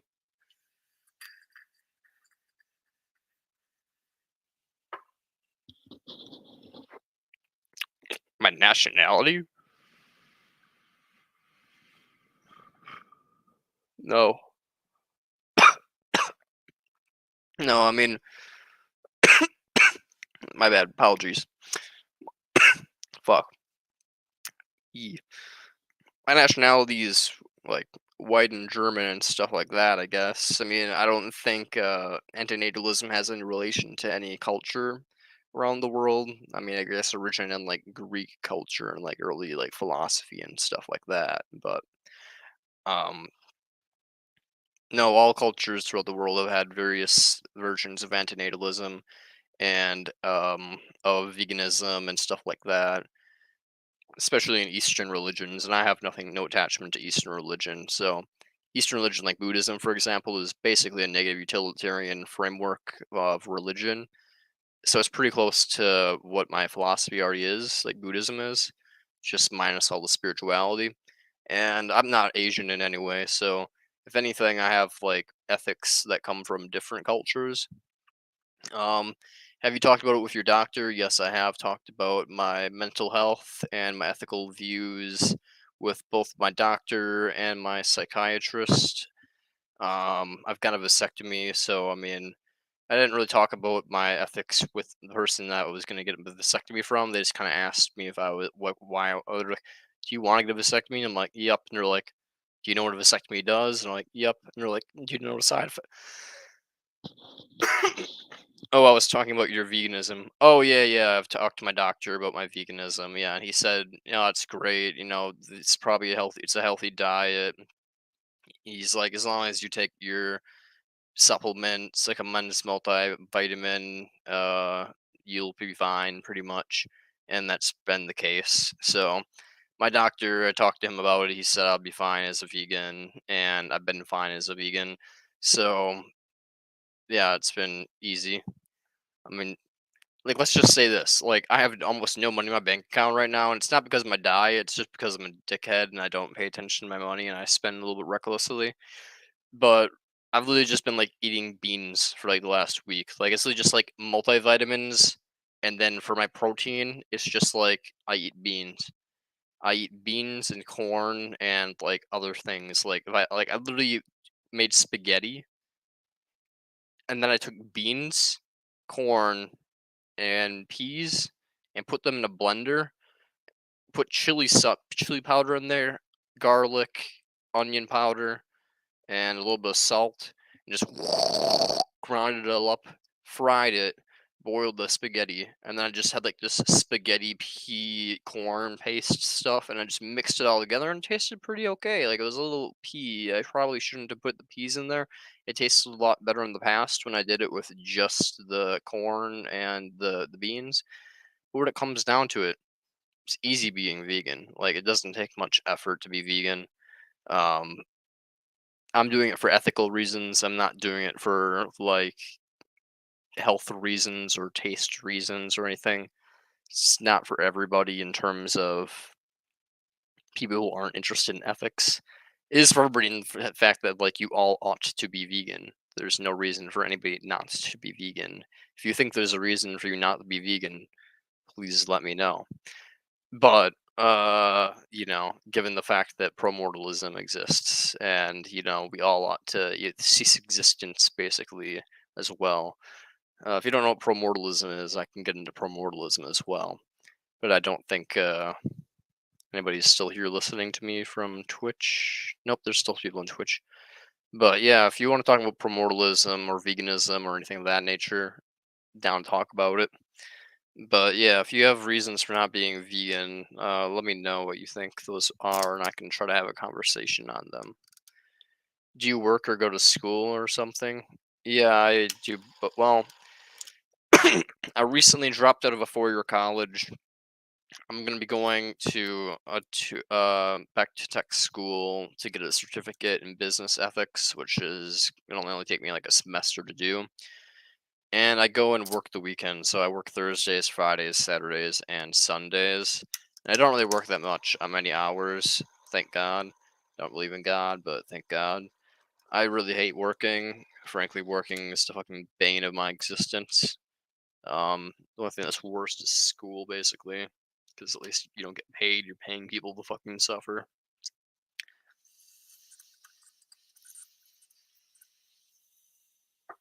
But I do both, so I'm in school and I work.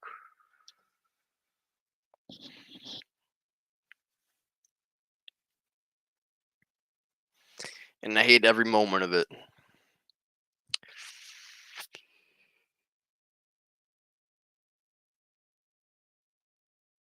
Apparently, I scared him off. He was like, shit, he's an intellectual.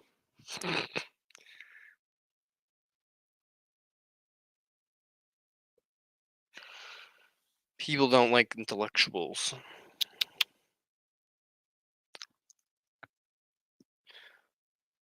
My fucking neck just cracked.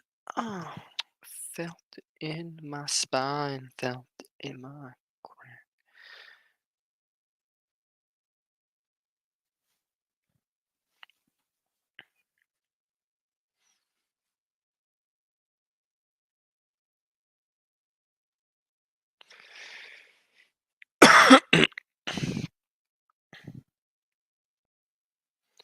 Well, I heard there was a secret call.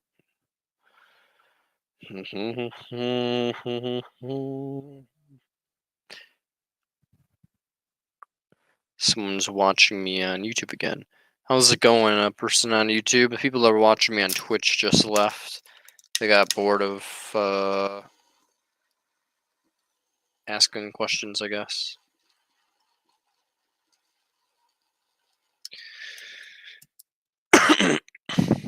Fuck, I mean, whatever.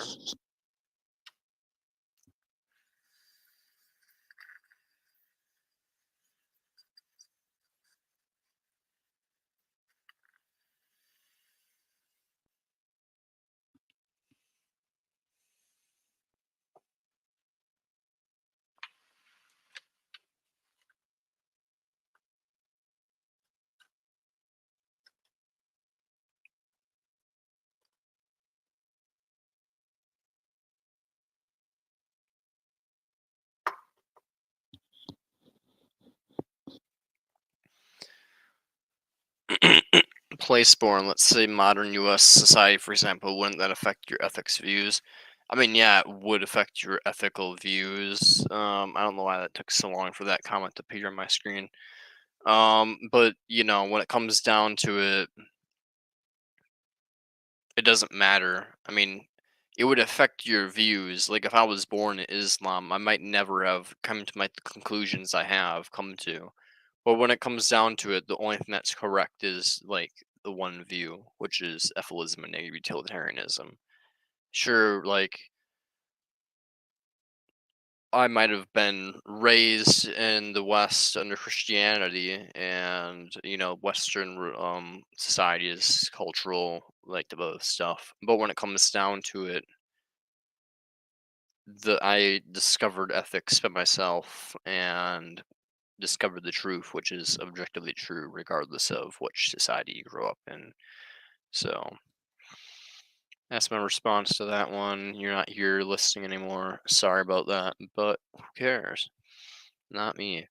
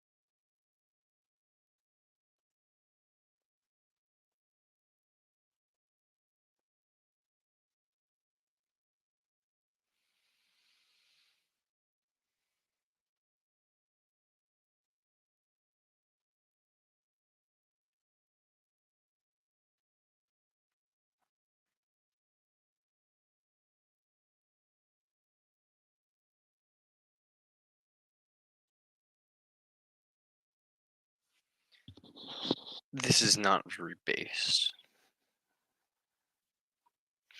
It's lack of activity.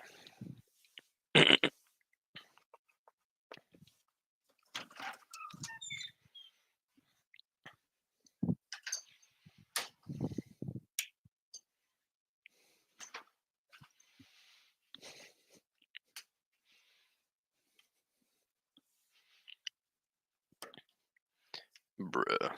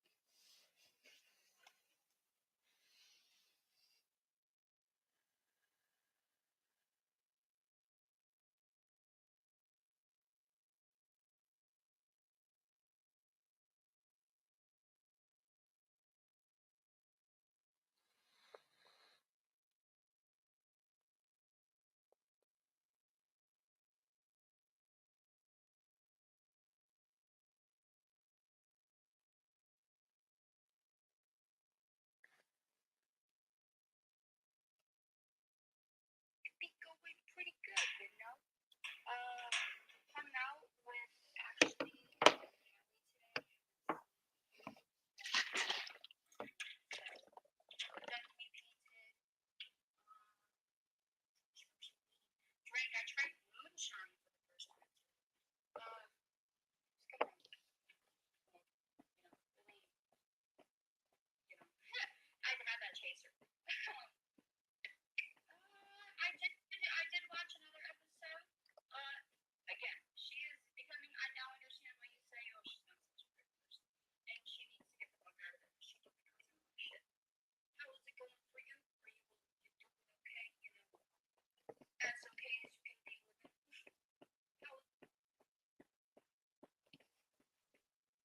Yeah, my dude, I'm doing alright. I'm just big live streaming right now and having an okay day. It's not that bad. Yeah, my dude, I'm doing alright. I'm just big live streaming right now and having an okay day. Not that bad.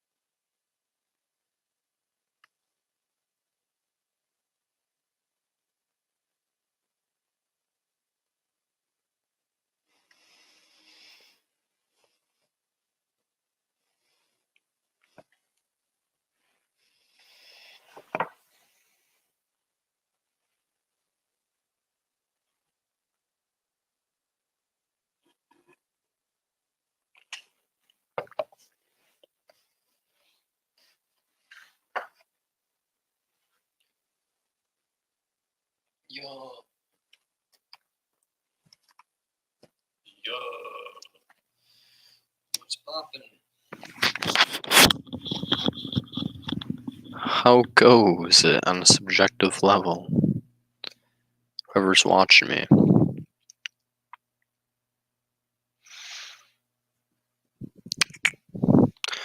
I shall flick the light on. What's poppin'? What's poppin'? Yeah, yeah. Talking about same as always, just kind of big whatever, but when it comes down to it, the stuff sliding on the stream, particularly negative utility and things related to it, antinatalism and all that jazz. And also the implications of identity nihilism and determinism and all the stuff related to how life's kind of dog shit and, ain't worth perpetuating on others, let alone our future selves, unless we can do something of a great purpose.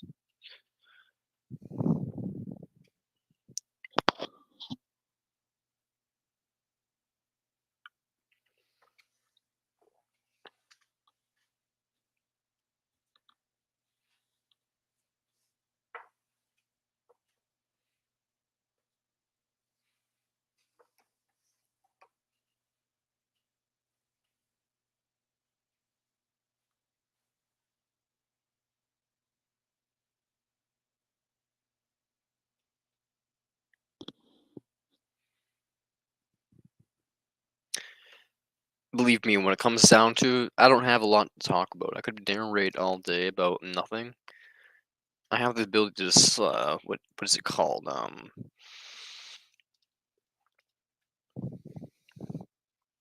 Not ramble,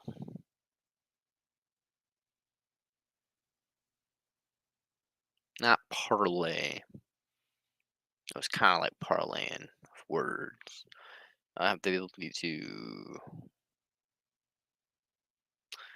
fuck. I'm high and I'm a little bit crossed. Anyways, moral story is I can basically just ramble about things if I want to and continue a conversation on for as long as I want. Or I can just not talk at all. I can just big chill here and you can sit here and stare at my pretty face. But if you want to interact, that'd be most welcome. So I would appreciate it.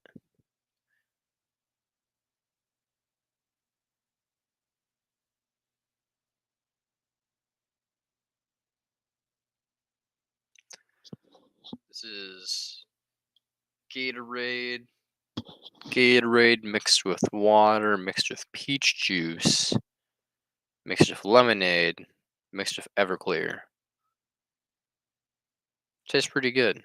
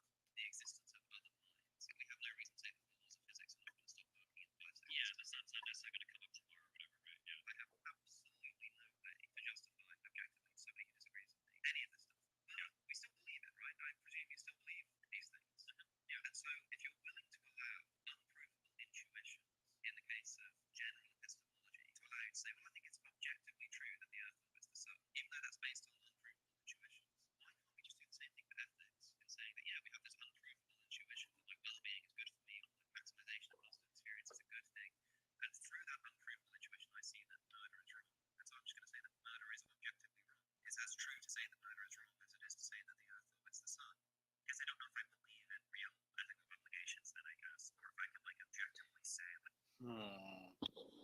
Hey, whoever's watching, do you believe in objective morality? And why or why not? It's a big one that I'm like struggling on. I think I'd believe in like objective morality, but like some days it's just like, god damn man, maybe nothing matters. Maybe the fucking anti-realist analysis, right? But what do you think, bro? pontificate with me. Let's get to the bottom of this shit.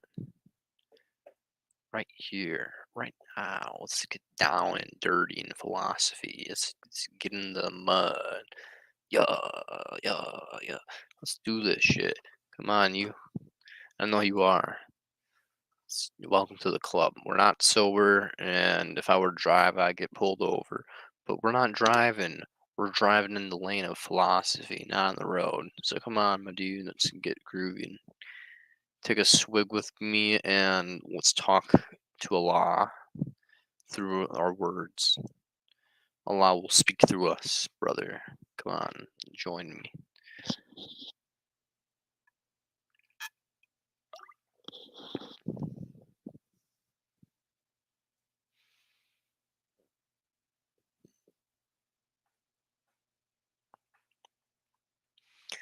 Three people are watching now. Christ. No, but like really, like come on, y'all. Like let's pontificate together. Let's get groovy. Let's get yeah. Dude, I love alcohol. It's like one of the funnest drugs. It's like it makes you feel horrible afterwards, but like when you're drunk, it's just like yeah.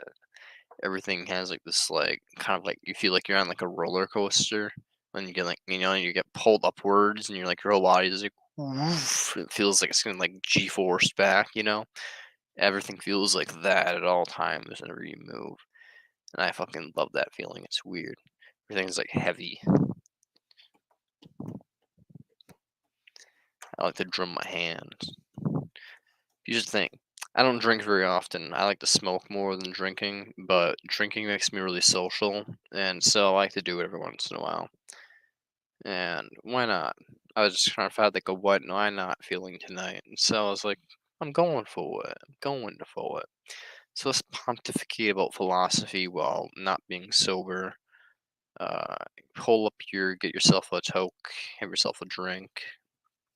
Let's talk about objective ethics or antinatalism or ethylism or primordialism, identity nihilism, veganism, whatever you want, frankly. I don't give a shit, man. Let's just pontificate together. Let's get down and dirty in philosophy, as I like to say.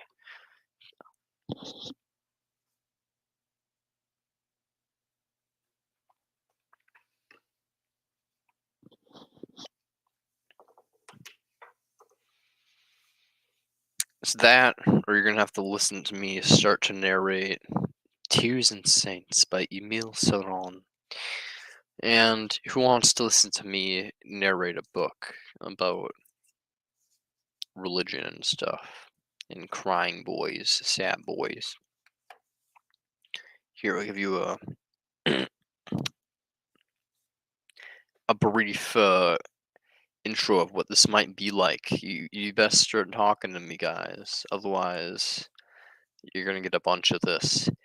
It may very well be that man's sole purpose is none other than to think of God. If we could either love him or ignore him, we would be saved. It is only by thinking of him that God makes one feel uncomfortable.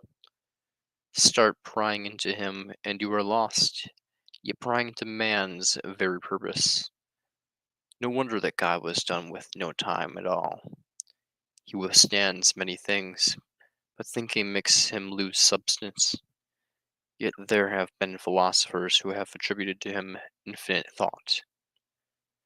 God is nothing but an old frumpy coat, which you must put on if you have nothing better to wear. Such abject poverty. God is what you resort to when you have nothing left, if you're poor. Truly beautiful. Thank you, Salon. I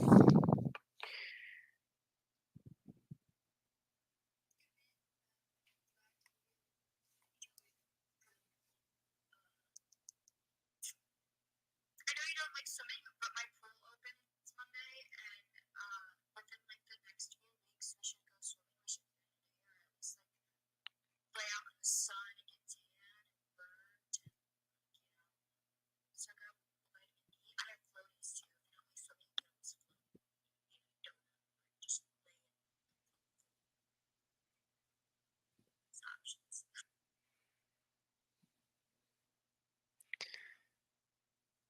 Jamie, as much as I'd love to like big hang out at your apartment complex in like a bathing suit, no thank you. But we could go to like a beach or something one of these days and hang out or something like that and get tanned or whatever. Maybe I can like bring my sign and just be like antinatalism, just like while also getting tanned, and you can hate reality a little bit and be embarrassed. I'm just kidding, but no, we can go and hang out on the beach or something if you want. So,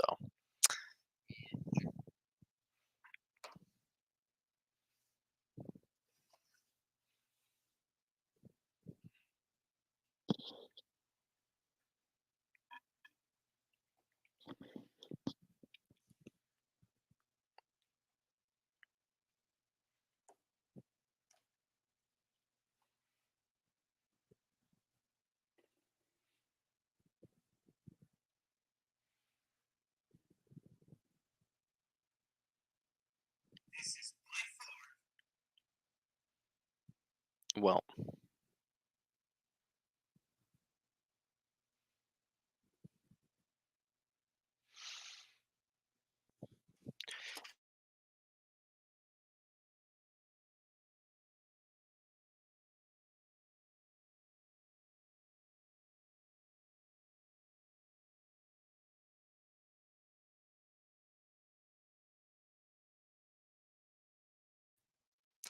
I'm back. My mic kind of went fucky wucky because I dropped my book on my cord. Anyways, y'all aren't talking, so you get the email subtle and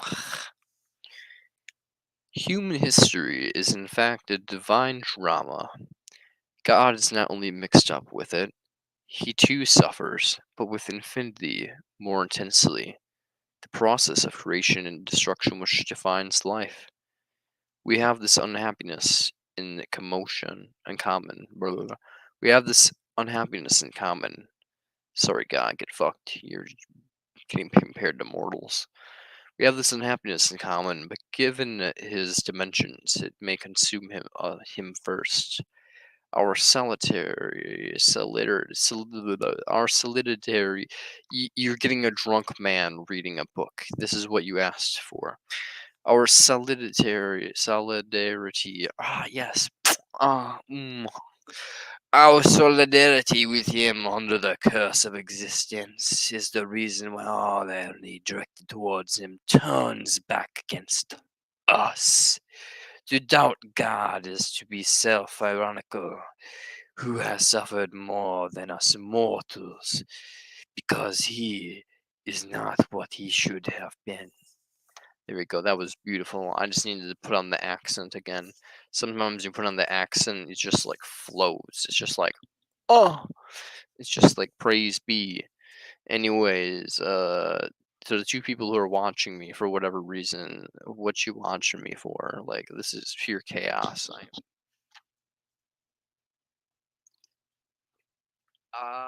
Lordy, praise be. Anyways, sometimes God is so easy to make out that just listening a bit more carefully to one's inner voice is enough.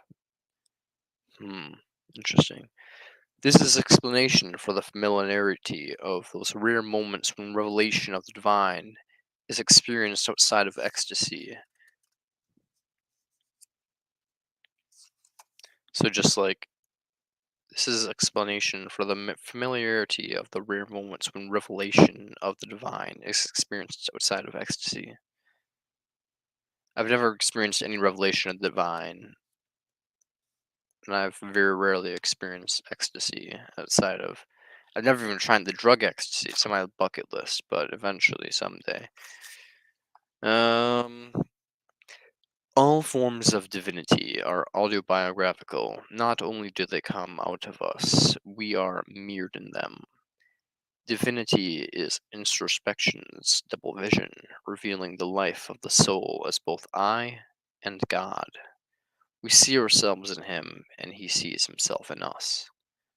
Could God carry the weight of all my deficiencies? Wouldn't he succumb under the tremendous load of all my misfortunes? I understand myself only through the images I have of him. Self-knowledge is only possible through him. He does not know. He who does not think about God will forever remain a stranger unto himself. God is self-knowledge. The universal history is a depiction of his various forms. You guys actually enjoy me doing this narration of Saran? Is that where you're sticking around at this point? You're just like, oh, this is some mint shit, man. Or is it the my handsome face? I mean, either way, thank you for sticking around, but I'd much rather appreciate interaction with the chat for my own amusement's sake. Thinking should be like musical meditation. Has any philosopher pursued a thought to its limits the way Bach or Beethoven developed the exhaust of musical theme? Even after having read the most profound thinkers, one still feels the need to begin anew. Only music gives definitive answers. Kind of based and true, Saran. Kind of based and true. We live by the music. Music is soul.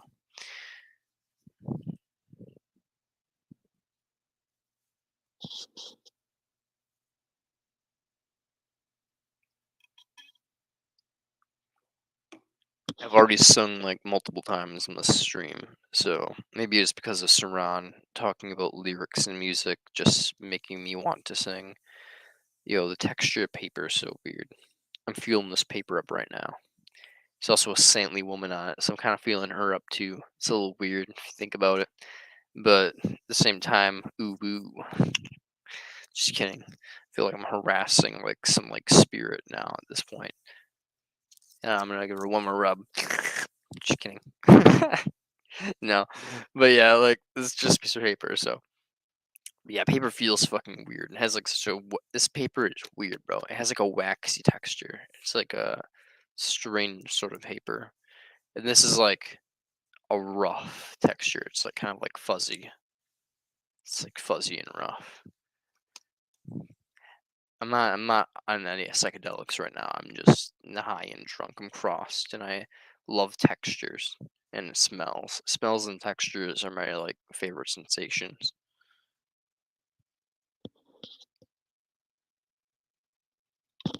What's your favorite sensations? Leave them in the chat, and I guess I don't fucking know, you weirdos just lurking here.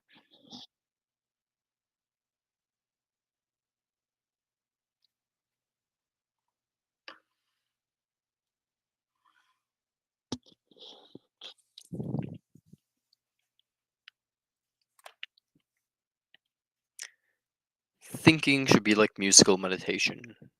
Wait.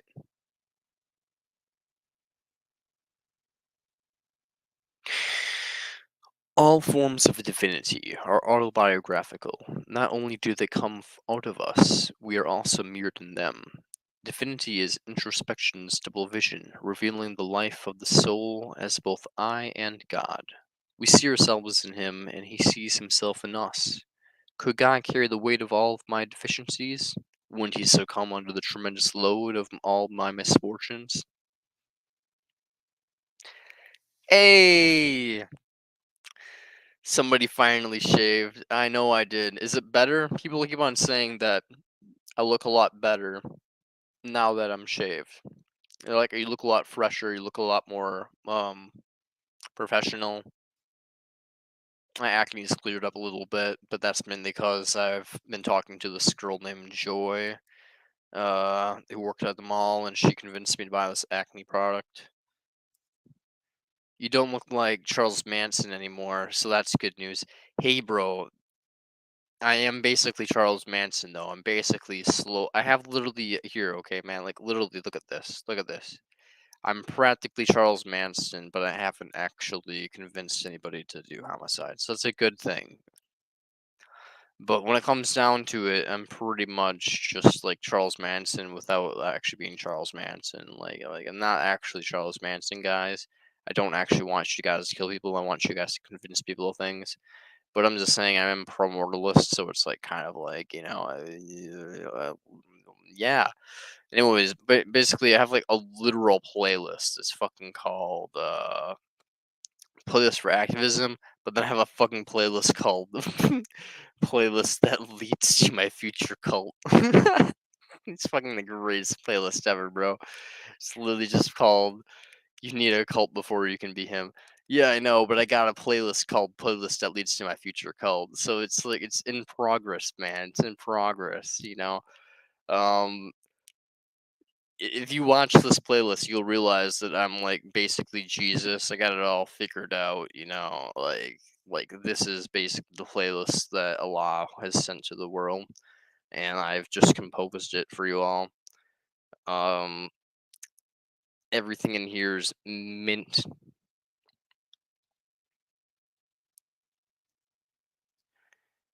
Everything in here is just good stuff. Like here, I can basically just shuffle it. Bam. It's a weird question. Oh, this is such a weird question. Is this a trick question? Damn, where the hell did you come up with this question? Can I ask you a question about it? Yeah, sure. You're just Is a that mess in assuming training. that it's missing within me? However you want to interpret it. No, they didn't up to stay you. long at all. They dipped out once I started talking Most about about myself, philosophy even though really I do it deeply and started every doing like day, veganism. is smiling. Why aren't you vegans? Tell me why you're not I vegans. always And they love dipped how out. it feels. I realized I did it scare them a when I little bit. went through a bad I doubt breakup. that I wasn't And scary. towards the end of the Even me without a relationship, beard, I still realized scary. I wasn't smiling a lot. And when I went through the breakup, certain things started to uplift me as I got more into myself and learned myself and learned to love myself again. And I started to realize at some point my cheeks hurt.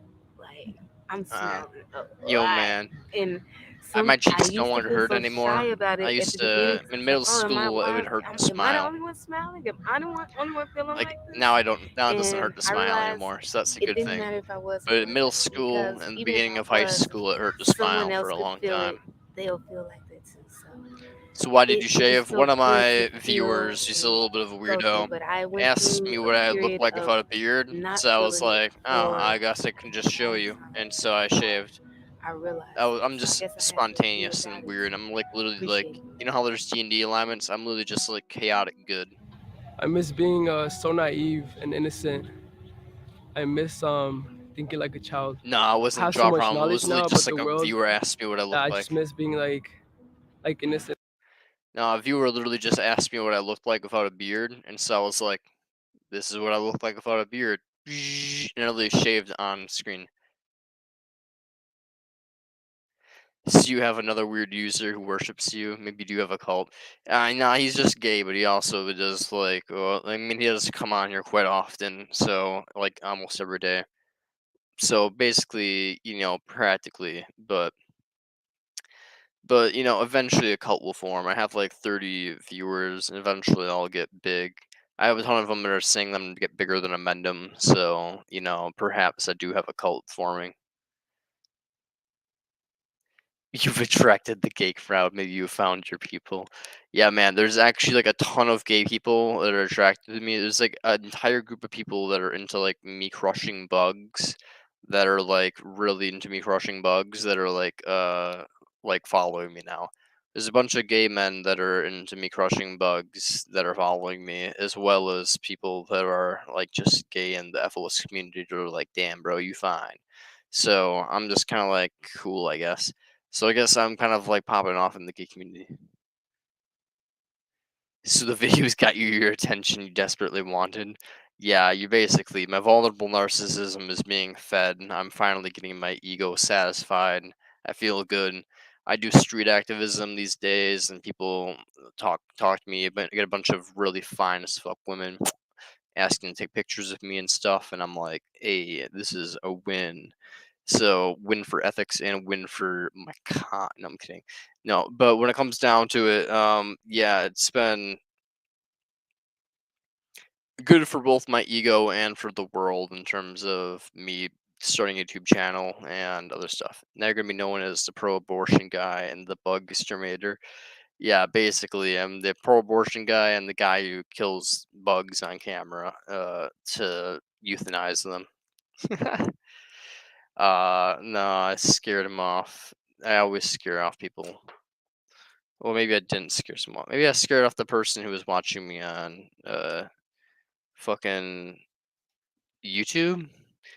Maybe someone was watching me on YouTube and they got tired of saw the video that you were thinking wearing that sandwich board around town. That sandwich board. Hey man, which one? The one where I was unsuccessful, or the one where I was at the farmer's market and there was a bunch of people talking to me? If it's the one here, I'm gonna.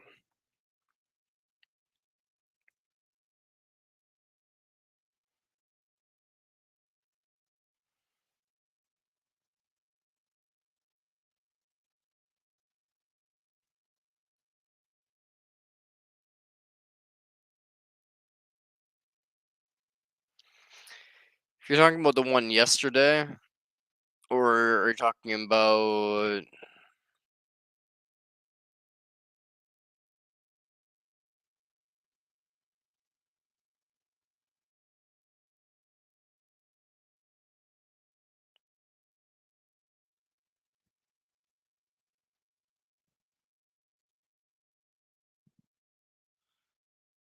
You must be walking. You must have watched walking. There's like 18 views on that one. I'm guessing you're talking about that one. Your latest video, yes, it was an hour. I didn't watch all of it. I know you had a sign on your body. Oh, yeah, my latest video. You should have watched to the very end, bro. The very end is when interesting things actually happen. I mean, not the very end. The very end, it's like there's nothing going on. It's just like it blanked out and it just kind of blacked. But did you watch till that guy showed up or no? Like, fuck. I Thank you. fucking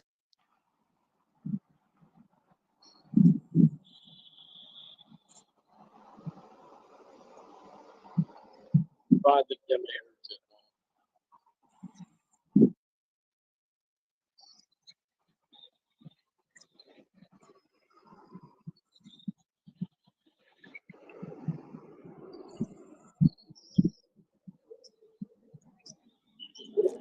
I'll jump to that point. Awesome, groovy. Then I won't play the video. But yeah, basically, if you jump to that point, you basically will see that there's like a fellow Ephesus that actually showed up in Green Bay, and he just happened to stumble across me when he was driving and was just like, "Yo, are you an antinatalist?" I'm like, "Yeah, I'm an antinatalist, but more so an Ephesus." And he's like, "Yo, that's awesome. So am I." So we just had like a conversation for like 20 minutes or so. It kind of cut out at one point because I put my phone in my pocket and I think it just kind of turned off. But we had a conversation for like 20 minutes basically, and it was pretty cool. So it took like a bit for me to have a conversation with someone, but yeah, it lasted 20 minutes. So in the last 20 minutes or so, when it's just like my phone in my pocket there and it's just like cold as black, that's me basically talking to him. So that was pretty cool.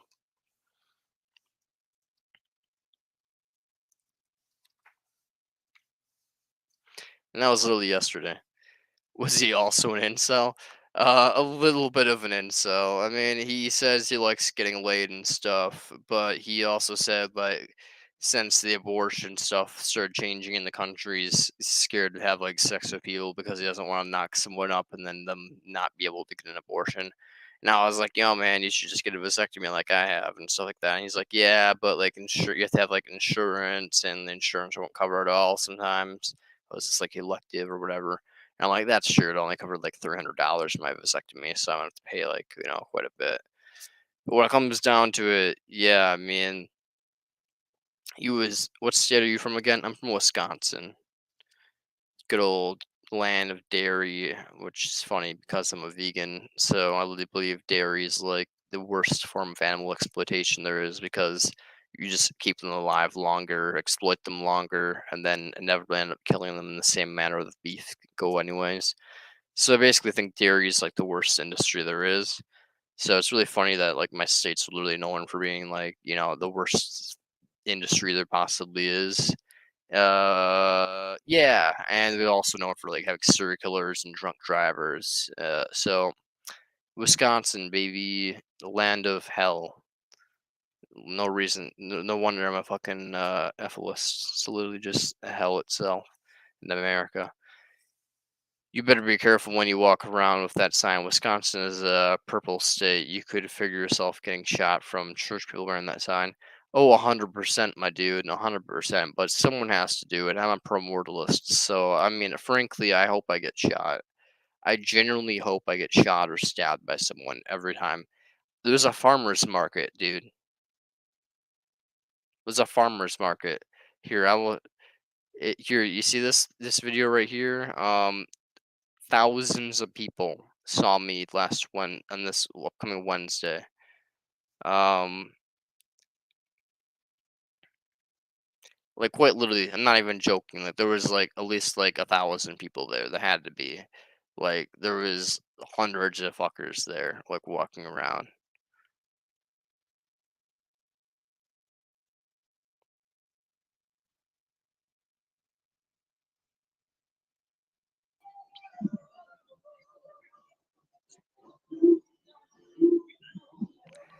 You could be like those people called the Westboro Baptist Church, the most hated group in America.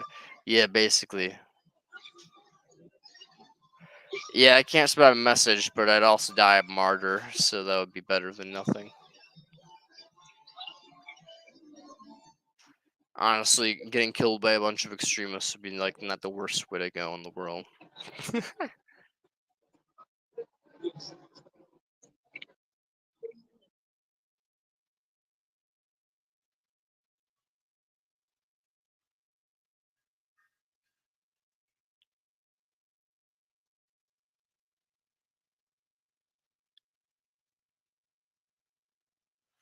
You're a one-man army. You're only a martyr of thousands of people.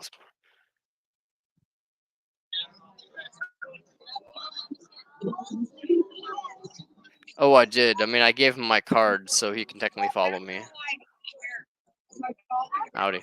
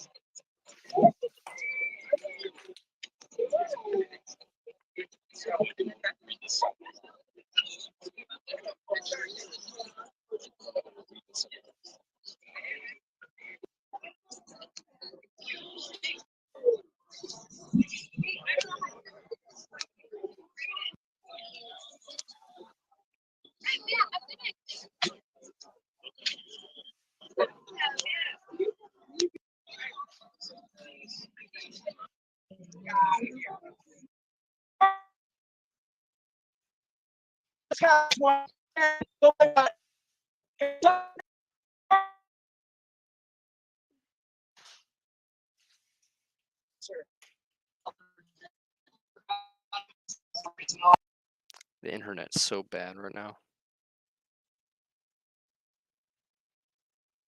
Rocking the visor and the walk too. I bet people thought you were trolling. Yo, I bet I thought the visor was like, it made me look like peaceful, like a just a hippie dude. Who you say howdy to? Oh, I said howdy to like a bunch of random people like walking, I'm just a really friendly dude when it comes down to it in public, so I say howdy to like anybody that I walk upon.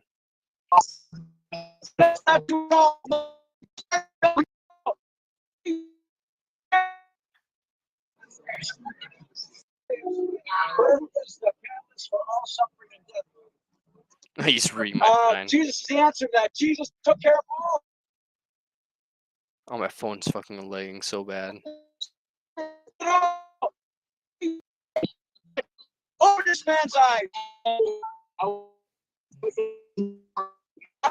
from Canada until I became I wish Spectrum had better internet or T-Mobile or whatever the fuck.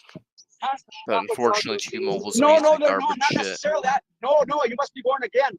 You got to be born again, sir. Then your eyes will be open. Seriously. Well, I hope it changes for you. But also,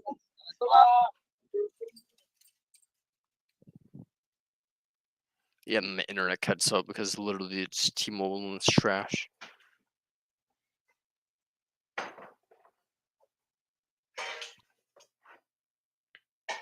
Have an argument for your local town talk. Yeah.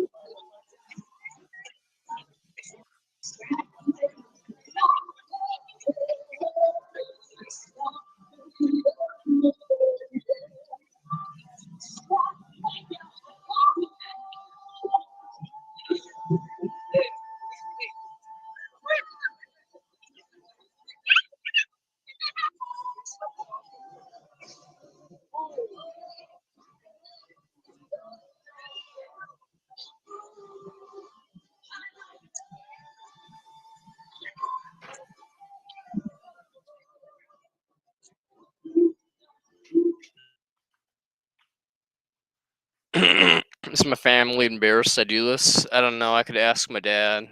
Yo, Dad, you embarrassed that I do activism? He says, no, not really. My mom is, though. Yeah, he says as long as I don't get him involved, he doesn't care. So. So, no, my dad doesn't give a shit. My mom is a little bit embarrassed, but other than that, no. I thought it was your stepdad. No, he's just my actual dad.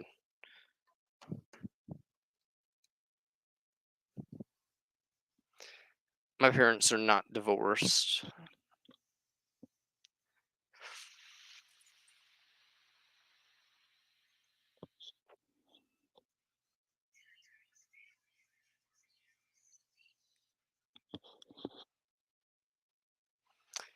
I must have you mixed up with another user. Yeah, you must have me mixed up with another user. But yeah, I don't have any step parents at all.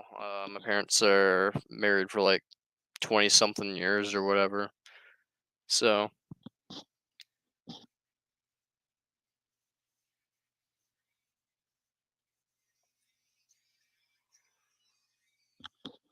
I'm not sure if it's even activism as it is being a preacher.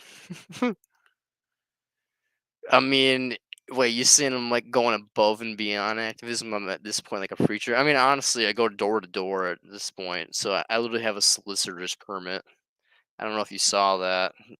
Actually, no, I didn't really share that on my YouTube channel. I just shared it on Facebook and on Snapchat and stuff. But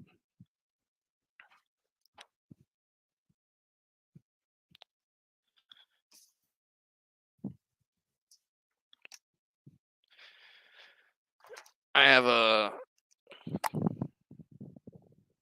solicitor's permit.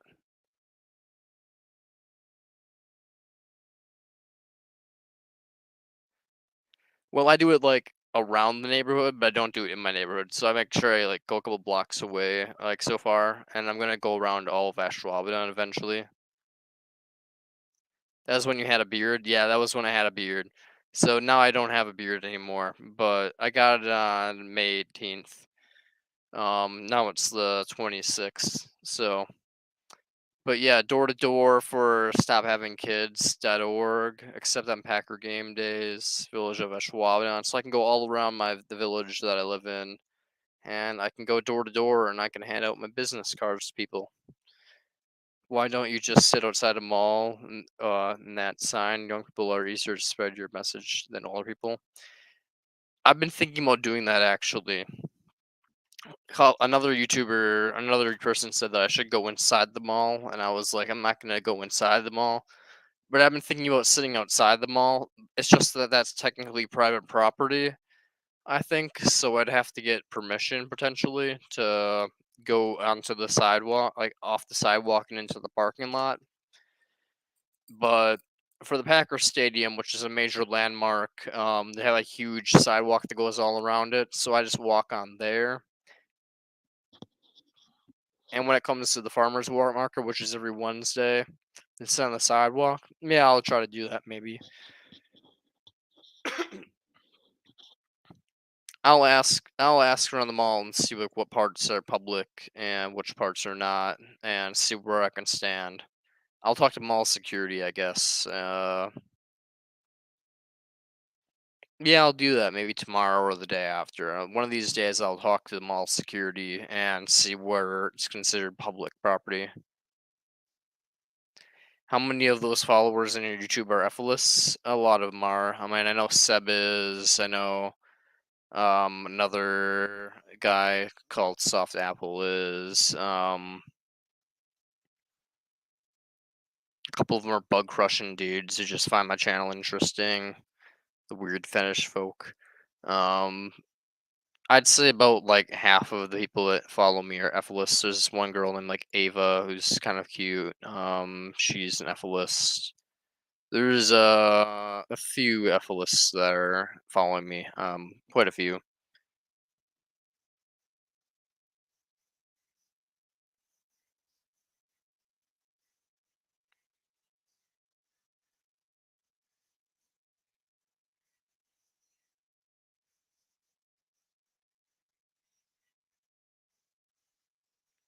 But yeah, I'd say about half for sure F-lists. A good portion are antinatalists, probably vegans as well, and a couple of people are people that have followed me from an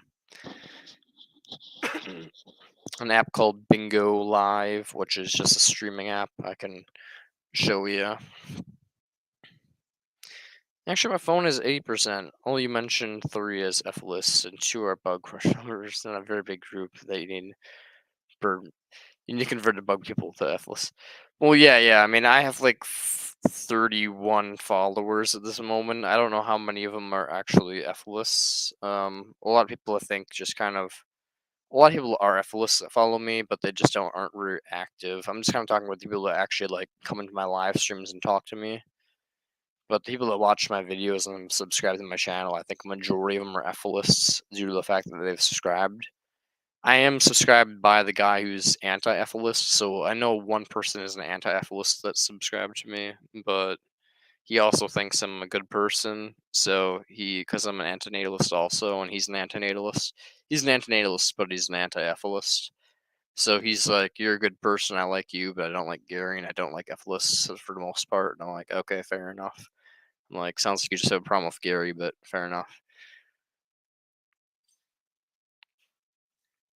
They might have subscribed just to watch your abortion videos, but not necessarily the F-lists. Yeah, that's also possible. They might have subscribed just for the abortion videos, and religion and stuff like that. That's also possible. But either way, I mean, that may make a lot of sense actually, because a couple of people have unsubscribed actually. Because I had like 32 subscribers at one point, and then it went to 31, and then it went to 32, and then it went to 31. So I feel like some people probably just saw my abortion stuff and were like, "Dude, this guy's based." And then they saw that I was like, no life whatsoever, and they're like, "Yo, no."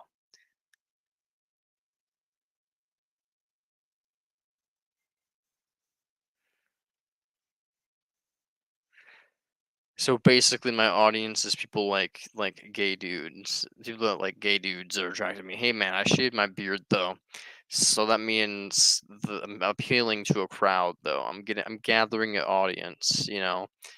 The gay crowd, the gay antinatalist, epilist vegan community is really into me. You're cult of the LGBT community. Yeah, man, you're not wrong. At this point, I'm no longer an ethicist. I'm just a part of the LGBT community. I've always despised their perky attitudes. But when it comes down to it, I can do it. I can become perky and quirky and weird.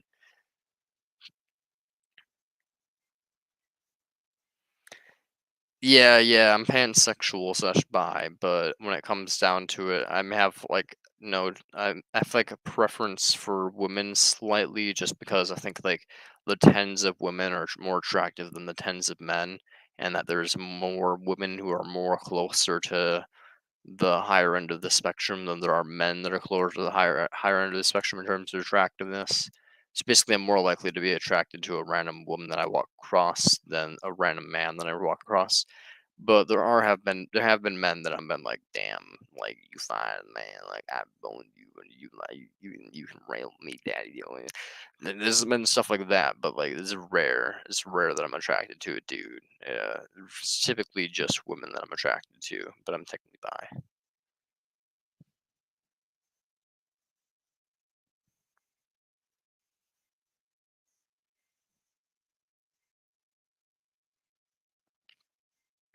Yeah, you haven't found one woman who.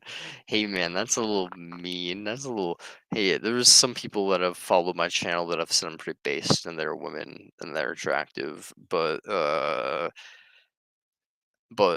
don't think they're into me. They're probably just into my ideology. Plus, they're probably like asexual or something because like everybody in this like ideology besides like me is like basically asexual. You need to up your game. Yo, man, you're right. Hey, I'm slightly flirting with some chick that I met at the mall once, like a week or two ago. And it's kind of somewhat working out a little bit. A wee bit. It's better than the fact that I hardly ever talk to women ever. So, like, compared to the fact that I never talk to women, it's an improvement, a drastic improvement. So, 23, yes, but you gotta work what you have before you get old. Honestly, I'm pretty sure I'd have better luck if I had a little bit of like wrinkles going on, like look at this. If I put a little wrinkle about like scrunch on my forehead, I look like way more attractive, don't I? Just a little bit of age.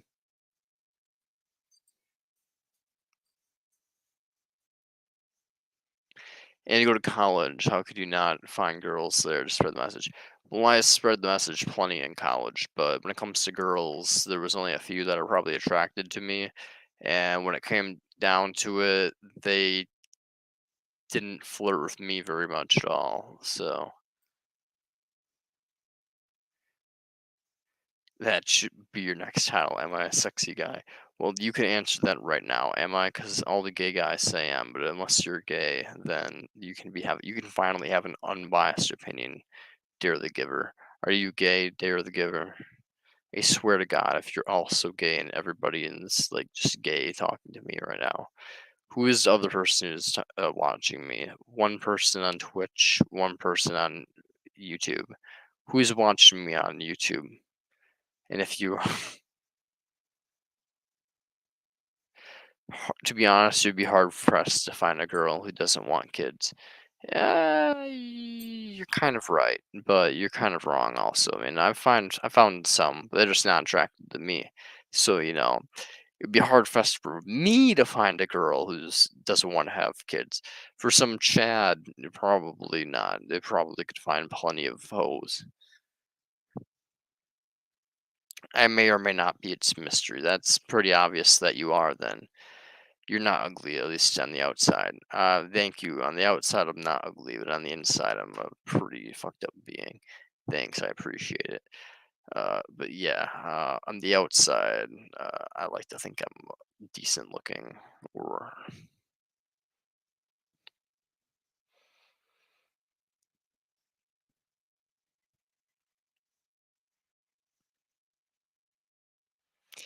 you're just out there in personality. Yeah, I'm a little out there, a little out there. I'm a better person than most, but I'm a little out there.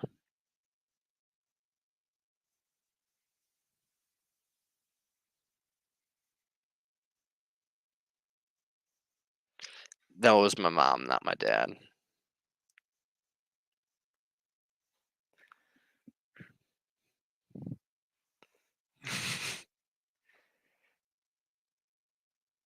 Did you tell your dad you have groupies now online? No, my dad doesn't really know, but he can assume that I'm streaming. My mom knows that I stream. It's pretty obvious. She's smart enough to realize that, I guess. Oh, I saw a glimpse of someone walking by, and I guessed your dad. Yeah, I figured as much.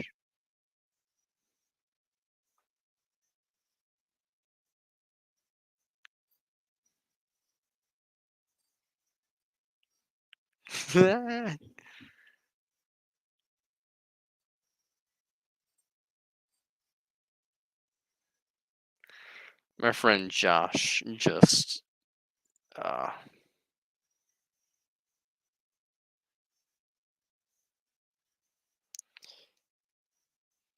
meanwhile at the landlord meetup, it's just a bunch of fucking ticks, just a bunch of bloodsuckers. I dare you to tell them you have groupies who agree with your apholism, and now you're a bug crushing god to your I'm not gonna tell them.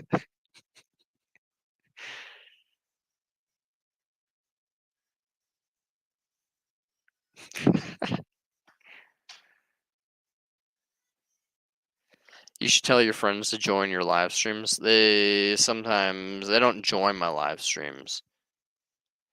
No, I'm not ashamed to tell them that. It's just cringe. Uh, so yes, I am ashamed to tell them something so cringe that I'm like, oh yeah, I crush bugs because I got tricked into crushing bugs by someone who told me it was a Men in Black meme, but it turns out it's actually a fetish community, and I was like, oh okay, I don't really give a shit. So lol, I just got like philosophically sexually assaulted, but like whatever, I don't give a fuck. I'm me, so who gives a shit? So like, other than that, it's just kind of like I'm not gonna talk about the weird bug crushing thing. Uh, I thought you weren't scared. I'm not gonna talk about that though. It's just cringe. Anyways, you should tell your friends to join your live stream. They watch my live stream occasionally, but they don't actually. Damn, I wanted to hear what they would have said. No, I'm not gonna ask them on live stream what they think about my bug crushing. They're gonna be like, I don't care, and I'll be like, cool, neither do I. I'm pretty neutral on it. That's why I did it in the first place. It was just like, well, someone wants me to do this, and I care otherwise, so why not?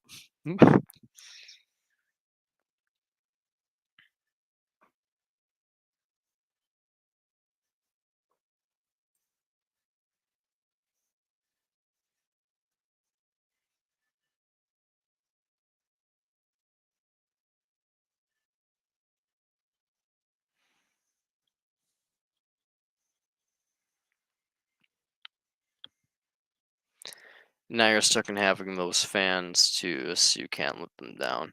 Yeah, I know, right? It's like I gotta keep the bug fans around so that like I can talk to them about ephilism. So it's like God, I have to like crush a bug every once in a while on camera, like a cringe motherfucker, just to get them to nut or whatever the fuck they're into, and then be like, "Yo, guys, the world sucks." I bet if you also streamed on Twitch's rival site, you would get views. Here, let me surprise you. So you can see my screen, right? What if I told you three, two, one,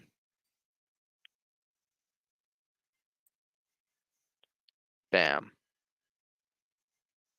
See, I'm actually streaming using StreamYard on multiple sites all at once. So I'm actually streaming to Facebook, YouTube, and Twitch all at once. So,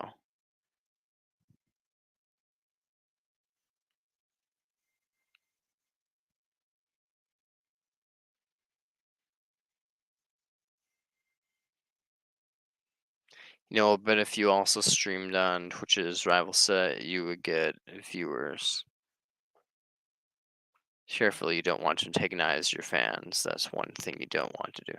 Yeah, you told me that already on your first stream. That's why I said you should also stream on Twitch's rival site. Wait, what is Twitch's rival site? I thought Twitch's rival site was YouTube. Wait a minute. Twitch is a rival site that's other than YouTube?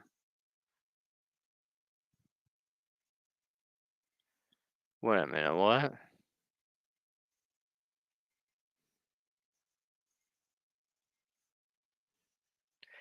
It's called Kick.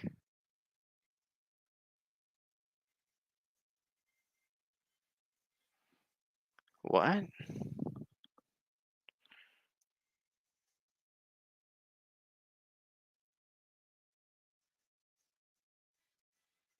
Huh.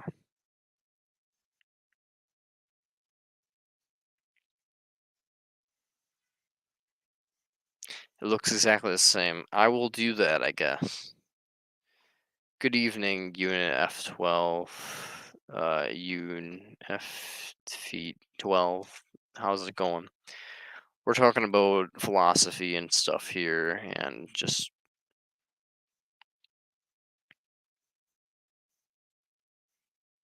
if StreamYard has kick, that is. I can see if StreamYard has kick. I can just take off Facebook here, remove.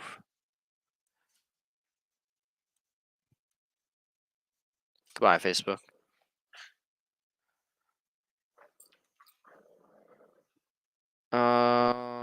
LinkedIn, Twitch, Hoppin. What the fuck is Hoppin? Does anybody know what Hoppin is? Is Hoppin poppin? Is Hoppin boppin?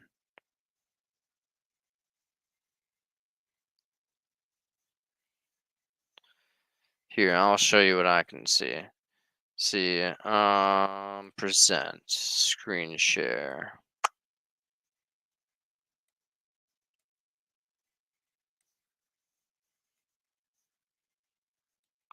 Yeah, it's weird, but like if I go into edit over here, I can click add and they can go to Facebook pages, Facebook groups, my Facebook profile, a LinkedIn page.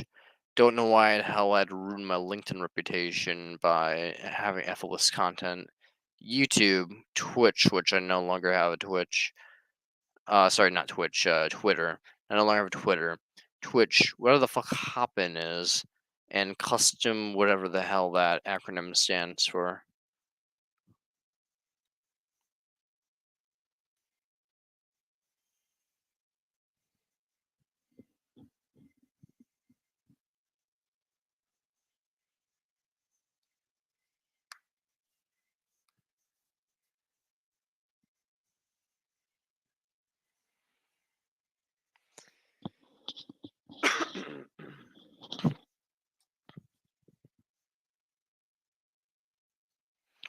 It says you have something in the chat, but I didn't see his chat. That's because he's on YouTube. See if you look right here, it says YouTube, and you are on Twitch. So that's why you can't see his comment, but I can post his comment onto the screen here so that you can see it. Anybody on YouTube can see his comment, and anybody on Twitch can see your comment. But I don't think you can see his comment unless I put it on the screen here.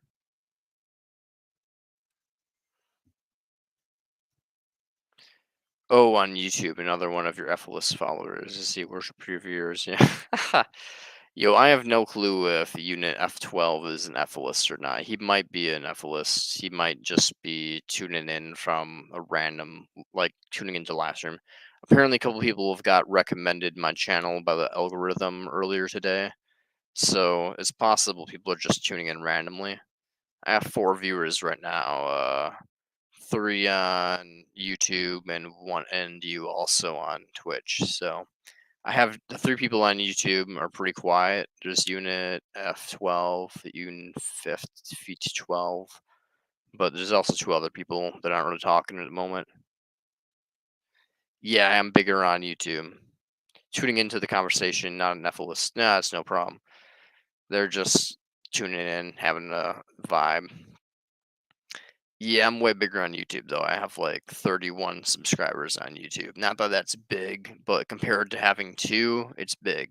Compared to like 2 subscribers on Twitch, the 31's quite a bit bigger.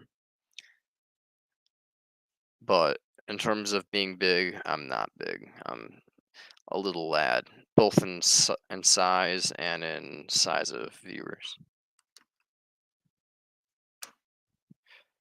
I would love to convert him. I'm curious, Unit F12, what's your opinion on procreative ethics? Do you think it's alright to have children? And if you do think it's okay to have children, why? Given the planet's like a dying place, and even worse, just the fact that it's unnecessary to have children. A cute little lad. Oh, thank you. I appreciate it. Fucking hell. Dare the Giver, you're right. I am tracking the LGBT community. That's basically my thing. I appreciate it. Do you think it's okay to have children? No, I do not. I think it's unethical to have children. To have children is basically a crime worse than murder, essentially. Murder implies that you're killing a person against their consent, and no one can consent to coming into the world, and everybody dies in the end. So when it comes down to it, you're basically sentencing someone to death and all the pain that consists in their life, which can be pure agony at some points.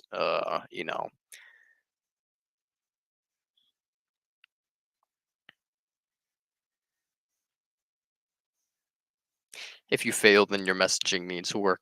That's funny. Well, I wouldn't say it's that bad, but I don't have children. It's not likely to have any.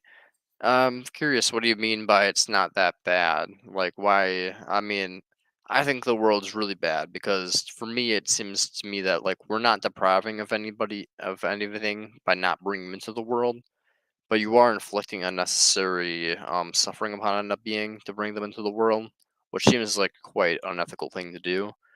But regardless of that, it also to me seems that like we're basically desire machines born to need, and almost all things that we consider pleasurable and good in our lives are really just fighting against bad. Like getting a house is a major achievement. Getting a house is just having a shelter over your head. And education is just learning things that most people should be able to learn. Getting a GED. Like when it comes down to it, most things that are consider accomplishments, self like achievement and ambition and all that stuff, they're essentially just fulfilling needs, really, like social needs or like physical needs. So I think most things when it comes down to it are just fighting against need machine basis stuff. Like we're basically just born into deprivation and trying to fight towards a zero. We're trying to fight towards neutrality, like feeling just okay, and that feeling of okay feels aesthetically good to us because we're born to discomfort basically. um is fulfilling a need a bad thing? No, it's not a bad thing in and of itself to fulfill a need. It's just not a good thing to fulfill the need either. It's not bad and it's not good to fulfill a need. The issue is that fulfilling needs comes at a cost, my dude. Whenever we burn calories, we have to consume calories to make up the calories burned, which those come from organisms that are alive and likely feel discomfort or pain or suffering. And so basically, it's a needless cycle of us fulfilling unnecessary desires at the cost of other beings' sufferings. And that is not cool, it's not ethical to do that. So it's not a bad thing in and of itself to fulfill needless desires, but it is a bad thing to needlessly cause harm to other things.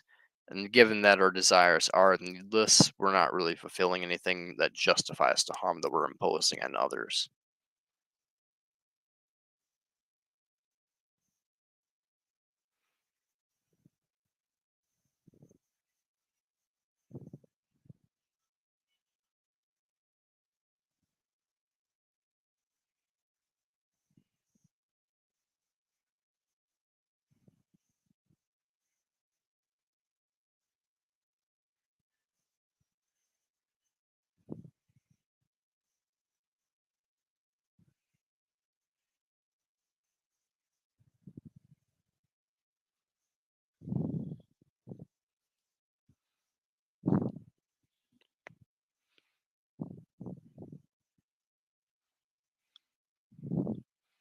Pain, all I know is pain.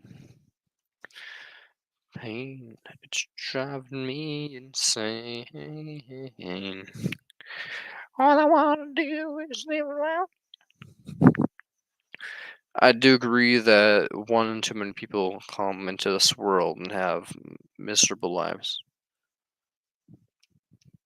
That one too many people come into this world. Yeah, exactly. I mean, to me, it's just like so long as there's one person in this world. I mean, here you kind of have to ask yourself this. I mean, in terms of ethics. I mean, do you think you have an obligation to help people in need? Like, if someone is in a desperate situation and you can help them at little cost to yourself, or not a cost that's more than what would be paid, and you not doing that. Basically, like just as your $5 is equal to my $5, their pain is equal to your pain. So if their pain is going to be more significant than whatever pain you experience in trying to help them, do you think you have an obligation to help another person?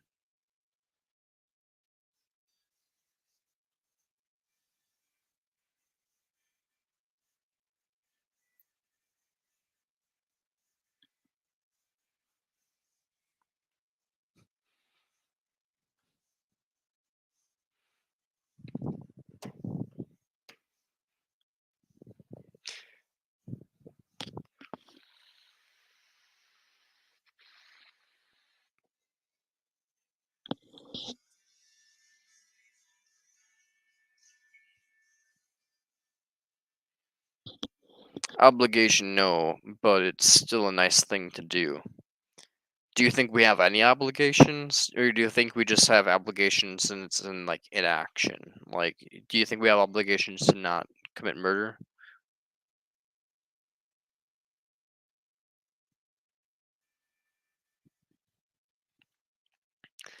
One of my viewers says, "I'm gonna change topics for a second. He called you cute earlier. He must be British. I don't know why.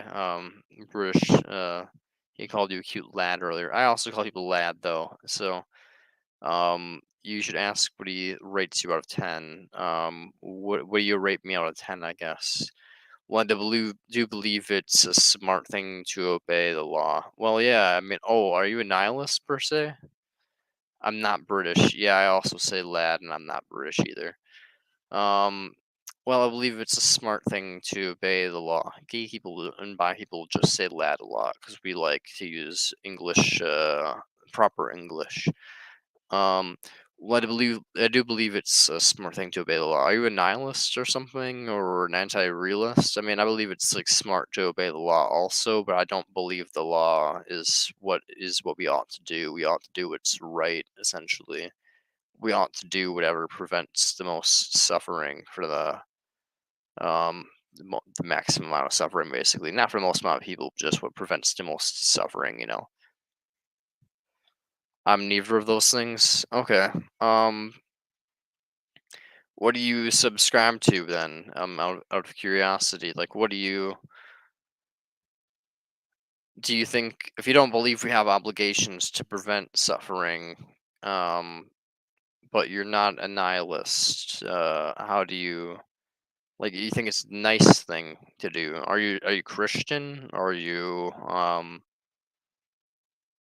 Christian? I guess would be the good thing to ask. If you're not like philosophically oriented, will you be like religiously oriented, like Christian per se, or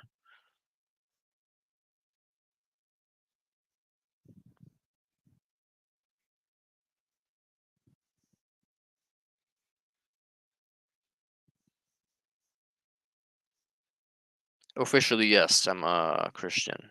Okay. Do you think I guess I'm gonna transition the subject a little bit just because uh no, I'm not. I'm gonna try not to clash with this person, Dare Giver, Dare the Truth Giver. They're the giver. I'm gonna try not to clash with this person. I'm an anti-theist, but I'm gonna try to just do peaceful discourse, unless they turn out to be like anti-gay marriage or something, or like really against abortion, or like something crazy. Then I'm gonna be like, ah, fuck you. But if it comes down to it, I'm just gonna like try to talk with them. No, you will not clash with me. So yeah, when it comes down to it, let's just have let's pontificate together. Um, but yeah, do you think if you're not, I'm not gonna be able to probably convince you of ethylism per se, at least not in this one conversation. We'd have to maybe get into it a little bit. Clearly, he's not anti-gay since he's gay. That does not make sense. Some people. No, I'm not anti-gay marriage. I'm gay, man. Hey, man, I have been to a Lutheran convention once, and where was it? New Orleans, 2015 or 2016. I went to like this Lutheran convention there. and there was a gay man who was anti-gay and was basically talking about how like through the Lord you can become like not gay and shit. It was really cringe, and I even asked him personally, like, so like you do still like have attraction to men though, right? He's like, I do still have sinful thoughts on occasion, but by praying to God, I can lessen them. And I'm like, so you're still gay then? He's like, I mean, yeah, I'm still gay, I guess. And I'm like, okay, so you didn't actually triumph over your gay thoughts. You're just like trying to ignore them. You're not actually not gay. You're just hating yourself. Yeah, it's called pray the gay away. Yeah, basically, they're trying to pray the gay away, and I was like, this is cringe as shit. Like, and he was advocating for praying the gay away, and I'm like, no, man, like you're just gay, man. Like, just embrace it. Like, be yourself. Like, don't fucking try to shame yourself because of some bullshit. My attraction to men is what made me come here in the first place. Hey, hell yeah. Um, but yeah, let's get back to on topic. Yeah, Christianity. So when it comes to having super popular with the LGBT crowd, oh man. Yeah, hell yeah. So when it comes down to it, when it comes to Christianity, do you believe in hell? I guess I should ask that. Do you believe in hell? But the conversation is what made me come back again. Fuck yeah, awesome. I'm glad. Do you believe in hell? Or do you believe it's more like just like separation from God or something? But I don't know. No, that's fair. That's fair. Um, do you believe if you believe that there's any type of risk to essentially hell, like if there's a risk, like you don't even really believe that like hell's a certainty. But if you believe there's a risk that hell's an actual thing, like there's like either eternal separation from God, which is torment, or a place of actual pure hellfire. I don't know if there's a hell and a heaven. Okay, just heaven to me is irrelevant because I don't really take pleasure in the count as a negative utilitarian. But imagine if there was a heaven. Imagine there was a possibility for like eternal bliss. Like even if there was eternal possibility of eternal bliss, taking into account that there might be a risk of eternal hell, like eternal separation from God or eternal like torment. Like if there is that risk, I mean, and there always is that potential. Um, Especially if you are religious and you believe it's like more of a chance that it's potential, based on like theological scripture. Do you think we have the moral obligation to not impose that risk upon another person? I mean, there's no guarantee that your children will be Christian and die Christian. There's no guarantee they'll believe in God or that God will forgive them for whatever sins they commit in their life. To be honest, I think the idea of eternal bliss is a bit silly. No, I 100% agree. It's a silly thing. It's like the only way to do that would be like to deprive yourself of any free will and any semblance of being able to care about things or having opinions on things. So yeah, you'd pretty much become an automata, like a robot, in order to have free will, like for eternal bliss. You basically just be like this, like heroin trip. Like if you're on heroin, are you really like you, or are you just like this ball of this frenzy of euphoria? I'd argue you're more like a frenzy of euphoria than an identity of any sort, like a semblance of self. If there is an afterlife, it's probably not eternal bliss. Yeah, you're definitely right. It's probably not eternal bliss. Um, if anything, it is hellish or just the same as Earth, but in a different form. But I don't believe in the afterlife. I think that this is the one and only thing you get. I basically believe that in Philippe Mainlander's idea of God, that God committed suicide and that created all things. That the universe is just God's corpse, essentially. So I don't believe in the afterlife. I believe you just like become a different form of material in the universe and just decay away, and your parts of your mind, the software, the energy, just get absorbed into other things. So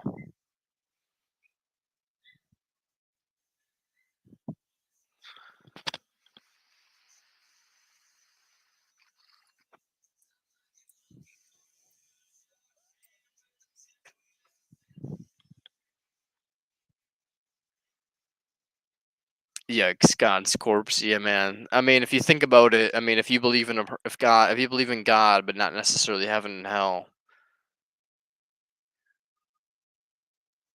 I see on your past lives you were doing live audio chats with viewers. You should ask him if he wants to go toe to toe with you. It's easier to change someone through voice debates than typing. Yeah, that's true. I can re-invite the voice chat. If you want to join me in the voice chat, I'll repost the link again. StreamYard. Feel free to click that and you can enter the chat here. But yeah, I believe basically that I'm like 40% certain. Like I'm an agnostic atheist. I basically believe that like more likely than not, it's just random chemical forces that made the universe. I'd rather not on a public chat. No, that's completely fair. That's completely fair. But when it comes down to it, I believe that, like, essentially, if there was a god, it would be forced to commit suicide. Like, a perfect being essentially could do nothing besides cease existence in its nature. Like, if you're perfect, you encompass all things. Like, all things, all possibilities, all potentiality exists within inside yourself. So there's no reason to create anything or do anything besides the one thing that you've never experienced, which is non-existence.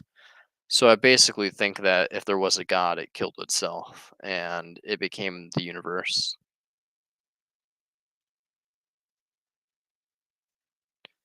Hint, hint. Put that in your mental note for future conversation. God damn it! I hate being alive. uh,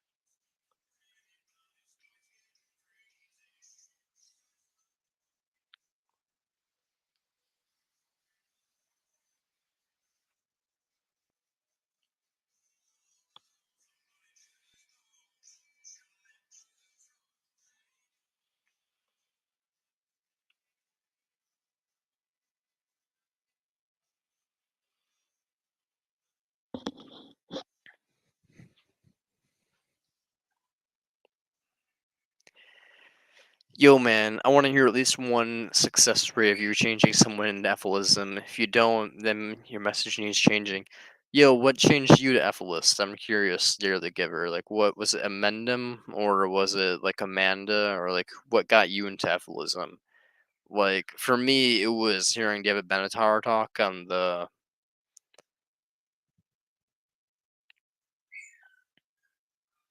Still, I do not begrudge anybody who believes in heaven and hell.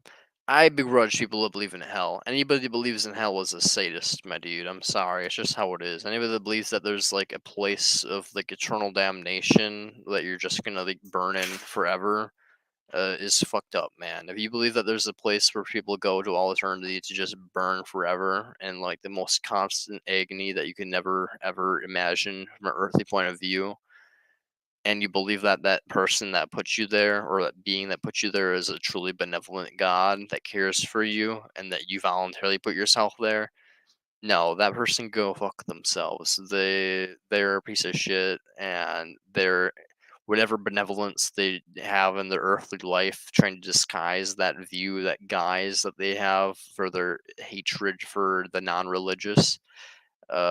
Yeah, they can go fuck themselves. They're just like snakes in the grass, man.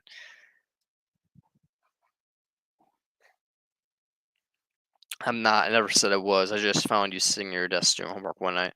Oh, that's fair enough. I mean, why aren't you an ethicist? I'm curious. Are you a moral nihilist, or are you?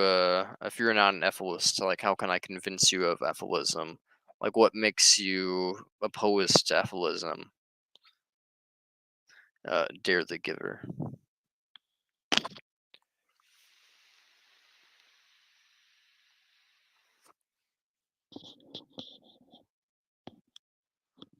Because I pretty much think you have to be nihilist, a subjectivist, or an anti-realist to deny ethicism. And I pretty much think you have to be kind of foolish to deny or an extreme skeptic, I guess. And I think extreme skepticism and extreme nihilism are kind of silly. I mean, nihilism's not as silly as extreme skepticism. Skepticism's more silly than nihilism.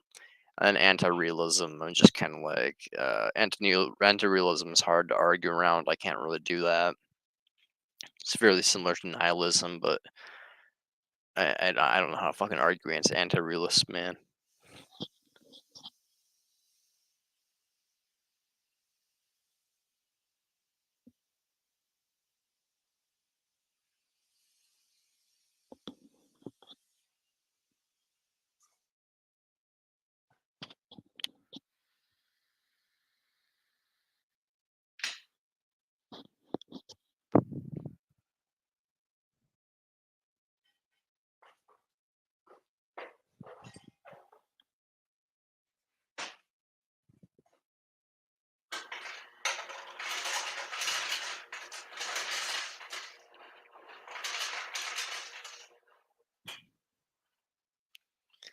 Because I'm not nuts. Suffering is part of life, and you only talk about the bad parts of life, but not the good reasons of living.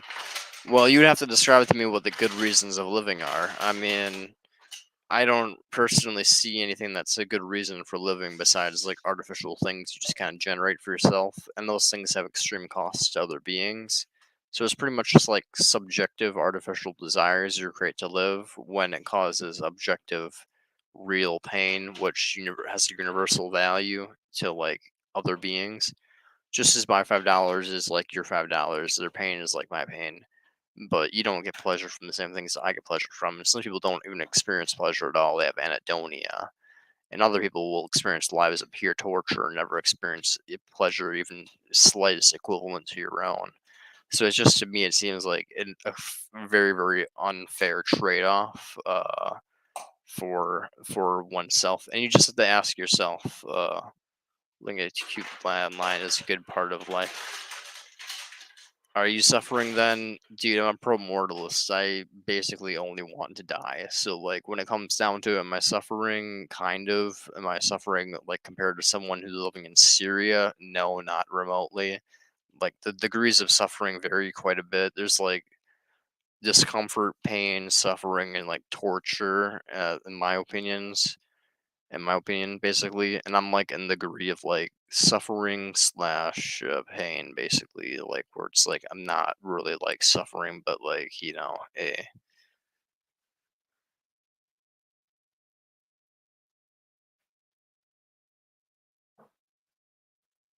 I think you're cute still. He still never gave you a rating out of 10. Yeah, what's my rating out of 10? Unit F12. Like am I like an 8? Am I a 7? Am I a 9? Like what's my rating out of 10 in terms of a gay person's perspective? Anyways, um you have to kind of ask yourself if you do think there's objective, if there's anything, if such thing as good or bad in the universe. Like, do you think you have like an obligation to help people? Do you think you should be like right this very moment closing the stream? Yeah, rating me out of 10, I guess. The other viewer wants to know what my rating out of 10 is. 10 being hot, 1 being not. Um, but yeah, if you think you have an obligation to help people, then it does seem to me, if you have an obligation to help people, that you should be helping someone right now. You should be closing the stream. You should be going out crazy, just like giving $10 to people, like going on to like the UN website, volunteering. Whatever money you have, like 7 or 8 out of 10. I'm reading like yeah, exactly.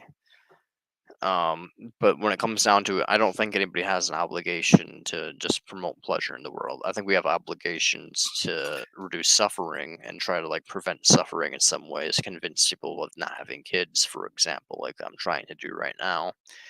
But I don't think we have obligations to like be like, oh, here's $5, here's a hug, here you look great, here's a compliment. I don't think we have obligations to cause pleasure, but I do think we have obligations to prevent suffering Like people who are in need, like we have obligations to try to prevent like needful beings. And if you believe that as well, then you should be a negative utilitarian and you shouldn't think that it's insane. You should rather think, oh shit, this guy stumbled across something like that's quite based. Like, I don't have an obligation to promote pleasure, but I do have an obligation to help a drowning child. I do have an obligation to help someone who's starving. I do have an obligation to do X, Y, Z that's like involves suffering, but I don't have an obligation to just go around giving people handies, you know. So when it comes down to if you think that we have obligations to, I rate you an 8 out of 10. Thank you. I appreciate that. I'm getting an 8 out of 10. I will take an 80%. An 80% is a passing grade. Um, I'll take that. Dare the Giver, since you're asking other people to rate me out of 10, what's your rating out of 10?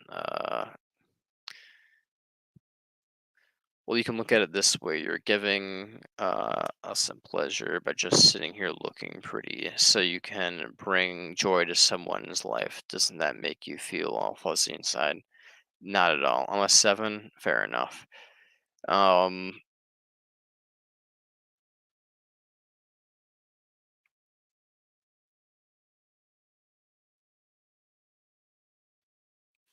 Fair enough. I'm glad that I can easily give you a bone remote using my hands. Uh, I'm doing my job, I guess. Um, well, you can look at it this way. If you're giving us pleasure by just sitting here looking pretty, you can bring us someone's joy. Yeah, I don't really feel joy from making people feel good. See, you don't see that you're bringing joy to people's lives. How does that make you feel good? You're ending someone's suffering.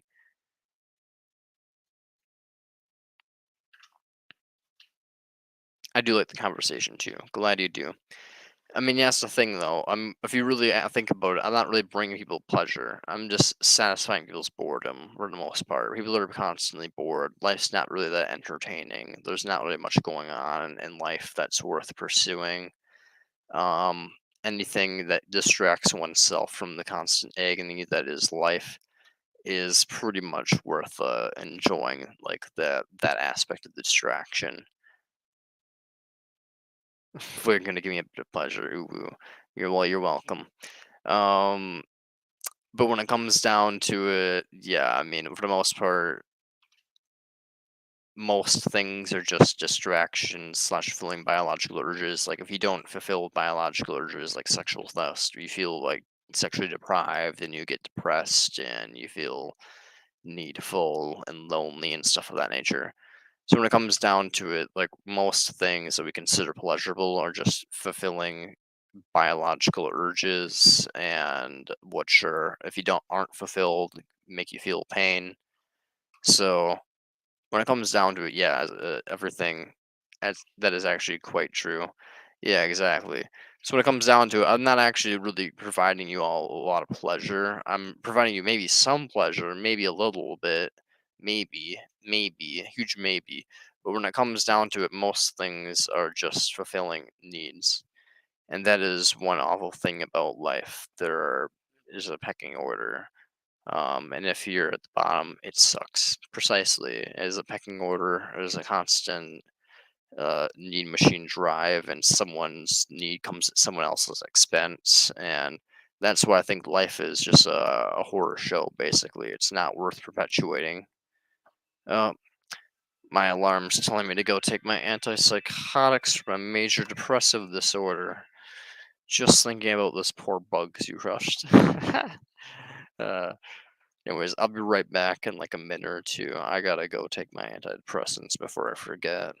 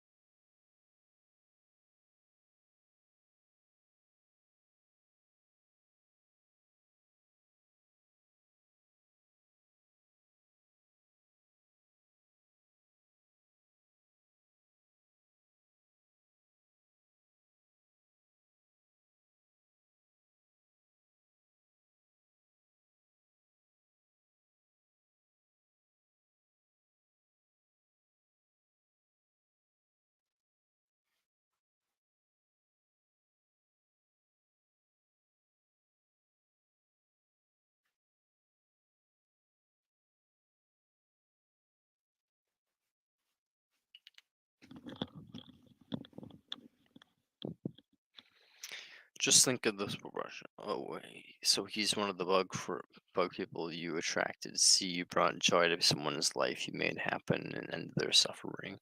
Isn't that a reason to live? No, of course not. I mean, the ending of suffering is a reason to live. So you made it happen and ended their suffering. See, the end of their suffering part, that is a reason to live. The ending of suffering is good. The promoting of pleasure is not good. There's no reason to go around being like, "Oh, look at that! You got a nut because I killed a bug."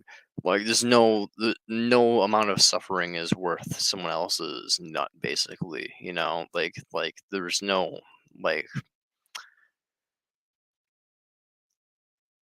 yeah. Basically, think of any amount of pain you could have. There's no amount of pleasure slash positive experience because there is no such thing as a positive experience. But there's no illusory positive experience that's like worth doing that.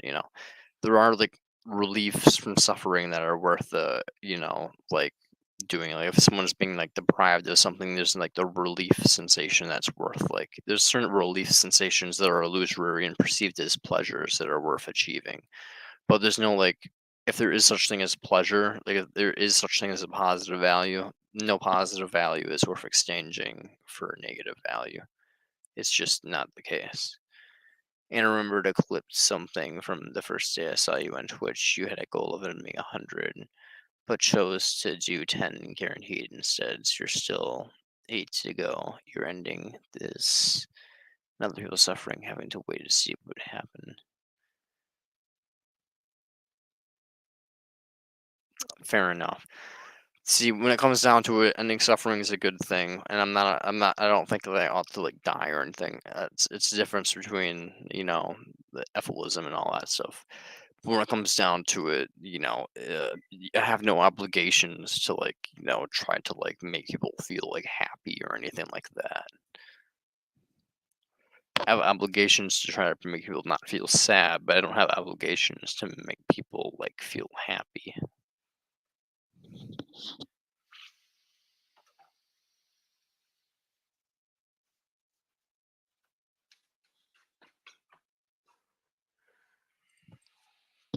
I'm trying to get you to see the other side of there is no other side of it, my dude. It's literally just everything you've listed has been obligations for me preventing suffering, which I've already agree with. We have obligations to make people not feel bad, but we don't have obligations to make people feel good. Hence why you should be an ethicist or an antinatalist. You should want to not promote pain to things, but you should not feel an obligation to promote pleasure. And even if you feel like there's an obligation to do both, you should at least feel like there's like, more pain in the world than pleasure. And hence you should have an obligation to both of them. And given the primary value is pain, you should, first and foremost try to prevent that, which means you should be an antinatalist. So may I ask, what is your sexual preference? Do you have one? I am mainly attracted to women.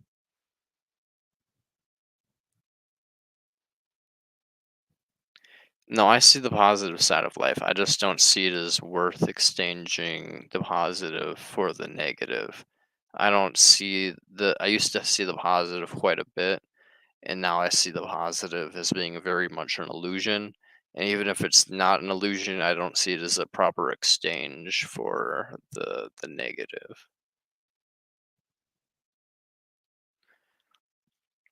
I don't think anything in my life can just be whatever pleasure in my life has experienced, like the height of value in my life, your life, or anybody's life, Jeff Bezos's life. I don't think Jeff Bezos's life can compensate for a rape victim or a victim of war or a war crime or sexual assault or even a sliver.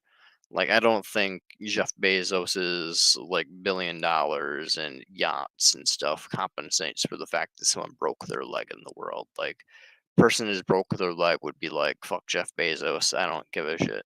So, when it comes down to it, I don't see like all this pleasure stuff that's going on as compensatory for any of the negative stuff that's going on in the world. So, that's pretty much where I'm at. Like there is not a proper exchange rate going on here. Basically, like even if there is pleasure, it's not a proper exchange. I don't think there really is pleasure. I think pleasure is an illusion. But even if pleasure exists, I don't think there's a proper exchange rate.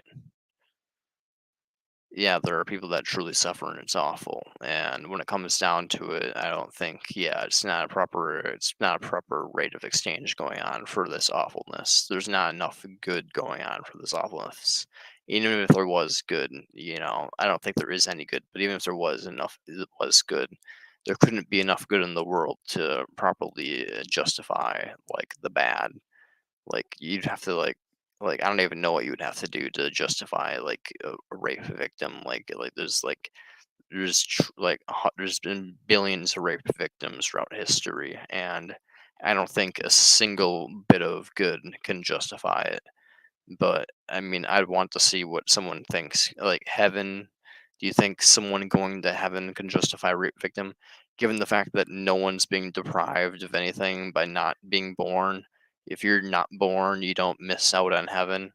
So it's just like, what justifies the rape victim? The person in heaven? No, clearly not. They're not deprived of heaven by not being born. I don't think justifies the issue. Bad things are just are, and good things just are. Hmm. Perhaps. I mean, you could say they just are and just aren't, but I think when it comes down to it, we can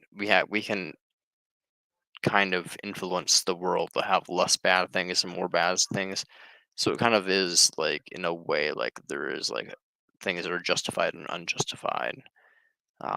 Like rape without reason is unjustified, and giving $10 to a homeless person who's in need is a justified thing to do, while giving $10 to a serial killer for beating up puppies would not be just the act of giving money, something like that. Like there seems to me like there is like things in the universe that like have impacts on pain and suffering, and that is what is justice. Like justice is essentially like an effect on the universe in terms of pain and suffering and pleasure if that exists.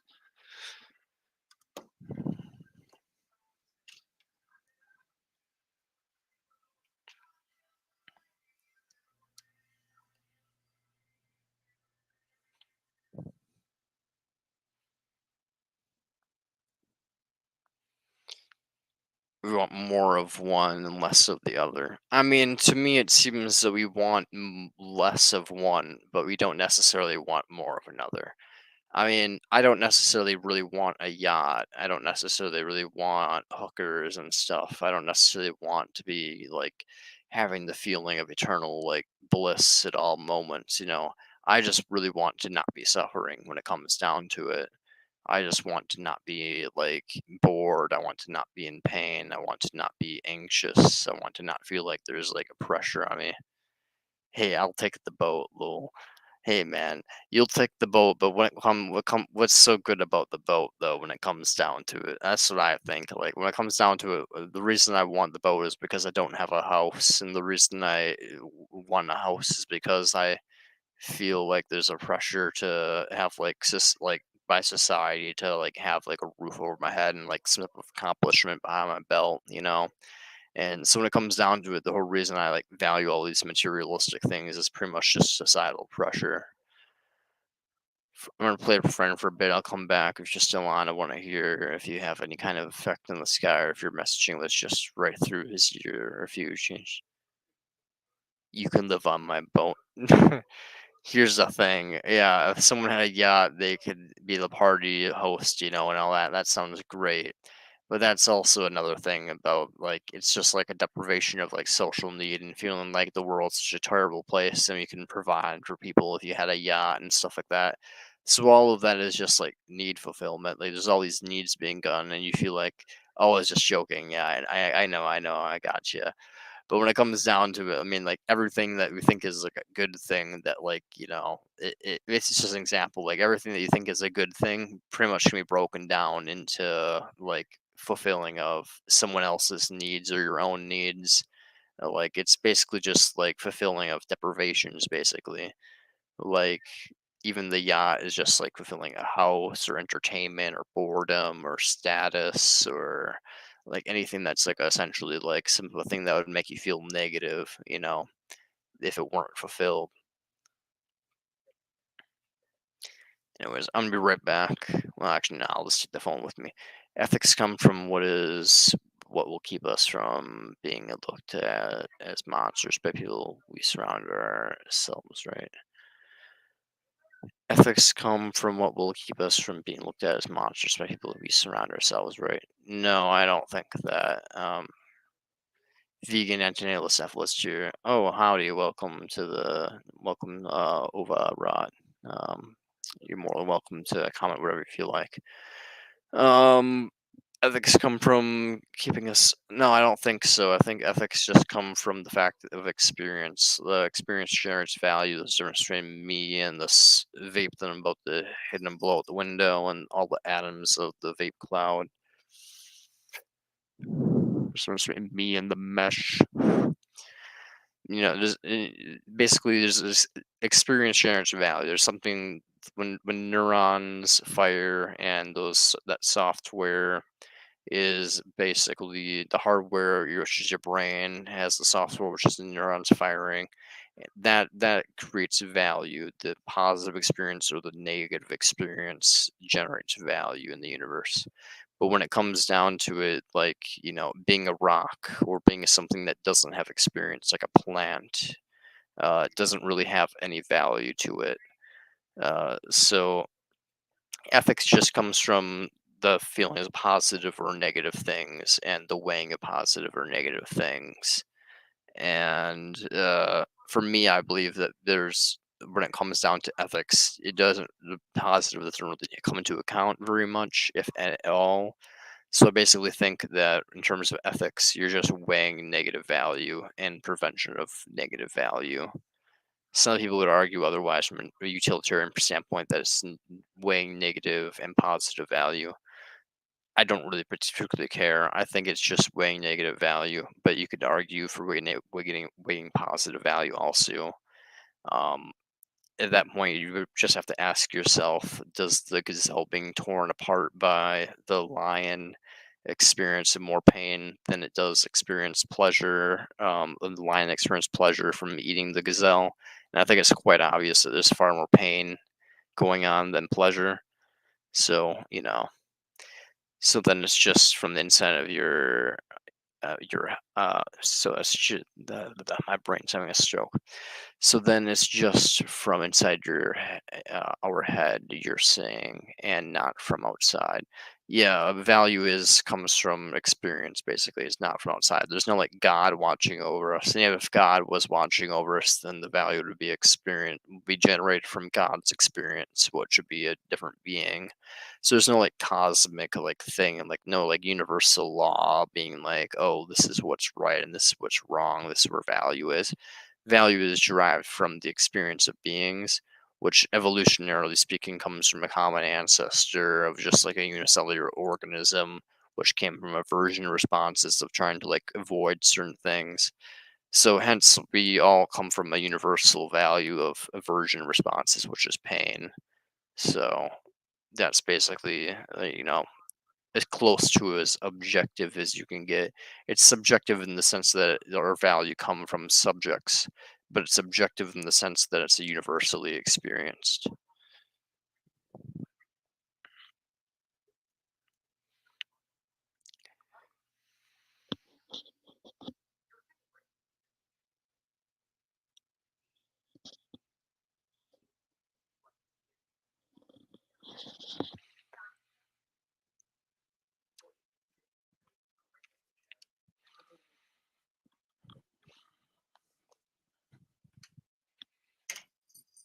Hello, Marco. How's it going?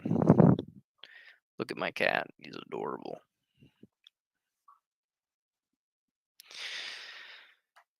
I'm gonna have to buy you vegan cat food eventually once I run out of normal cat food.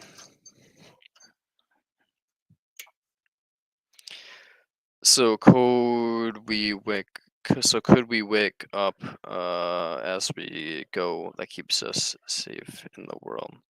So code I'm assuming that says could. So code, we wake up as we go. That keeps us safe in the world.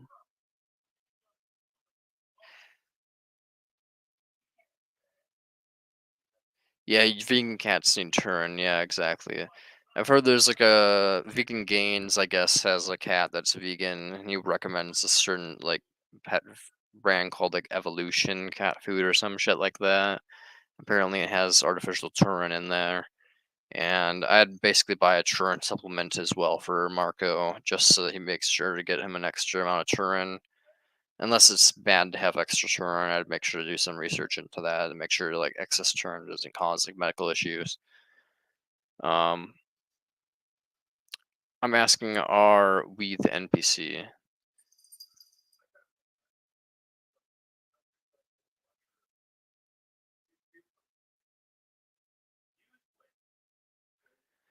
We are kind of NPCs in a way. We just kind of follow by evolutionary code. Here I can pull up some videos that explain my mindset in more like a easier way. But yeah, we're basically just programmed biological machines. This whole free will thing is an illusion. We're pretty much just dictated by a molecule that's been randomly mutating for a couple million years. It's very, very, very long time of programming that we cannot fathom in our lifespans, which have been primarily like 20, 30 years for a majority of history. So, yeah, I mean, tons of programming built upon by lots of evolution of organisms that lived fractions of seconds for a majority of their lives, and then like days on end. Like if you think about fruit flies live like a day. Like the fruit flies live a day. Microorganisms live seconds, minutes. Like there's tons of variations of organisms, like programming that goes on for millions and millions and millions and trillions and quadrillions of variations just to go into what makes us. So yeah, we're basically NPCs in a way. Some of us just have a little bit more awareness that we're NPCs than others. So, but we're all basically going on programming.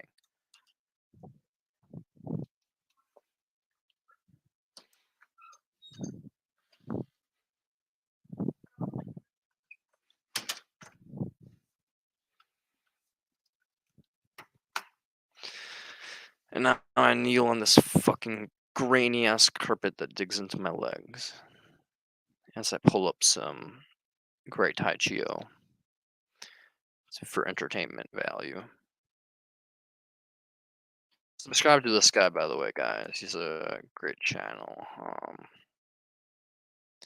So then, what ethics keep us run? Just the fact that we're basically aversion machines, essentially. We respond to pain, stimulus, things that damage our body, and like essentially would lead to us not being able to reproduce in the past, such as things that would damage us, basically, which cause pain responses. And given that everything wants to avoid pain, it's not just like we want to avoid it because it stops us from reproducing. We quite literally viscerally feel pain as something that ought to be avoided. Hence why pain is objectively bad. It's not just like, oh, like it's not like a robot being like beep boop, avoid touching hot object, melt part. No, it's like quite literally like, this really fucking sucks. Like there's a visceral experience of like, of like something bad happening basically. So like experience generates value. There is value in experience. The difference between like a rock and like me, the difference between like me bending someone's arm and me bending this knife, like there's a difference between that, like me bending a knife causes no pain, it's just atoms fluctuating and me causing tension and heat and like stuff like that. But some of us look for new pain. Yes, but you look for pain. Why? Why are you looking for pain?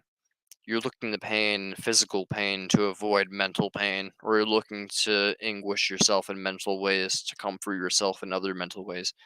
It's all different exchanges. I don't deny that pain's a useful tool.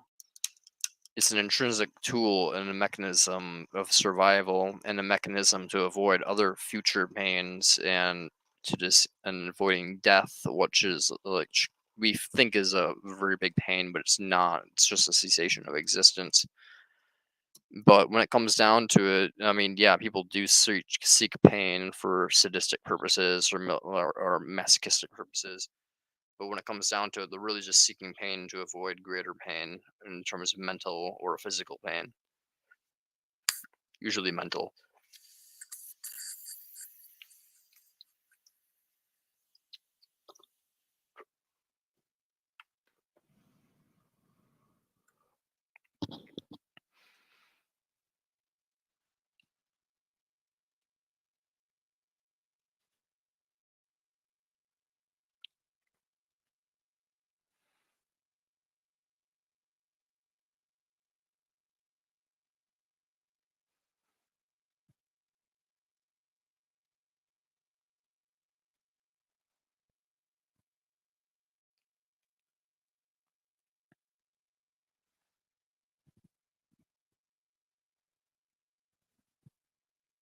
Of reality. So go ahead and It's debate the loud. philosophy, but saying that one is synonymous with We're gonna go back to the conversation that beginning. needs to fucking take place. I challenge Fix it the or world to to- defeat my philosophy. I am We're gonna.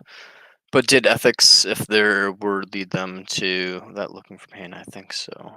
But did ethics in their world lead them? Well, my bad. 1 second. But did ethics in their world lead them to it looking for pain? I think so.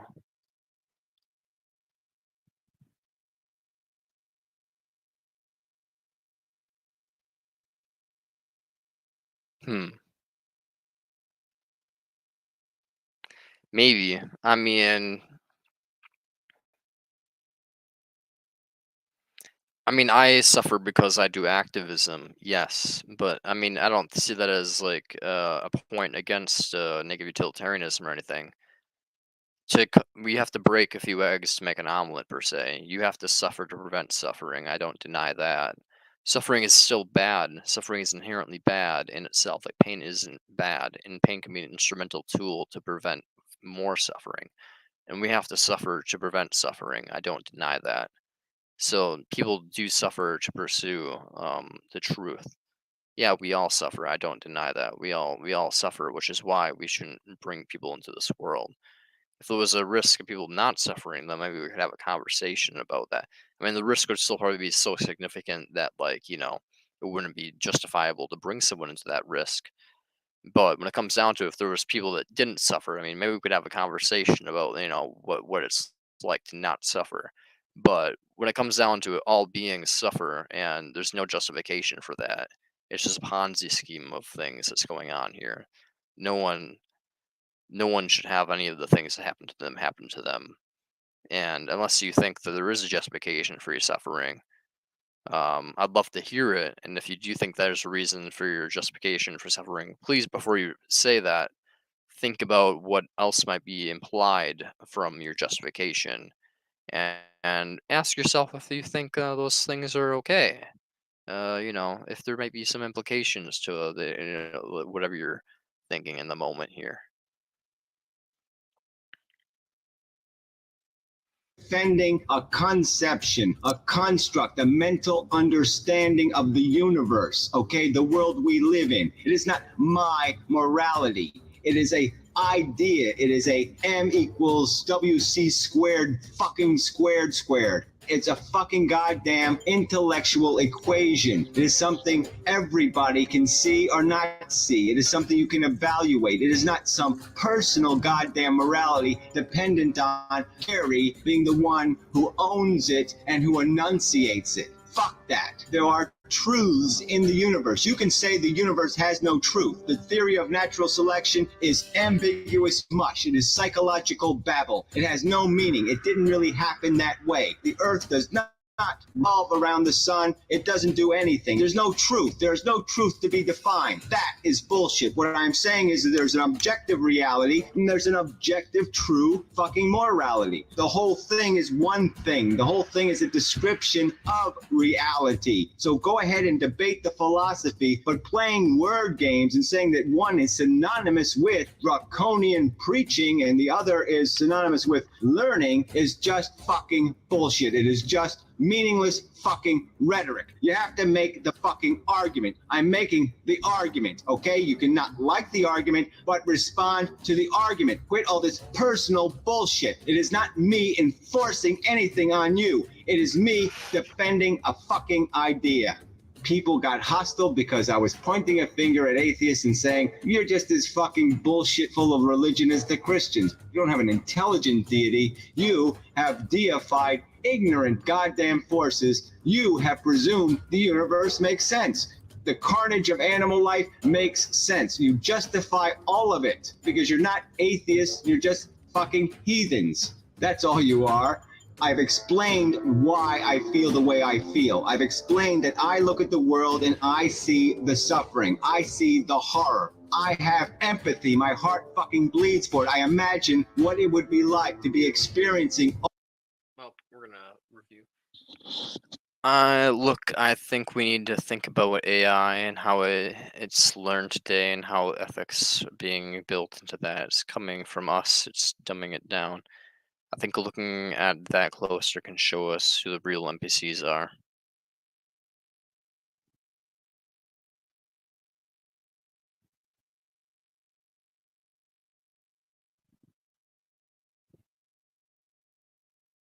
I don't quite know what you're saying, Jack, but I mean, we shouldn't create AI, especially if AI can suffer. If it's just artificial intelligence, the path we're going down right now, which is like not actually sentience, no problems with that. Split the fuck out of something that's not sentient, has no clue what's going on, doesn't feel pain.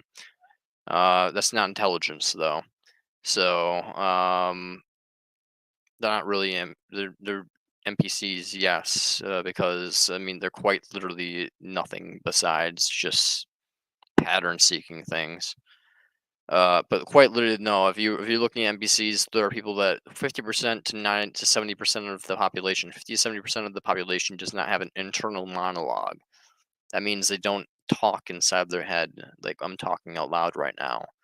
They don't have conversations with themselves about things. They can't pontificate about philosophy. They can't pontificate about politics. They can't wonder about like what their friends wondering about inside their own head.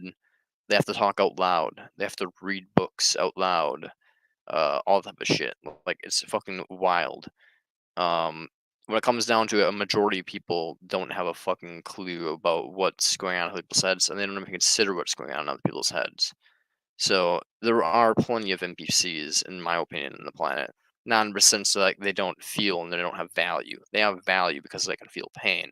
They are feeling creatures just like animals are, so they matter quite a bit. They're just barely fucking moral agents. They're barely fucking moral agents, man. They just are running out of program basically, and they're just doing their shit. They have a lack of an internal monologue. Some of them even lack internal imaging, so they can't. And they just pretend to have that voice. Yeah, pretty much. Like they literally.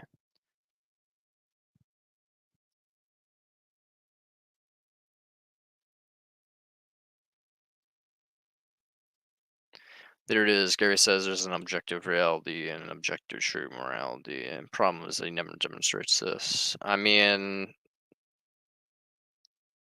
do I need to like shove a knife through my hand and scream for you? Is that enough for you to show? Is that enough for me to show you that there's subjective pain in the world, my dude? Like Christ, like what do you need for me to? Do I need to like rape a bitch and just have her like interview her and be like, hey, was that objectively bad? And her being like, wow, I had a really unpleasant experience. I don't think anything in the world can compensate for that. And be like, really, you sure about that? Let me do it again. And then she'd be like, wow, it was just as horrible the second time.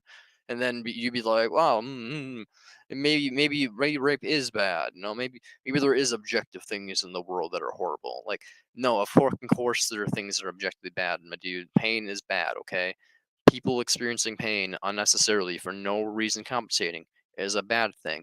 Now, if the case was, oh, hey, I'm about to get raped, but if you can rape me, it prevents 10 rapes from occurring. If you don't rape me, 10 rapes occur. Well, then, yeah, you have to commit the rape because otherwise 10 rapes occur. It's your moral responsibility. But when it comes down to it, yeah, if you're just like sitting here like like trying to tell me that no, there's just no difference between me breaking a rock in half and me breaking someone's arm, I'm gonna tell you to fuck off. With echoes of other words, sometimes that is the only way you can make a point with an NPC. Yeah, honestly, Jack Law is sometimes the only way to make a point is just to fucking like put a knife through my goddamn hand at that point.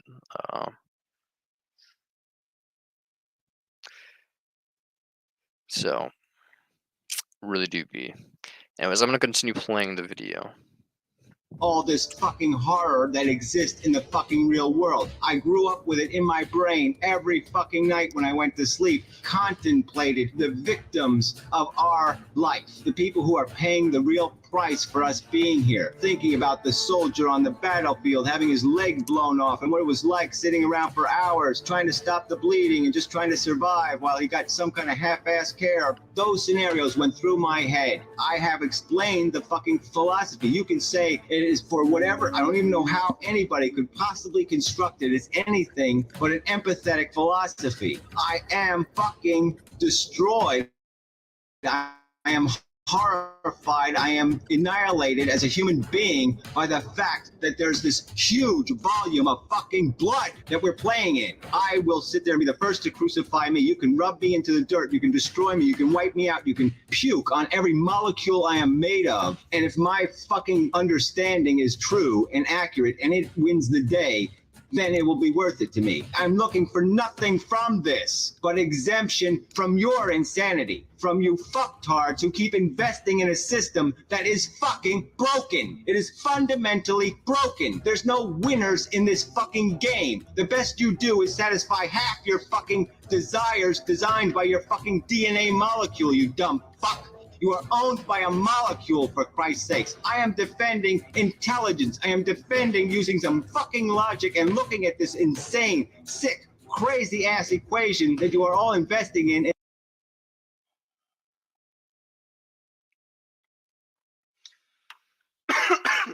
My bad. You're talking about the wrong thing. His statement isn't that pain is objectively bad. He said there's objective morality. That's the same thing, bro.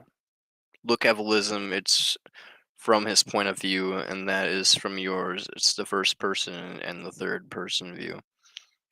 I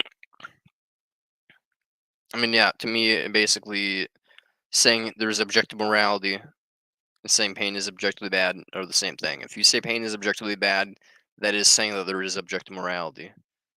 Low, no morality and pain aren't the same thing. Yeah, no, they are though. Basically, if you say, I mean, if you say that there's objective, if you basically say there is pain is objectively a bad thing, is the equivalent of saying there is something out there that ought not to occur, and that is the same as saying that like there is morality. Basically, like there's no difference to me. Like you could not get in.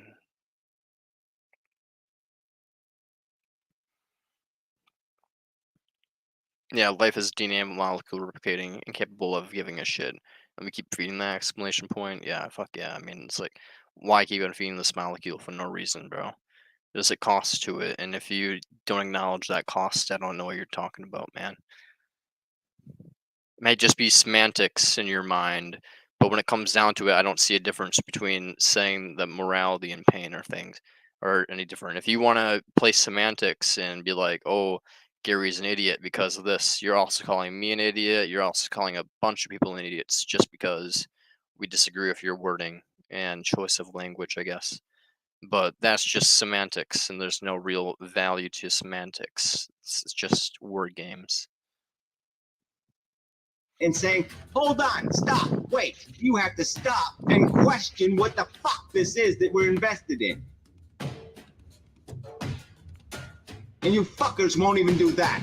advocate a philosophy. I've cited terms. I've said inner asshole. I've called it the ape. I've called it the lizard, the ape, and the intelligence. Coined the phrase bacteria with fucking brains. That's right. That's what I believe. If I don't believe I'm exempt from it, I don't believe that I'm any better than that. The only thing that makes me different is that I'm arguing a position that is a tiny minority position. Intelligent people get it. They see through my personality defects. They see past the fucking unpleasant rhetoric, and they see that there's goddamn intelligent theory here. This is meaningful conversation, and it needs to fucking take place, and the fucking human race needs to deal with the fact that it's a fucking addicted psychology. It's a fucking bullshit program. You are chasing your motherfucking tail. And it's not an insult. It's not meant to degrade you. Just pointing out the truth that we are programmed animals. The need is programmed into us. The whole game is programmed into us. And it only makes sense because we're fucktarded enough to think it makes sense.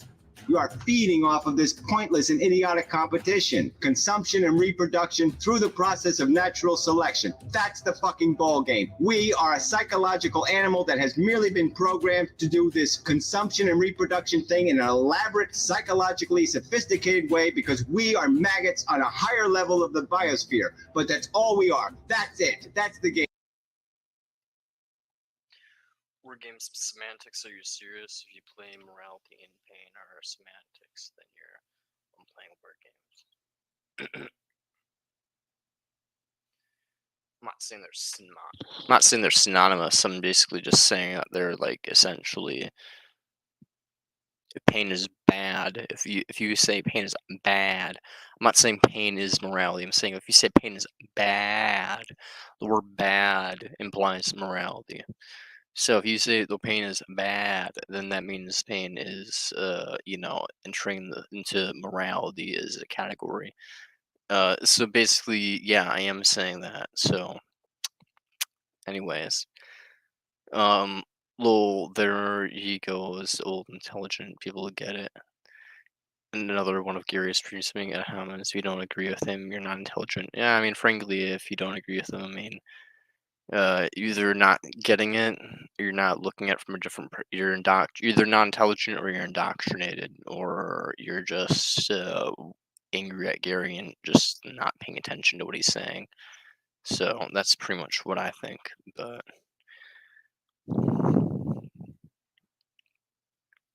Game. Our emotions are part of the programming we have to overcome. They are not part of the programming we should wallow in. Don't dare question our creation. That's what you're basically saying. You're the one making the religious argument.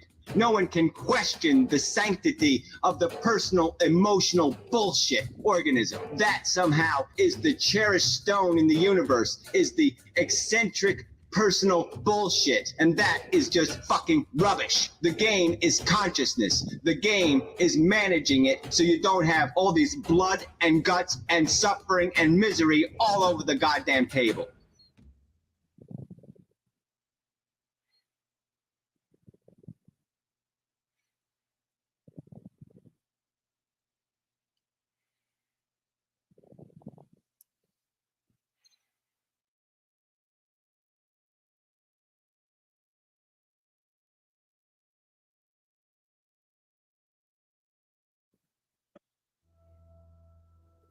So we have this cell.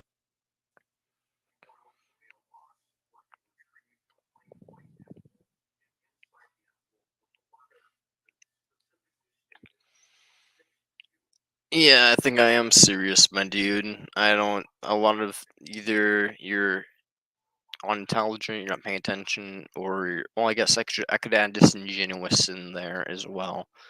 But when it comes down to it, yeah, I think most people are. If you somehow think that evolution is a good thing and nature is a good thing and something to be mourned over of loss, you're indoctrinated, unintelligent, or just not paying attention to things going on around you that actually fucking matter. So yeah, I 100% am serious. Self-understanding that we evolved. Well, the point is you have to what you have to do with it is take it seriously. Okay, if you're gonna believe in evolution, if you're gonna concede the reality of evolution, yeah, it basically blows up the God theory. It blows up any kind of contrivances attached to that. So blow it all up and start from scratch and realize what we are.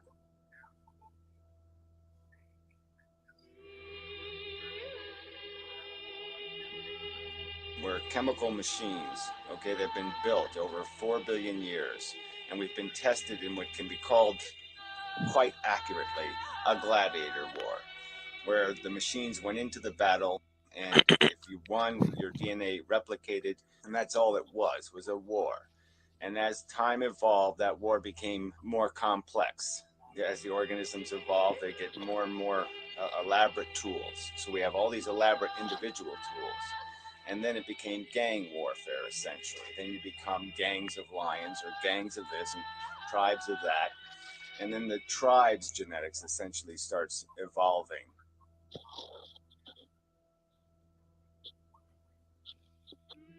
Call it what it is, okay? There's exploitation all over the place. To talk about this adaptation niches and this balance crap is just a lie, okay? There's winners and losers in disgracefully uneven proportions on this planet. You know, to sit there and glorify the mechanism of gladiator war, okay? Fight for no good reason.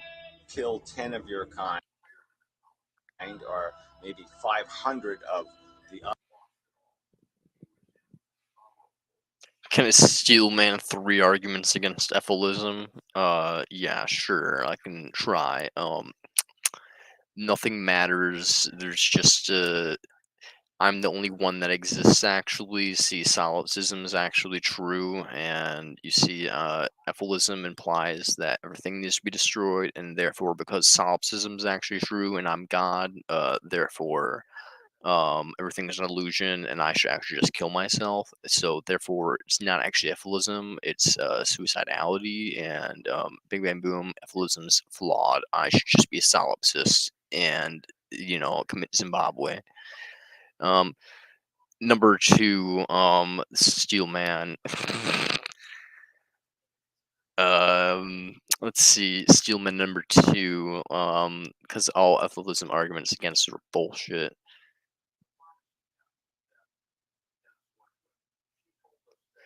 Let's see.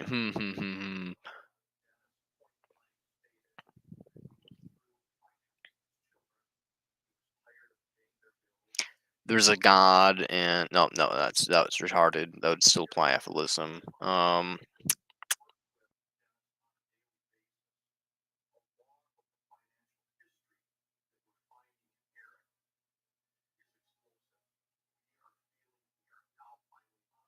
Nothing is somehow there is no difference between me and a rock. Rocks are also conscious. And no matter what you do, when you die, you just transform into something else. So, and you're still conscious. You just don't realize it. So therefore, if pantheism is true, and every single panpsychism, I guess I should say, not pantheism. Panpsychism is true, and every single thing is equally conscious. Like my vape right here, when I'm hitting it, is like, oh yeah, daddy, yo, hit me harder. If literally every single thing in the universe is conscious, then sure thing, then nothing matters. We're constantly going to be suffering no matter what, and effelism is irrelevant because no matter what, you just transfer into different suffering material. Okay, then I guess suffering still matters, but I mean that's just negative utilitarianism instead of effelism, I guess. But that's such implausible and so bullshit that it's like so radically and impossible to comprehend that no one would ever buy that bullshit. And if they did, it'd be silly, Billy, as I like to say. So yeah. Number three. Number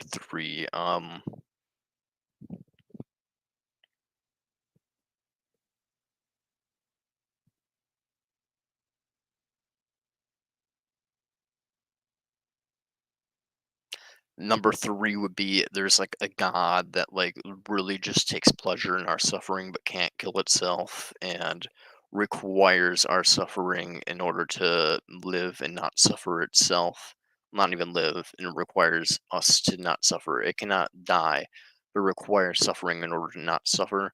And so basically, negative utilitarianism implies that we ought to continue to exist and suffer in order to prevent the suffering of this God. That would be the only other thing that would defeat epilism. And even then, that would basically just still imply negative utilitarianism, and that would be so ludicrous and radically weird that no one would accept it and it'd be implausible and not possible to prove. So basically, you would still imply epilism for a rational being. So yeah, no, it's not even really an argument. None of these things are arguments against epilism because they're all radically weird and implausible for any rational being. So any rational being should be,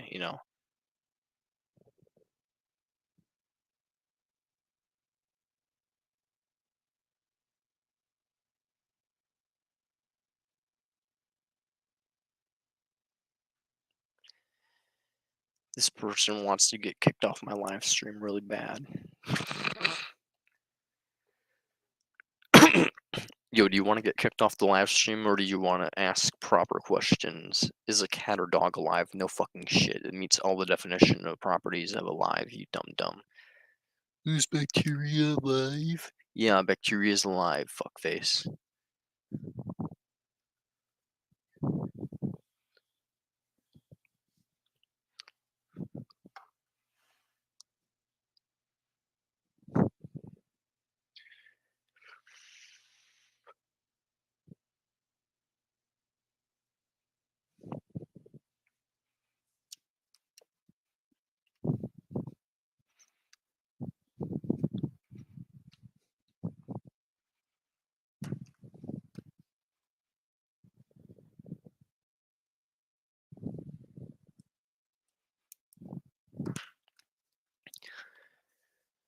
Oh, you are potentially ignorant of the arguments against evilism if that's all you can come up with, samurai.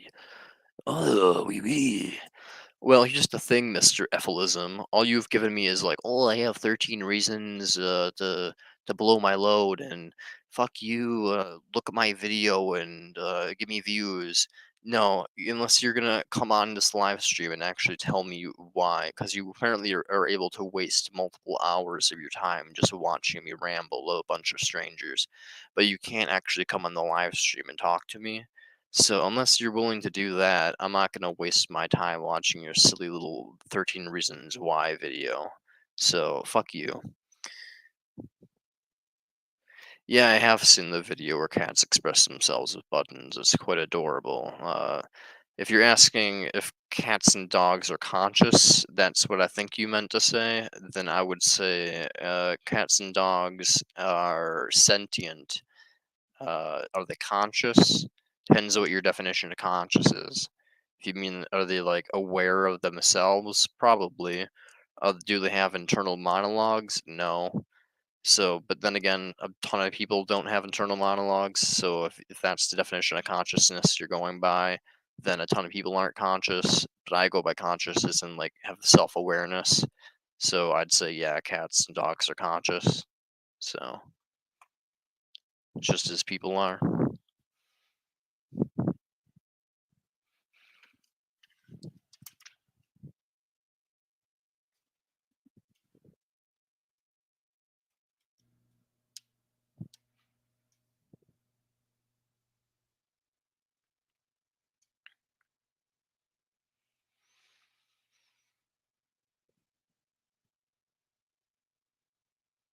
I would say only a human is sentient. Oh, here's the thing. Sentient just means they're able to like feel pain and stuff. Like sentient just means experiencing, basically. Sentient, define. Able to perceive or feel things. Yeah, see, that's what it means. Uh, Sentient just means to be able to perceive or feel things, to have empiricism, to basically have empirical perception, to be able to have sensation. It means to be sentient. To feel pain or to feel pleasure basically means to be sentient. To be conscious means to be able to like think and feel emotions. Conscious definition. aware and respond to one's surroundings. Awake. Yeah, to be conscious means to be like aware of oneself, to be aware of one's surroundings. So there's this difference between oneself and one's surroundings that you're like not just automatically responding into things like a germ would or like a like cellular microorganism. Yeah, sentient. No, to be conscious is to be aware. Sentient is to be having experience. There's a difference between being aware that you're experiencing things and having experience, basically. I didn't make a video. I wrote 13 weird reasons. And your 13 reasons, if I remember right, were basically just weird nihilism stuff or whatever. I forgot what your 13 reasons. There were 13 reasons that there are a bunch of words that are big words that you can't even probably explain the reasons of what they mean. I'm not gonna fucking try to look up every single one of your 13 reasons and break them down into like what those things mean. So unless you want to have a conversation about what those 13 things actually fucking mean, I'm not gonna entertain you.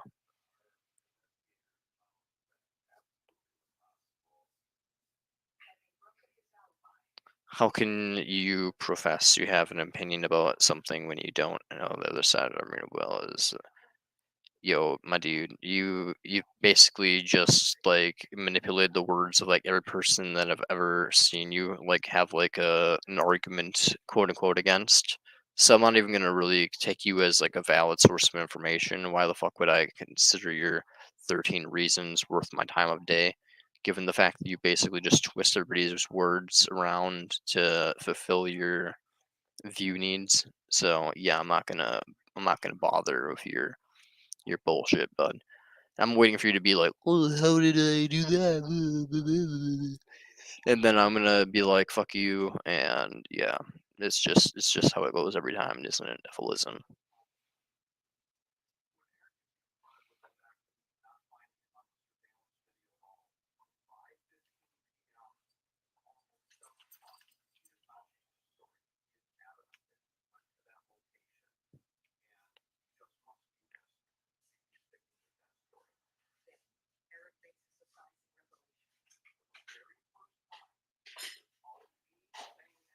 I'm saying if we jump to the end, some people will never see the AI as live. It will show us who is less alive than the AI. Well, yeah, I mean,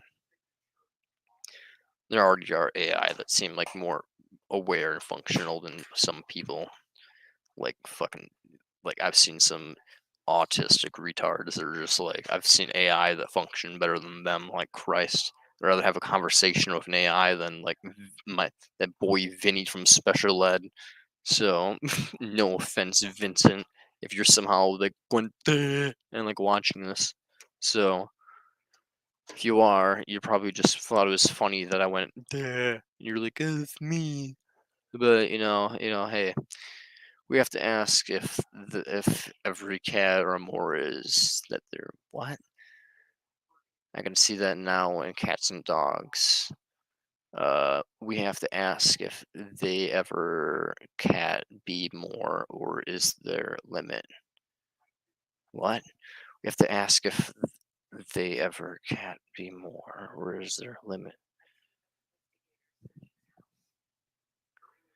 I don't know what you're trying to say here, but if I figure that out, then I'll ask myself that question.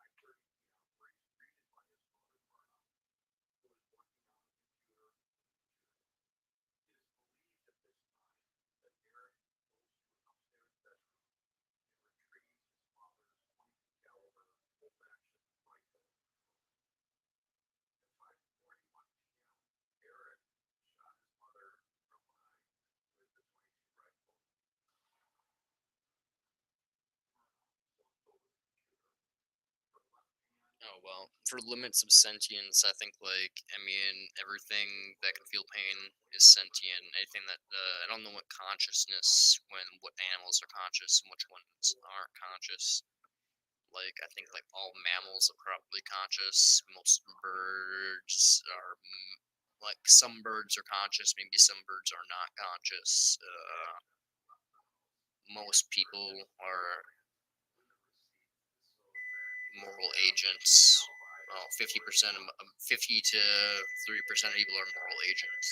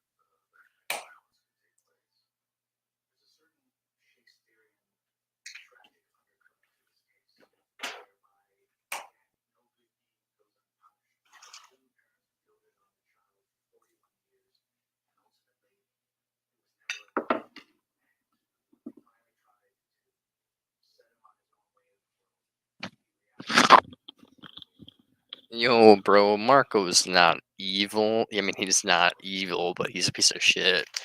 He's kind of an asshole.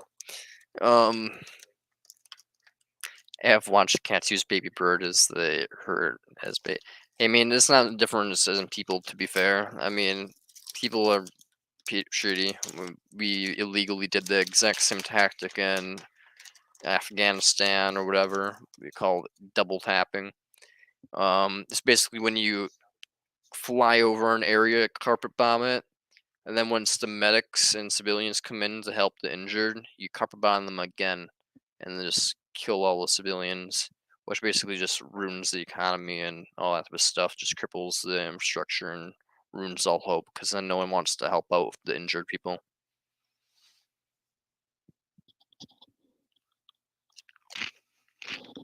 It's an illegal war tactic. It was revealed by Chelsea Manning, so she was basically locked up and imprisoned for a couple of years in solitary confinement until Obama pardoned her.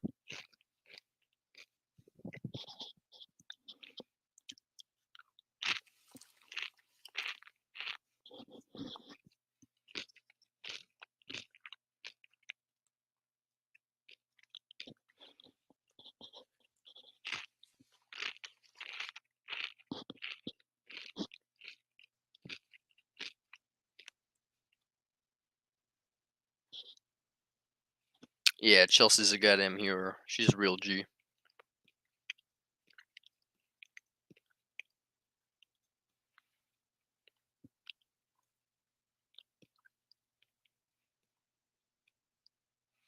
Same with our boy Snowden. Snowden deserves to be free. Same with Assange.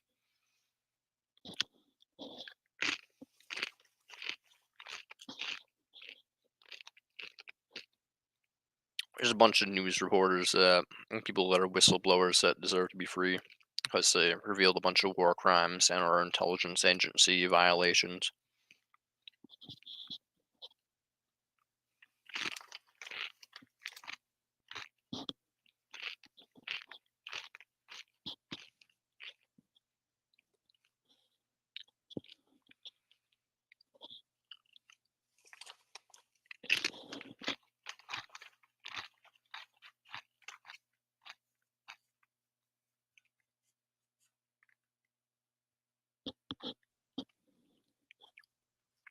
Yeah, war's fucked up, man.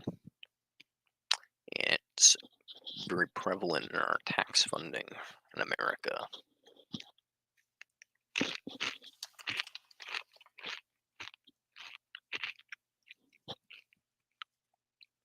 %of drone strikes hit civilians, so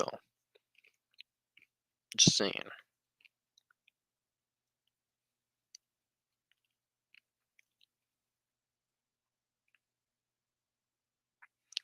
Wasn't something like 1/3 of the KKK back in the day a Fed? I wouldn't be surprised. I've heard something around those numbers that like a lot of them were Feds and try to I forgot what their whole purpose of them being Feds were. It was just like I know a lot of them infiltrated the KKK to like they're like terrorist organization, but a lot of them also were just like hurt black people and also like different political movements.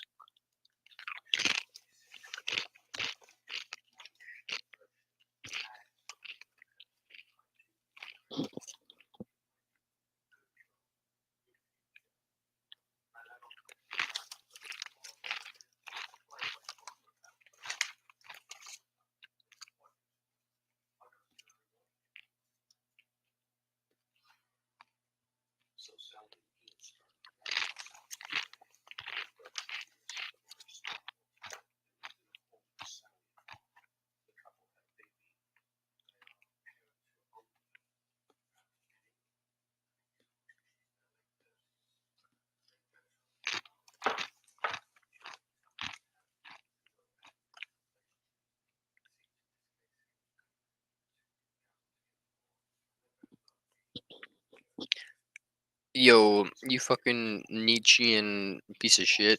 I'm just kidding. I love you. But, like, really, why the hell do you think ethics will hold you back? Like, hold you back from what? Like, committing murder and rape? Because you're technically not wrong, but I don't exactly think you should be aspiring to committing horrible crimes. But NPCs and all that, oh yeah, I don't want to have my slave mentality. I want to be free to be my true self and commit crimes against humanity. Yeah, fuck you.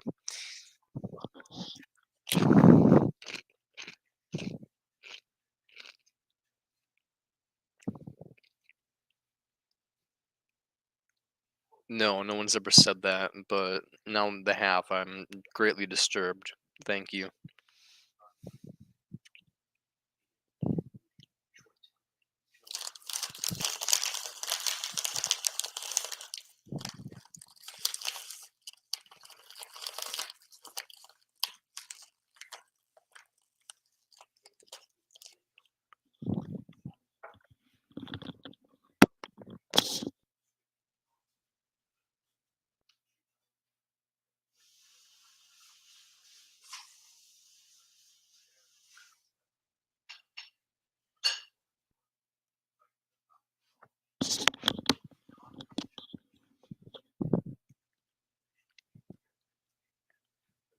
Sorry, was just trying to be friendly. No, it sounds like you're trying to flirt with me, homie. But if you think that's being friendly, sure. Now let's go back to watching Gladiator War, because that's a good way to try. Other sentient creatures, fry them up in your pots and cook them.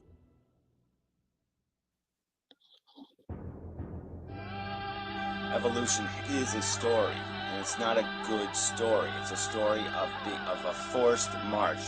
4 billion years of little machines struggling to trip the other guy, to fuck the other guy over, to eat the other guy's guts. I mean, there's organisms all over this planet right now whose only mission is to dig a hole inside of you and to eat your fucking brains. I mean, don't talk to me about how balanced and brilliant and purposeful and nichey all that crap is. That's not a legitimate niche. There obviously isn't any sensible, rational, logical reason to perpetuate gladiator wars. No, there's no way you can make this the naked truth of evolution into a good story. It's a negative story, decidedly negative. The function is survival by any mechanism, any means possible. Whatever can happen, can happen. Yeah, it's true no for reality, my vampires, dude. no rules, just a blood sport. Reality's disturbing. And for nothing. Nothing in the end. Just a raised hand, I win, you die, and it's a crude and stupid game. Our intelligence only exists because it was a scheming tool, because it made us better at stealing star energy from other organisms. And that's the only reason why it exists. And it still remains its only function is to be used as a scheming tool to derive gratification or satisfaction of our selfish individual desires. And most of the human race is completely still owned by that nonsense. There's still I'm sorry, Obra. Feel free to turn off the camera for a little bit. Superiority, nationalism, racism. I'm a sadist, so I have the pleasantry of being able to just munch on food while watching people be decapitated. Decency, or justice, or fairness. Life is a sad and tragic story in nature, and humanity has done nothing to write a better chapter in the life. My brain. We've disgraced our intelligence, insulted it, brutalized it. See, I'm a vegan, but I'm a pure evil person. Sick and depraved purposes. And it's all over our culture, all over our economic systems, all over our entertainment. We are American Idol at the core. We're just crass and stupid and superficial. And again, it's at this. They're this debeaking them. Suffering. I could go on. Sad and tragic. This is called sorting. They're basically just sexing the chicks. One of these things is male, one of them is female. The female ones go on to be hens that lay eggs to perpetuate the cycle. And the males go into a grinder to be ground up into paste.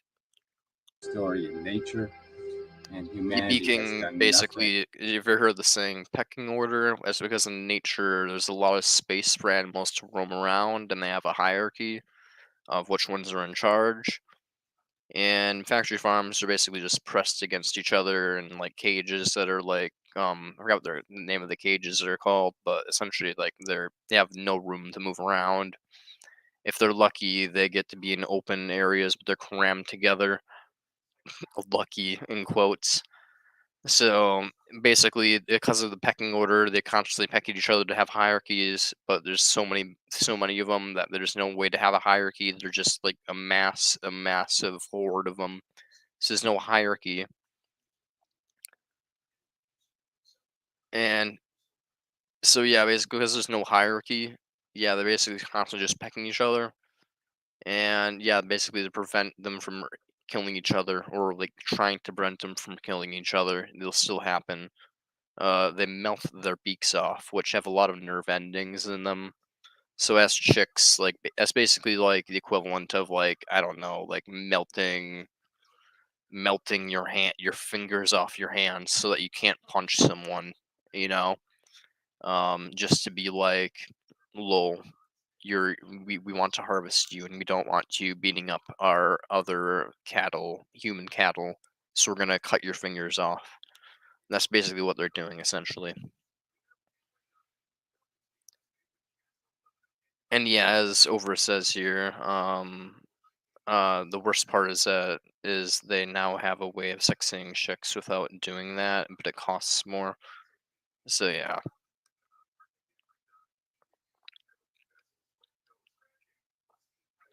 to write a better chapter in the life book. We've disgraced our intelligence. Yeah, look at those cages. They Insulted can it, barely like move brutalized around at it, all. I forgot what they're perverted called, it but to sick and depraved purposes. And it's all over our culture, all over our economic systems, all over our entertainment. We are American Idol at the core. We're just crass and stupid and superficial. And again, it's at this price of the suffering. And I could go on for the suffering forever. You could explain, describe the horrible death that we'll meet. That will be the fate of most living sentient creatures. There will be a last gasp. There will be a long, hard, nasty, ugly road to that last breath. And as long as people aren't in that sinking boat at the moment, they're just going to party and pretend they're all yachting, even though they're on the Titanic. And the truth is written everywhere, if they'll open their eyes and look at it, that they're on a boat that's going to sink. It's just so obvious. And really, people are so far from taking any responsibility for dealing with what reality is, and all for a stupid purpose: to make a machine that goes into an arena and fights with other machines, to simply say, I win, and then die. So its sons and daughters can play the same game all over again. It's insidious.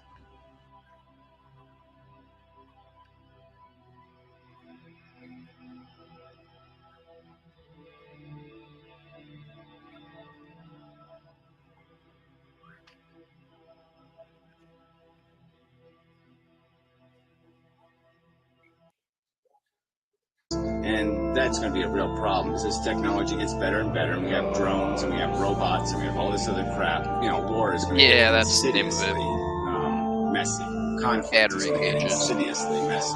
Rail. And these microbes and things can be incredibly destructive. Titanic is an overrated movie. Got I've all never kinds watched of it weapons fully that through. are out there It's in that the hands boring. of people full of hate. And we haven't demonstrated any capacity to do anything to fix this hate problem. So, yeah, you should be a little pessimistic. I think pessimism is the rational perspective. It's all about these ideas anyway. It's about what you fill your brain with.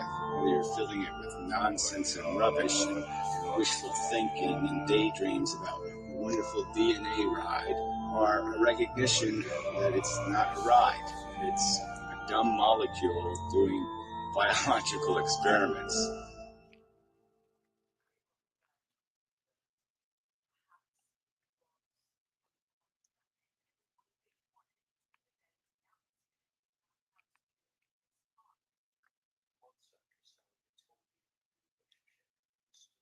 Oh, I was like midway through. Sloppiness. There's going to be paint on the walls, food on the... Whatever. Let's just go and listen to.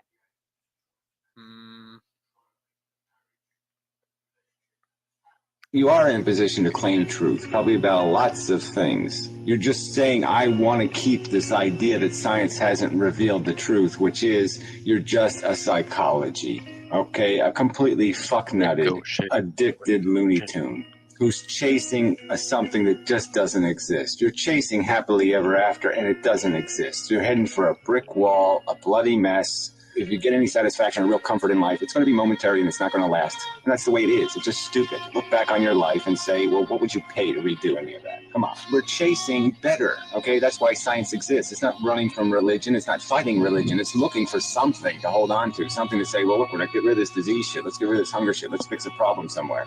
And they just treat symptoms, unfortunately. We're more in the Band-Aid business than we are in the penicillin business, however you want to metaphor it, and that's what science is stuck in. And science is owned by capitalists, so yeah, they don't have any imagination, so we really don't go for the big deal, the big finish, the big let's do it right one time and just get over with. No, none of that shit happens, so we keep doing it the wrong way, the sloppy way, the shortcut way, the tacky plastic way, and yeah, I agree that's dumb, but that's not the problem. Okay, the problem with life isn't scientists, the problem with life isn't religious people, the problem with life is this life is stupid. It's a stupid chase.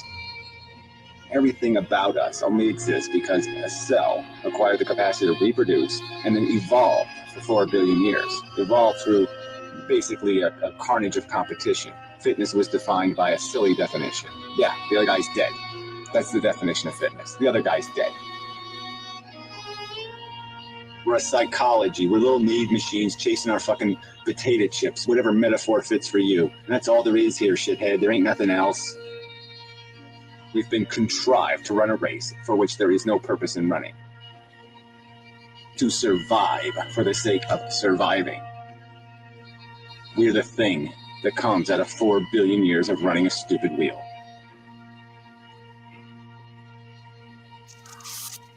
The universe is a bunch of cold, hard, nasty physics. There isn't anything soft and fluffy out there. And if there is anything soft and fluffy, it's in just as big a fucking bucket of shit as you are. You're not going to be able to help it, and it ain't going to help you.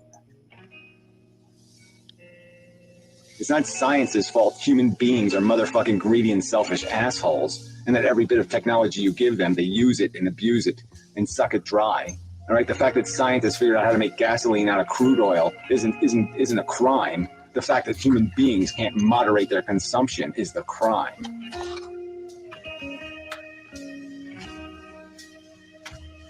We've discovered that human beings are absolutely full of shit. They'll find a God anywhere, anywhere. Anywhere there's a little bit of fog or a little bit of doubt or a little bit of mud, and they'll say, I saw God in it. How they see it on their cheeseburgers and their waffles. They see it all over the fucking place because they're looking for it. They're looking for something. Magic. All right? There isn't any. Sorry. Okay? There is no real magic. There's just, 100 or so elements and some forces like gravity and strong and weak nuclear forces and a gazillion little pieces of stuff moving, okay, for no reason, just because it was caused to move. And this is how it all ricochets, and we're just the fucking ricochet. We're just the chip that flies off the rock, on the misfire. There's nothing here. There's nothing here to do. It's all goddamn bullshit. And the more we talk about these phantasmagorical possibilities, the more we delay getting real and recognizing we've had nuclear weapons less than 100 years. We have absolutely no prospect of ending this violence that we use as a solution to problems. This is a disaster waiting to happen. And if we have anything to cling to, it is if there's any hope at all. The only desperate hope we have is that we can somehow convince the human race to gracefully get off the stage before it completely humiliates itself.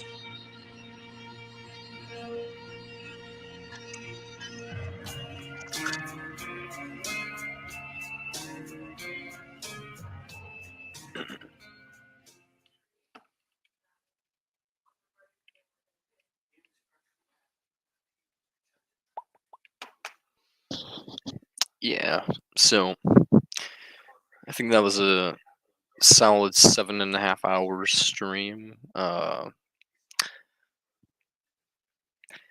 Five people watching. If you have any questions, let me know before I close this out.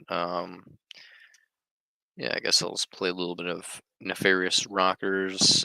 Subscribe to Nefarious Rockers on YouTube. This is their song Nursery Rhymes.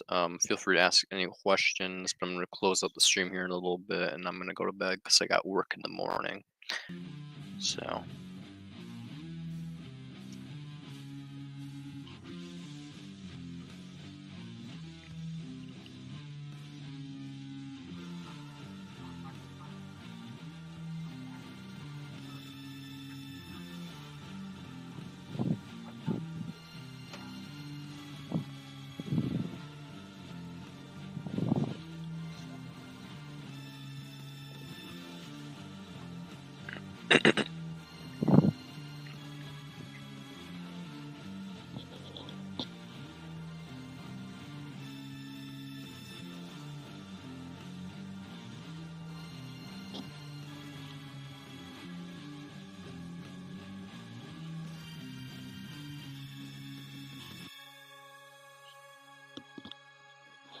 Stamina thanks. Yeah, I got the stamina of a champ, bro. I'm going strong.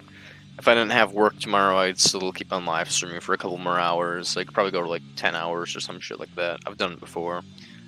But, unfortunately I got work in the morning, so we're gonna end the stream here in a little bit. If anybody has any final questions, let me know, but I guess once it hits 7:30 in 4 minutes here, I'm going to close the stream, and then I'm going to take a shower and go and hit the hay.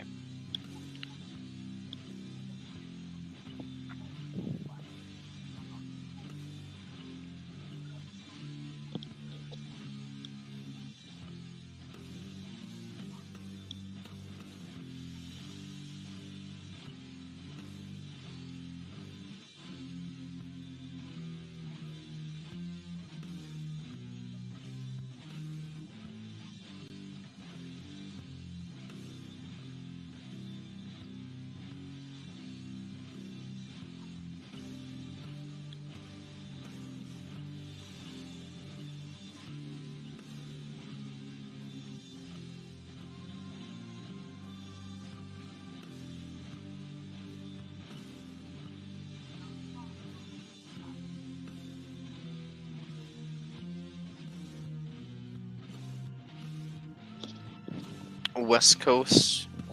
Yo, Dad.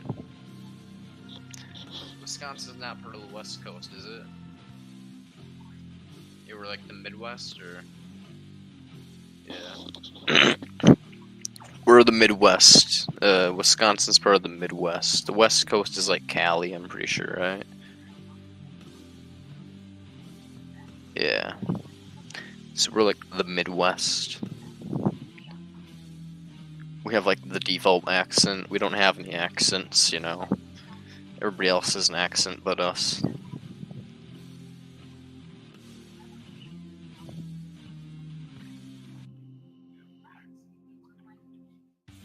Canadian? Yeah, people say we have a Canadian accent, but I don't buy it. I think Canadian people have a little bit of an accent, but we don't.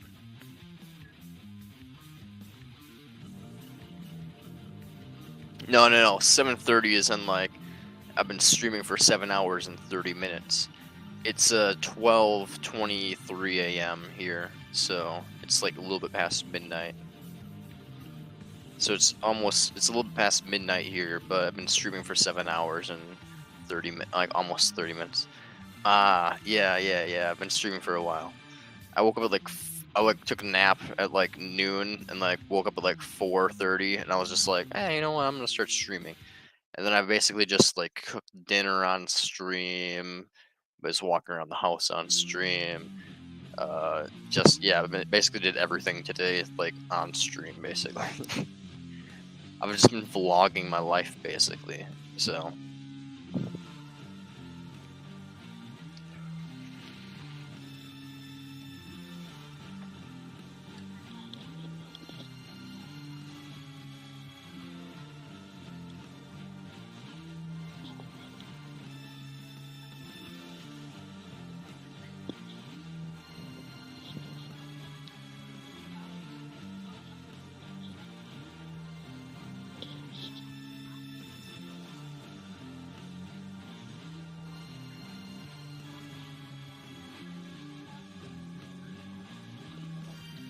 $20 seconds till I close stream.